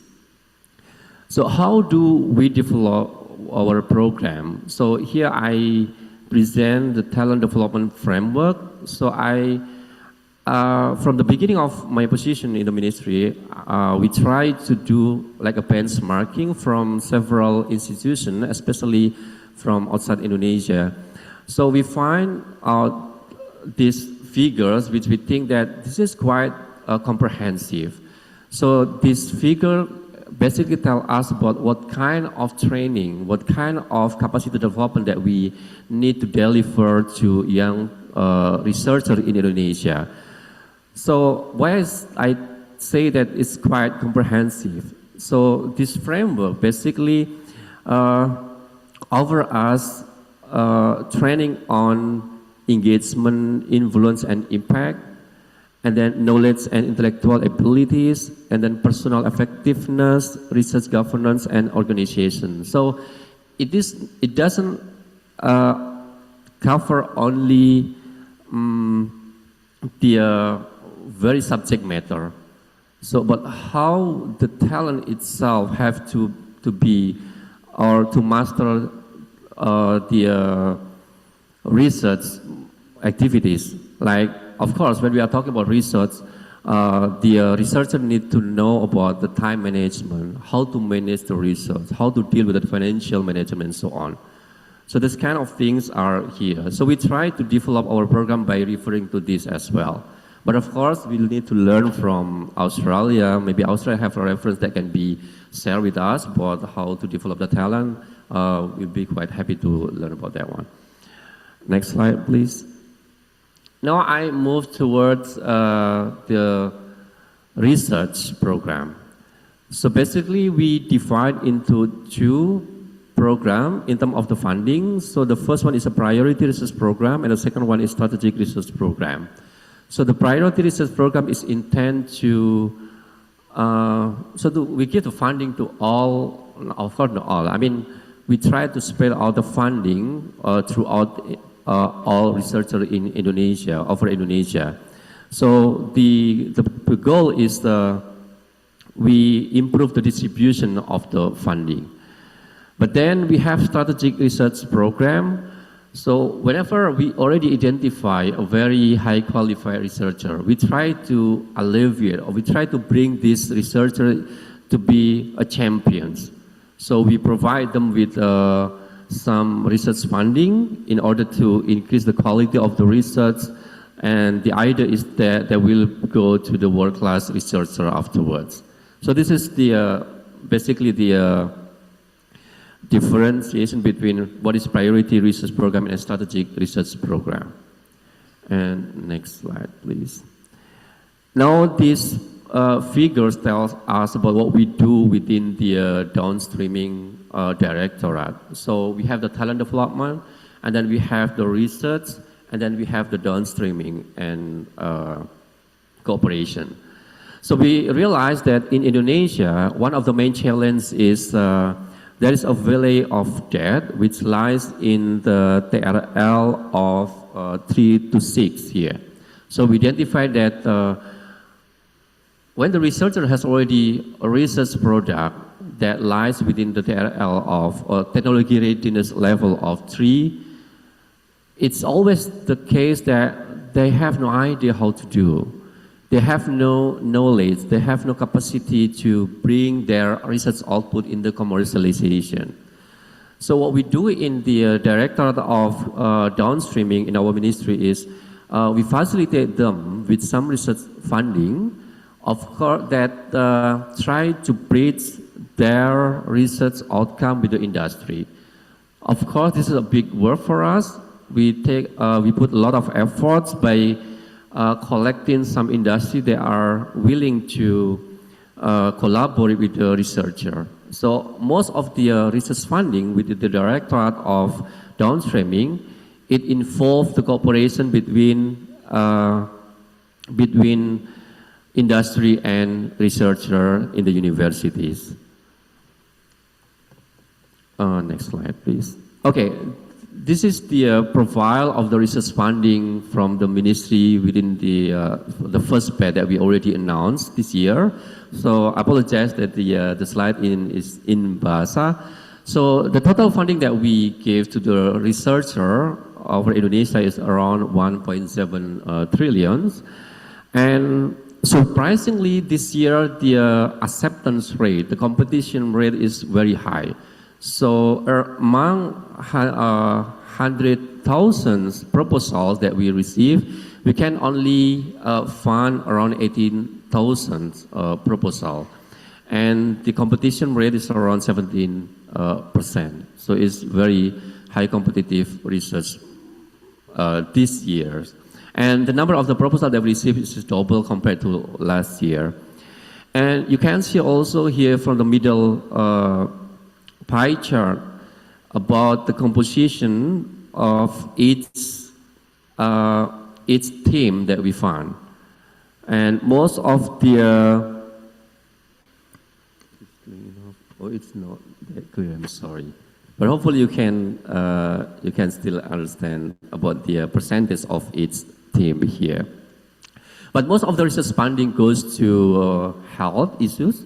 I mean, we have the policy this year that all of the research team, all of the research topic that has that proposed by the researcher has to come from the research problem that is happening in the field. And here we see that most of the research topics are about the health. And coming to the another question about what about the position of the social humanity. So from the right side of the figures here, you can see that most of the research funding deals with the social and humanity. So no worry about this. So there is no reason that researchers from the field of social and humanity afraid that they would not be funded anymore from the ministry. So this is the fact that we have from this year funding. Next slide, please. So to summarize my presentation here, so to develop the research ecosystem, we define from the input and then process and the output. And you can see here that from the programs, there are a lot of lists of the program that we have this year, from the talent development program and then research program. I cannot mention one by one for each of them, is because it's too small. So from here, but the idea is that again, I would like to point out that the research program, the research proposal, the research topic that proposed by the researcher to get the funding from the ministry have to come from the problem statement, the real problem statement. Whenever the researcher have the idea beyond that, then the opportunity of getting funding will be quite low. So again, thank you very much. I think that's all from me. Assalamualaikum warahmatullahi wabarakatuh. Very interesting, Pak Heri, to hear about Mohest efforts in strengthening talent and ecosystem in higher education. And you emphasized the importance of identifying talents, including lecturers, academic staff, postgraduate students, early career researchers, and so on, requiring all the right incentives. And I found, especially your comment about the value of death, especially between TRL 3 and 6, very important. And especially if Indonesia wants to ensure stronger connections between research and commercialization in the future, this is a gap that we all need to close. But very glad to know also, Pak, that the ministry's effort in bridging that gap has been done, and to ensure that there is greater alignment between researchers and the private sector. And next, we invite Bu Ajeng for her presentation on developing research talent through national programs and collaboration. The floor is yours, Bu.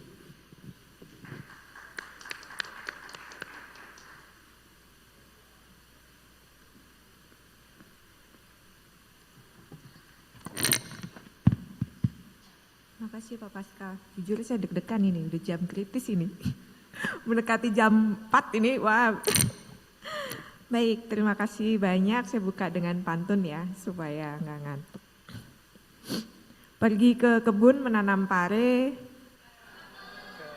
daunnya rimbun hijau warnanya. Selamat siang menjelang sore, izinkan saya memulai paparan saya. Oke. Thank you very much, and yeah, we already knows about Bappenas. Mas Brian already present about the Indonesia priority sector for the research and innovation, and then Prof. Heri from Community Science Tech already present also talk about the priority research in Community Science Tech. And now I would like to talk about how BRIN approach the developing research talent through the national program and collaboration with Australia. Next. Okay, this slide shows about how we can strengthen the research, science, and technology and innovation ecosystem. So, of course, to make the strong innovation ecosystem, we need capable researchers, of course. But we also need the effective research management. And who is the management? We take responsibility for it.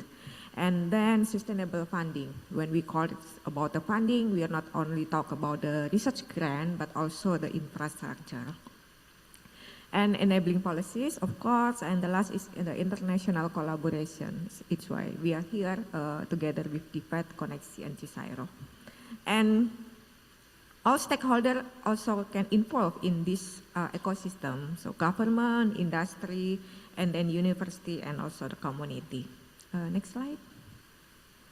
Prof. Heri already mentioned, already talk about the value of that, how the researcher did not meet the industrial needs.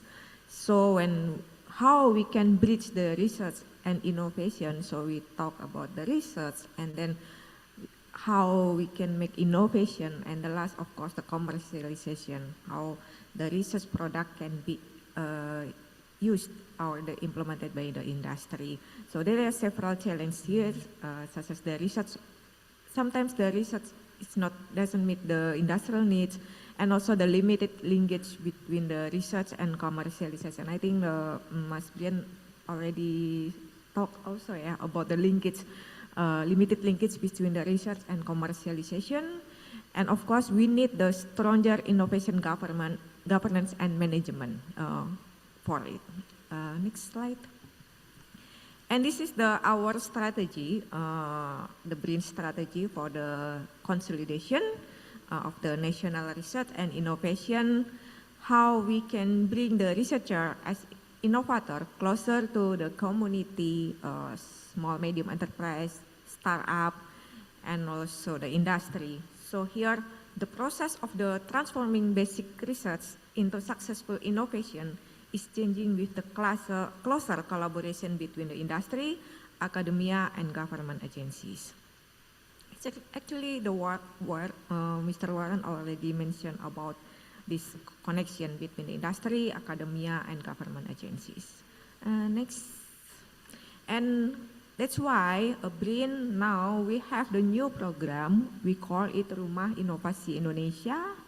So this is the strategic step to strengthen the national research ecosystem. We have the several platform here in the Rumah Inovasi Indonesia.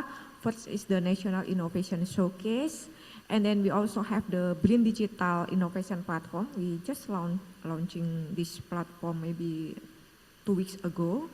And then we also have the front office service and meeting space and co-working. So we hope through this Rumah Inovasi Indonesia, we can accelerate research utilization and downstreaming and connect researchers with the industries and innovation stakeholders. So we hope that we can strengthen a collaborative innovation ecosystem. Next. And this is our program, especially in our deputy of the human resources of the science and technology. We have several programs to nurture, develop, and strengthen schemes of the research talent. We start from the undergraduate student through the internship program and then the competition. And we have program also for the capacity development through the degree by research program and also the BRIN LPDP targeted scholarship. And we also have the researcher mobility program, such as the postdoctoral fellow, and then visiting professor, joint research visit, and last but not least, we also have a program for the National Talent Appreciation Program. So this program to give the award for the outstanding researcher in the specific topics. And related with the innovation, we have the Indonesia Innovator Award. So this ceremony will be done in the August. So we hope that through this Indonesia Innovator Award, we can find researchers who have the product that already commercialized by industry. And next slide. Yeah, this is our program in this year. We have the several new tagline here. BRIN goes to school, BRIN goes to campus, and then BRIN goes to society, BRIN goes to industry, and also the BRIN goes to Nobel Prize and global recognition. So we hope that through these many programs here, we can accelerate the development of human resources in the science and technology who are able to solve the industrial problem and whose research will have the greater impacts for the community and also the other stakeholders. Next slide. Yeah, this slide shows how we can strengthen human resources across the innovation ecosystem. Because when we talk about it, we should think about all aspects. So start from the researcher capacity development. So we should increase the research skills from the researcher. For example, it's why we have the program like the postdoctoral and then joint research visit. So when in the joint research visit, we can send our researcher to the research institution in the overseas to learn to do the research collaboration in the specific topics, or we can invite the expert through the visiting researcher program. And then we also have how to increase the research management capacity, and then funding, resource management, and innovation and utilization support, and of course the policy and governance. Next slide. And this is our collaboration with the Australia. Of course, with the DFAT, Koneksi, Cisaro, we have this symposium, Australia-Indonesia Science Management Symposium, and also the Indonesia-Australia Innovation System Internship Program in the next program, our next program. And we also have the BRIN Koneksi Joint Call to 2024. Is it about the Indonesia bioeconomy, especially in the marine biodiversity? So we have the 11 grantees, and we hope that maybe after this, even we can make new event in the future, events such as the dissemination of this research product from these 11 grantees. And for our program itself, we have the program Degree by Research program. So we have collaboration with the Australia University. Until now, we have the 3 university, Swinburne, Deakin University, and also the Charles Sturt University. And we also have the one Australian university partner in the doctoral scholarship for the National Research and Innovation Talent, cooperation with the LPDP. And for the visiting researcher that I mentioned before, we already have the 4 participants from the Australia.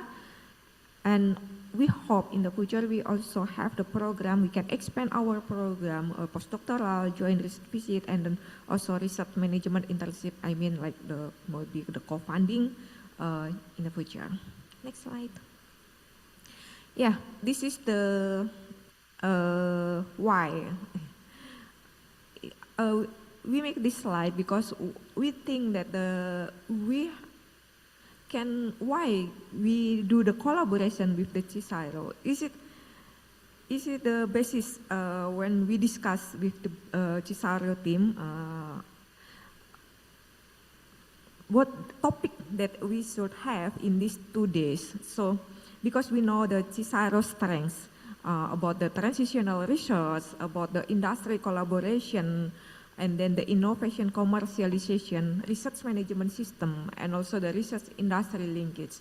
And we should learn about it. So it's why through this symposium, we expect that we will get knowledge exchange, capacity building, institutional learning, best practices sharing, and also the joint ecosystem development. Next slide. And so through this collaboration, we hope that we can make like the joint training, and then of course staff exchange, maybe knowledge sharing, and how we can make like the commercialization support model, co-funding and partnership schemes, and innovation governance practice, and of course long-term collaboration program. So we hope that it's not ended in this year, but in the next year we still have this collaboration. And also we hope that all participants in this event will understand the knowledge gain, and we hope participants not only feel about how develop our capacity building, but how we can design the program for our unit works.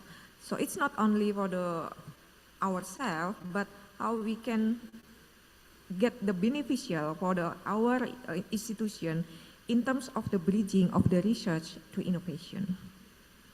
Next slide. Yeah, so maybe this is our last slide. So how these strategic priorities for the future collaboration. So we hope that through this collaboration we can make strengthening the science and technology innovation talent pipeline, and then we can enhance the researcher mobility and exposure, and then building the professional research management capacity and supporting innovation-oriented research culture.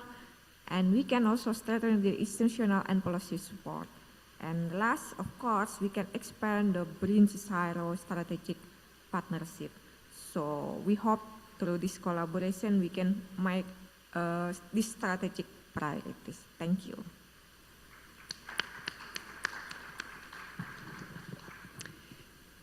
Thank you, Arjun, for explaining that sometimes research does not meet industry's needs, but gladfully BRIN has the Rumah Inovasi to create greater alignment and connect between research and industries. Also from your presentation, we hear about the various programs in place to accelerate development of human resources to ensure that research has greater impact. And I'm sure that the CSIRO colleagues are happy to hear about the impact that the program has had on BRIN's talent management and the potential going ahead. With that, maybe we open for Q&A, and in the interest of time, maybe 2 questions from the floor. Are there any questions? Yes, Bapak with white shirt on the left.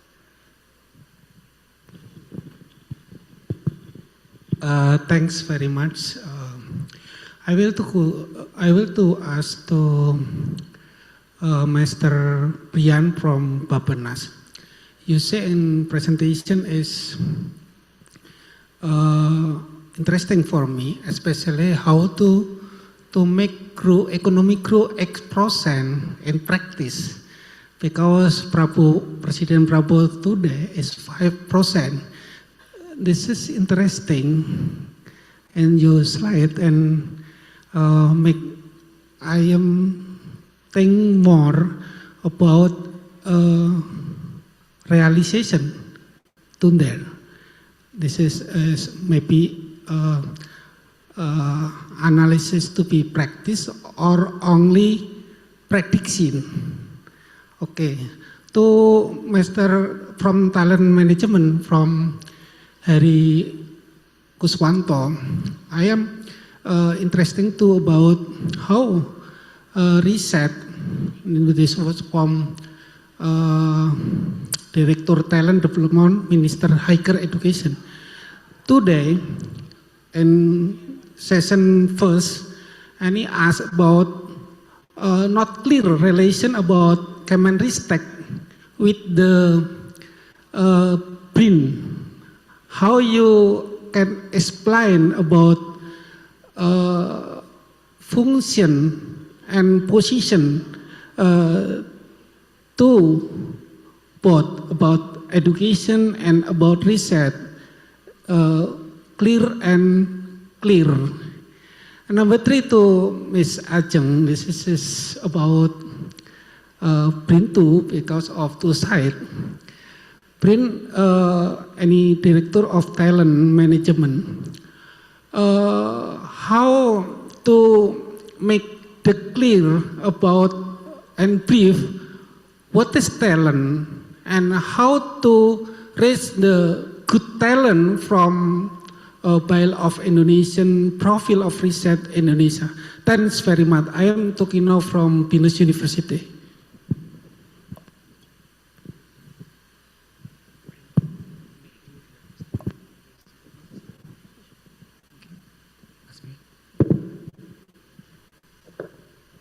Ya, baik, terima kasih. Thank you Pak Tukino for your questions. That's a very good questions.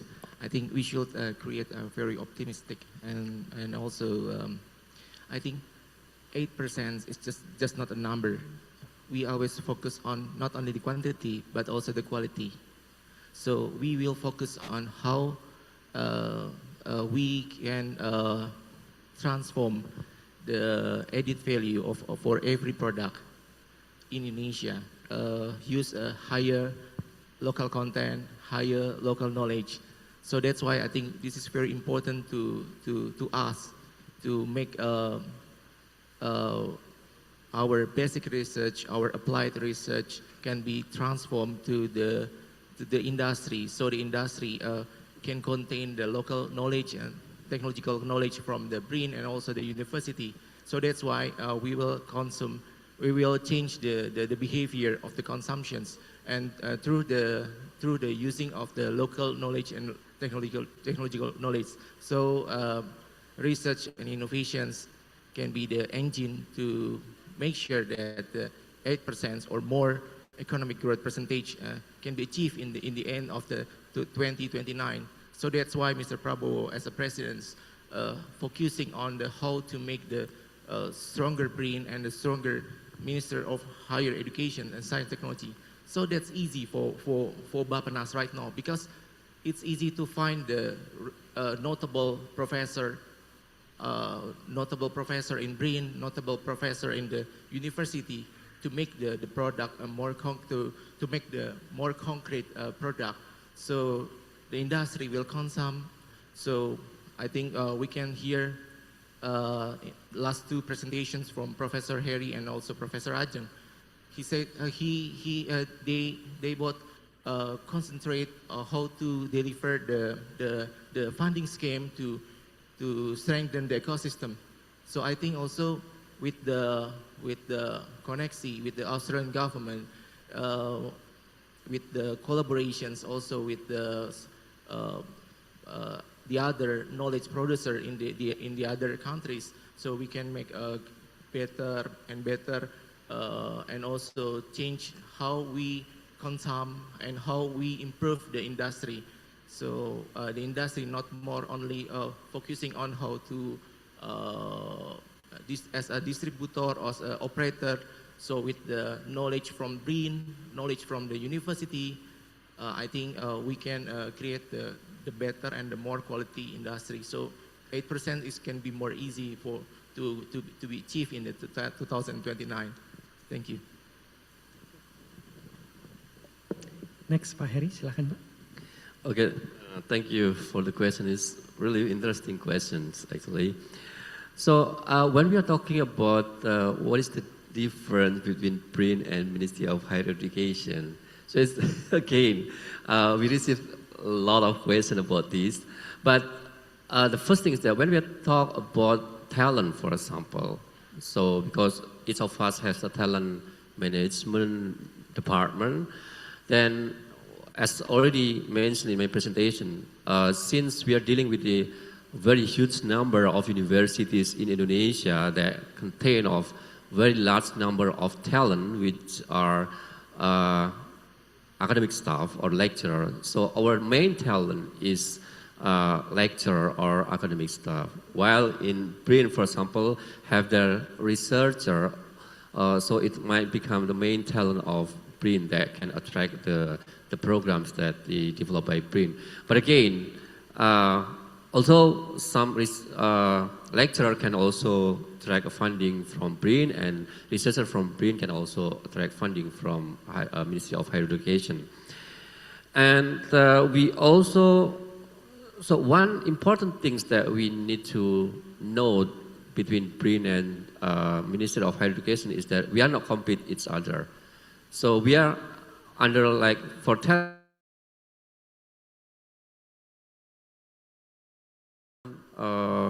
goal in the one target within the framework of national talent management.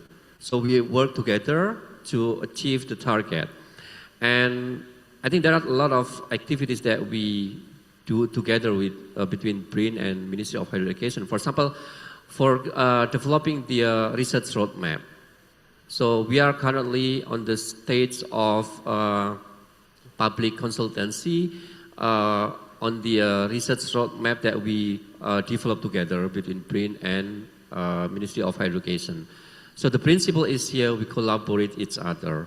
And then about research, for example, we also have like a joint call scheme that make it possible for, again, the researcher under Ministry of Higher Education attract the funding from BRIN, and the researcher from BRIN attract the funding from Ministry of Higher Education. I think that's several things that hopefully it makes clear about what is actually BRIN and Ministry of Higher Education activities this year, especially. Yeah. Thank you. Next question also about how we can make like good talent through the bridge program. Yeah, of course, we cannot create the talent, the research and innovation in a short period of time. It needs a long term to make the good talent. It's why we start from the BRIN Goes to School that I mentioned before. Our new tagline program start from the BRIN Goes to School. So we work together with Puspresnas to make program like the mentoring and then also give the learning management system for the OPSI participant. It's so the student who will compete in the science competition, they will get knowledge from BRIN, for example, about the how to make research, how what is the methodology of the research and others. So we hope that we can trace this potential talent. And then we also have the program BRIN Goes to Campus. We have program for the undergraduate student internship, so they can do internship in BRIN, and then they can continue to study master and doctoral to the BRIN's partial or the full scholarship through the LPDP program. And then after that, they can join postdoctoral fellow in BRIN before they choose, for example, oh, okay, I want to be BRIN's researcher. They can do a postdoctoral fellow first. And after they join as the BRIN's researcher, we also offer many programs. For example, we can invite the visiting professor, and then one professor from the overseas university come to BRIN, they can do like the, for example, make planning for the sister laboratory. So, or we can send our researcher to do the joint research visit in the laboratory, for example, the Nobel Prize awardee, for example, and then they can have the research collaboration. I think it is the our program, our pipeline, how we can get the good talent for the global recognition. Thank you. Thank you, Ajeng. Hopefully that answered your question, Pak. And I know that we are slightly over time, but I have one final question for our three speakers that maybe the answer can be provided quite shortly. But the question is, how can Australia support in addressing the gaps you have identified? For example, through targeted technical assistance, sharing policy and institutional models, or facilitating linkages with relevant Australian institutions. So yeah, since that we are from the Directorate of Talent Management, so we hope that we can, Australia can support about the capacity building, especially in the management staff, because management staff play a role actually for the to help researcher can make connection with the industry, commercialization, and also for the, not only for the commercialization, but I think how the management can improve their ability and have the perform for their unit work. I think we need the sharing knowledge from Australia. Thank you. Okay, thank you. I think more or less the same with what Ajeng already mentioned. So talking about the talent management, for example, we really need to learn from Australia that we think has already proven in developing the talent, especially in research and development. And then for research itself, so we're really keen to have like a joint funding scheme with Australian institution for the research. The idea is that we would like to give like more international exposure for our researchers in Indonesia. And then for downstreaming, for example, this is quite important. And we know that Australia is already leading in this stage. So training in research translation, research commercialization, I think those topics will be quite important for us to be collaborate. So again, we are very much happy to have more discussion with Australia about this. Thank you. Yeah, baik. I think Indonesian and Australian government should create long and longer term collaboration project with the pipeline project, and then outcome measurable outcome, measurable indicator outcomes. So, we can start from the researcher G to G, and then researcher to researcher, and then we can continue to the industry to industry or business to business. Indonesia have a big market and also have a big knowledge. Australia also have a big market and also big knowledge. And I see Bu Jana there. I also remember that Koneksi can be hub between two countries to make sure the pipeline project can be monitored every day, every year, every 2 years then, until the project can be achieved. So we can create a concrete project starting from the local needs. We have a bigger, to this country have a bigger market. I think this is some things that we should translate it into concrete document to what kind of the research that we can collaborate between two countries. Like I said before, it's easy to find a not highly reputable professor in the brain and also in the university. And I think we have the same perspective to the Australian government with their knowledge producer, their university, their CSIRO.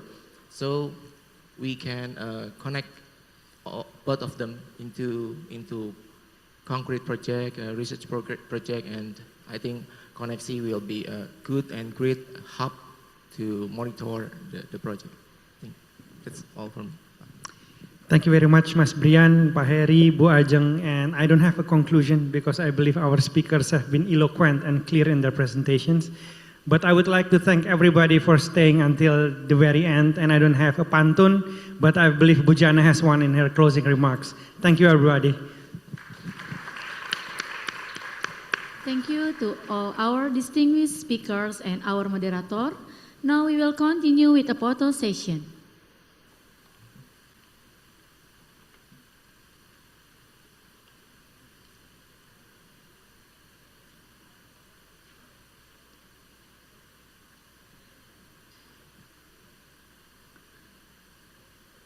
Okay, everyone, please look toward the camera. 1, 2, 3. One more photo. 1, 2, 3. Okay, thank you. You may now return to your seat.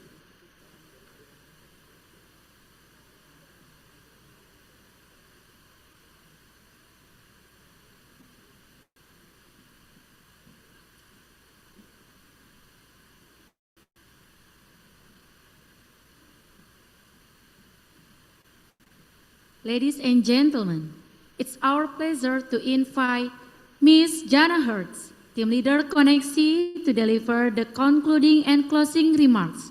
Please welcome Ms. Jana.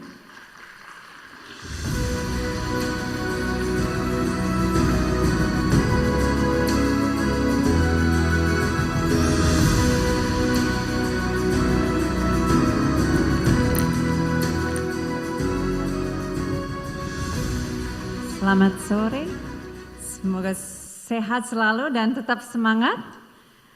Yang saya hormati Ibu Endang Sulastri, Direktur Pendidikan Tinggi, Ilmu Pengetahuan dan Teknologi Bappenas yang hari ini diwakili Pak Brian Pratista. Yang saya hormati Pak Heri Kuswanto, Direktur Bina Talenta Research dan Pengembangan, Kemdikti Saintek. Yang saya hormati Ibu Ajeng Arum Sari, Direktur Manajemen Talenta BRIN. Yang saya hormati Ibu Amelia Fifield, CSIRO Director Southeast Asia, dan semua distinguished representatives from BRIN, the Ministry of Higher Education, Science and Technology, the Australian Embassy Jakarta, and CSIRO. Good afternoon. As we conclude today's symposium, I would like to sincerely thank all speakers, moderators, participants, and partners for the valuable discussions and insights shared throughout the day. Today's symposium reflects the strong and growing collaboration between Indonesia and Australia in research science, technology, and innovation. Through the partnership between BRIN, MOHES, CSIRO, DFAT, and Connexi, we continue to strengthen not only institutional collaboration, but also the exchange of knowledge, expertise, and practical approaches to science and innovation management.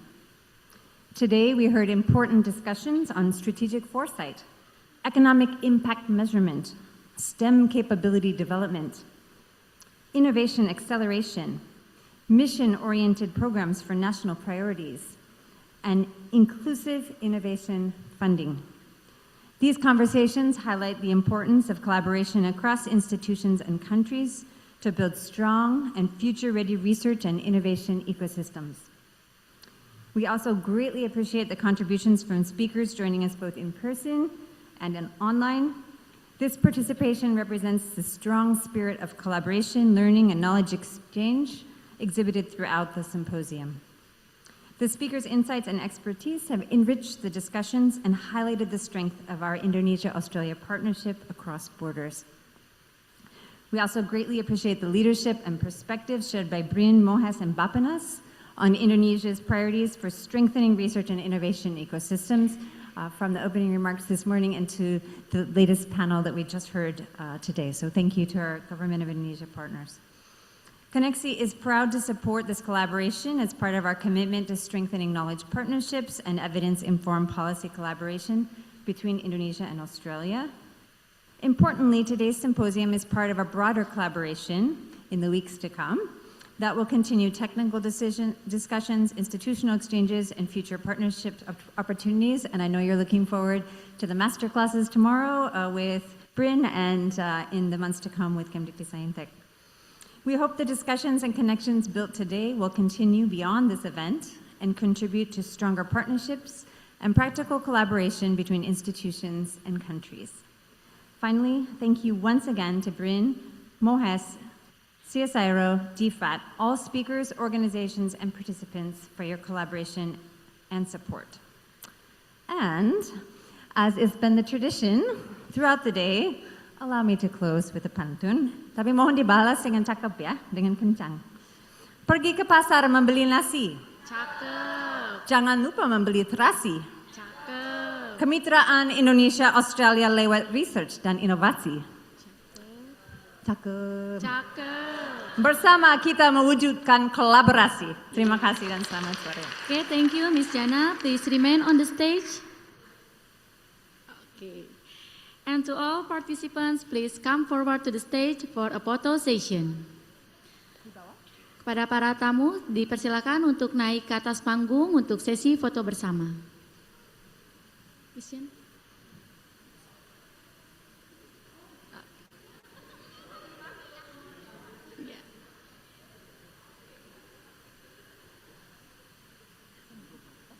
Dipersilakan kepada Bapak Ibu untuk naik ke atas panggung untuk sesi foto bersama sebelum penutupan.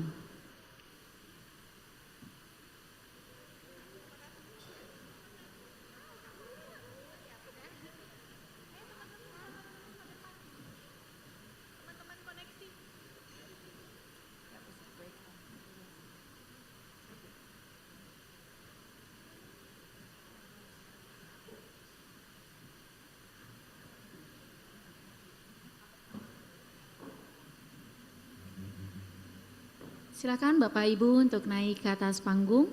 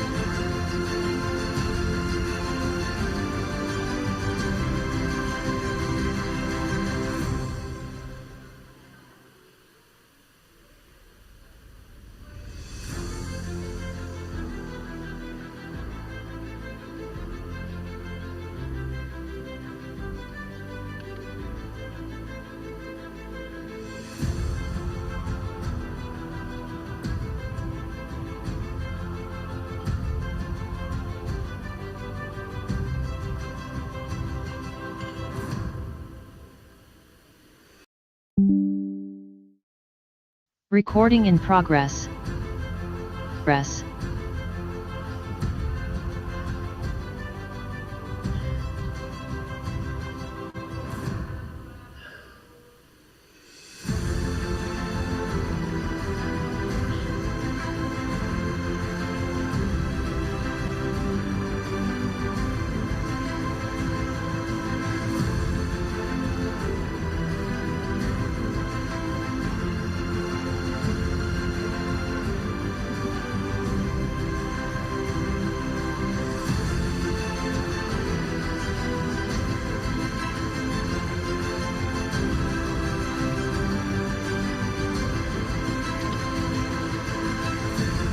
Oke, terima kasih Bapak Ibu.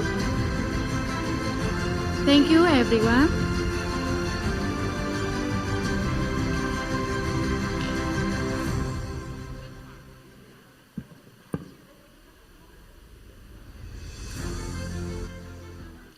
On behalf of Brin, Mohes, Sairo, and the entire organizing committee, we would like to express our appreciation to all distinguished speakers, moderators, and participants for your valuable time and active participation throughout today's symposium.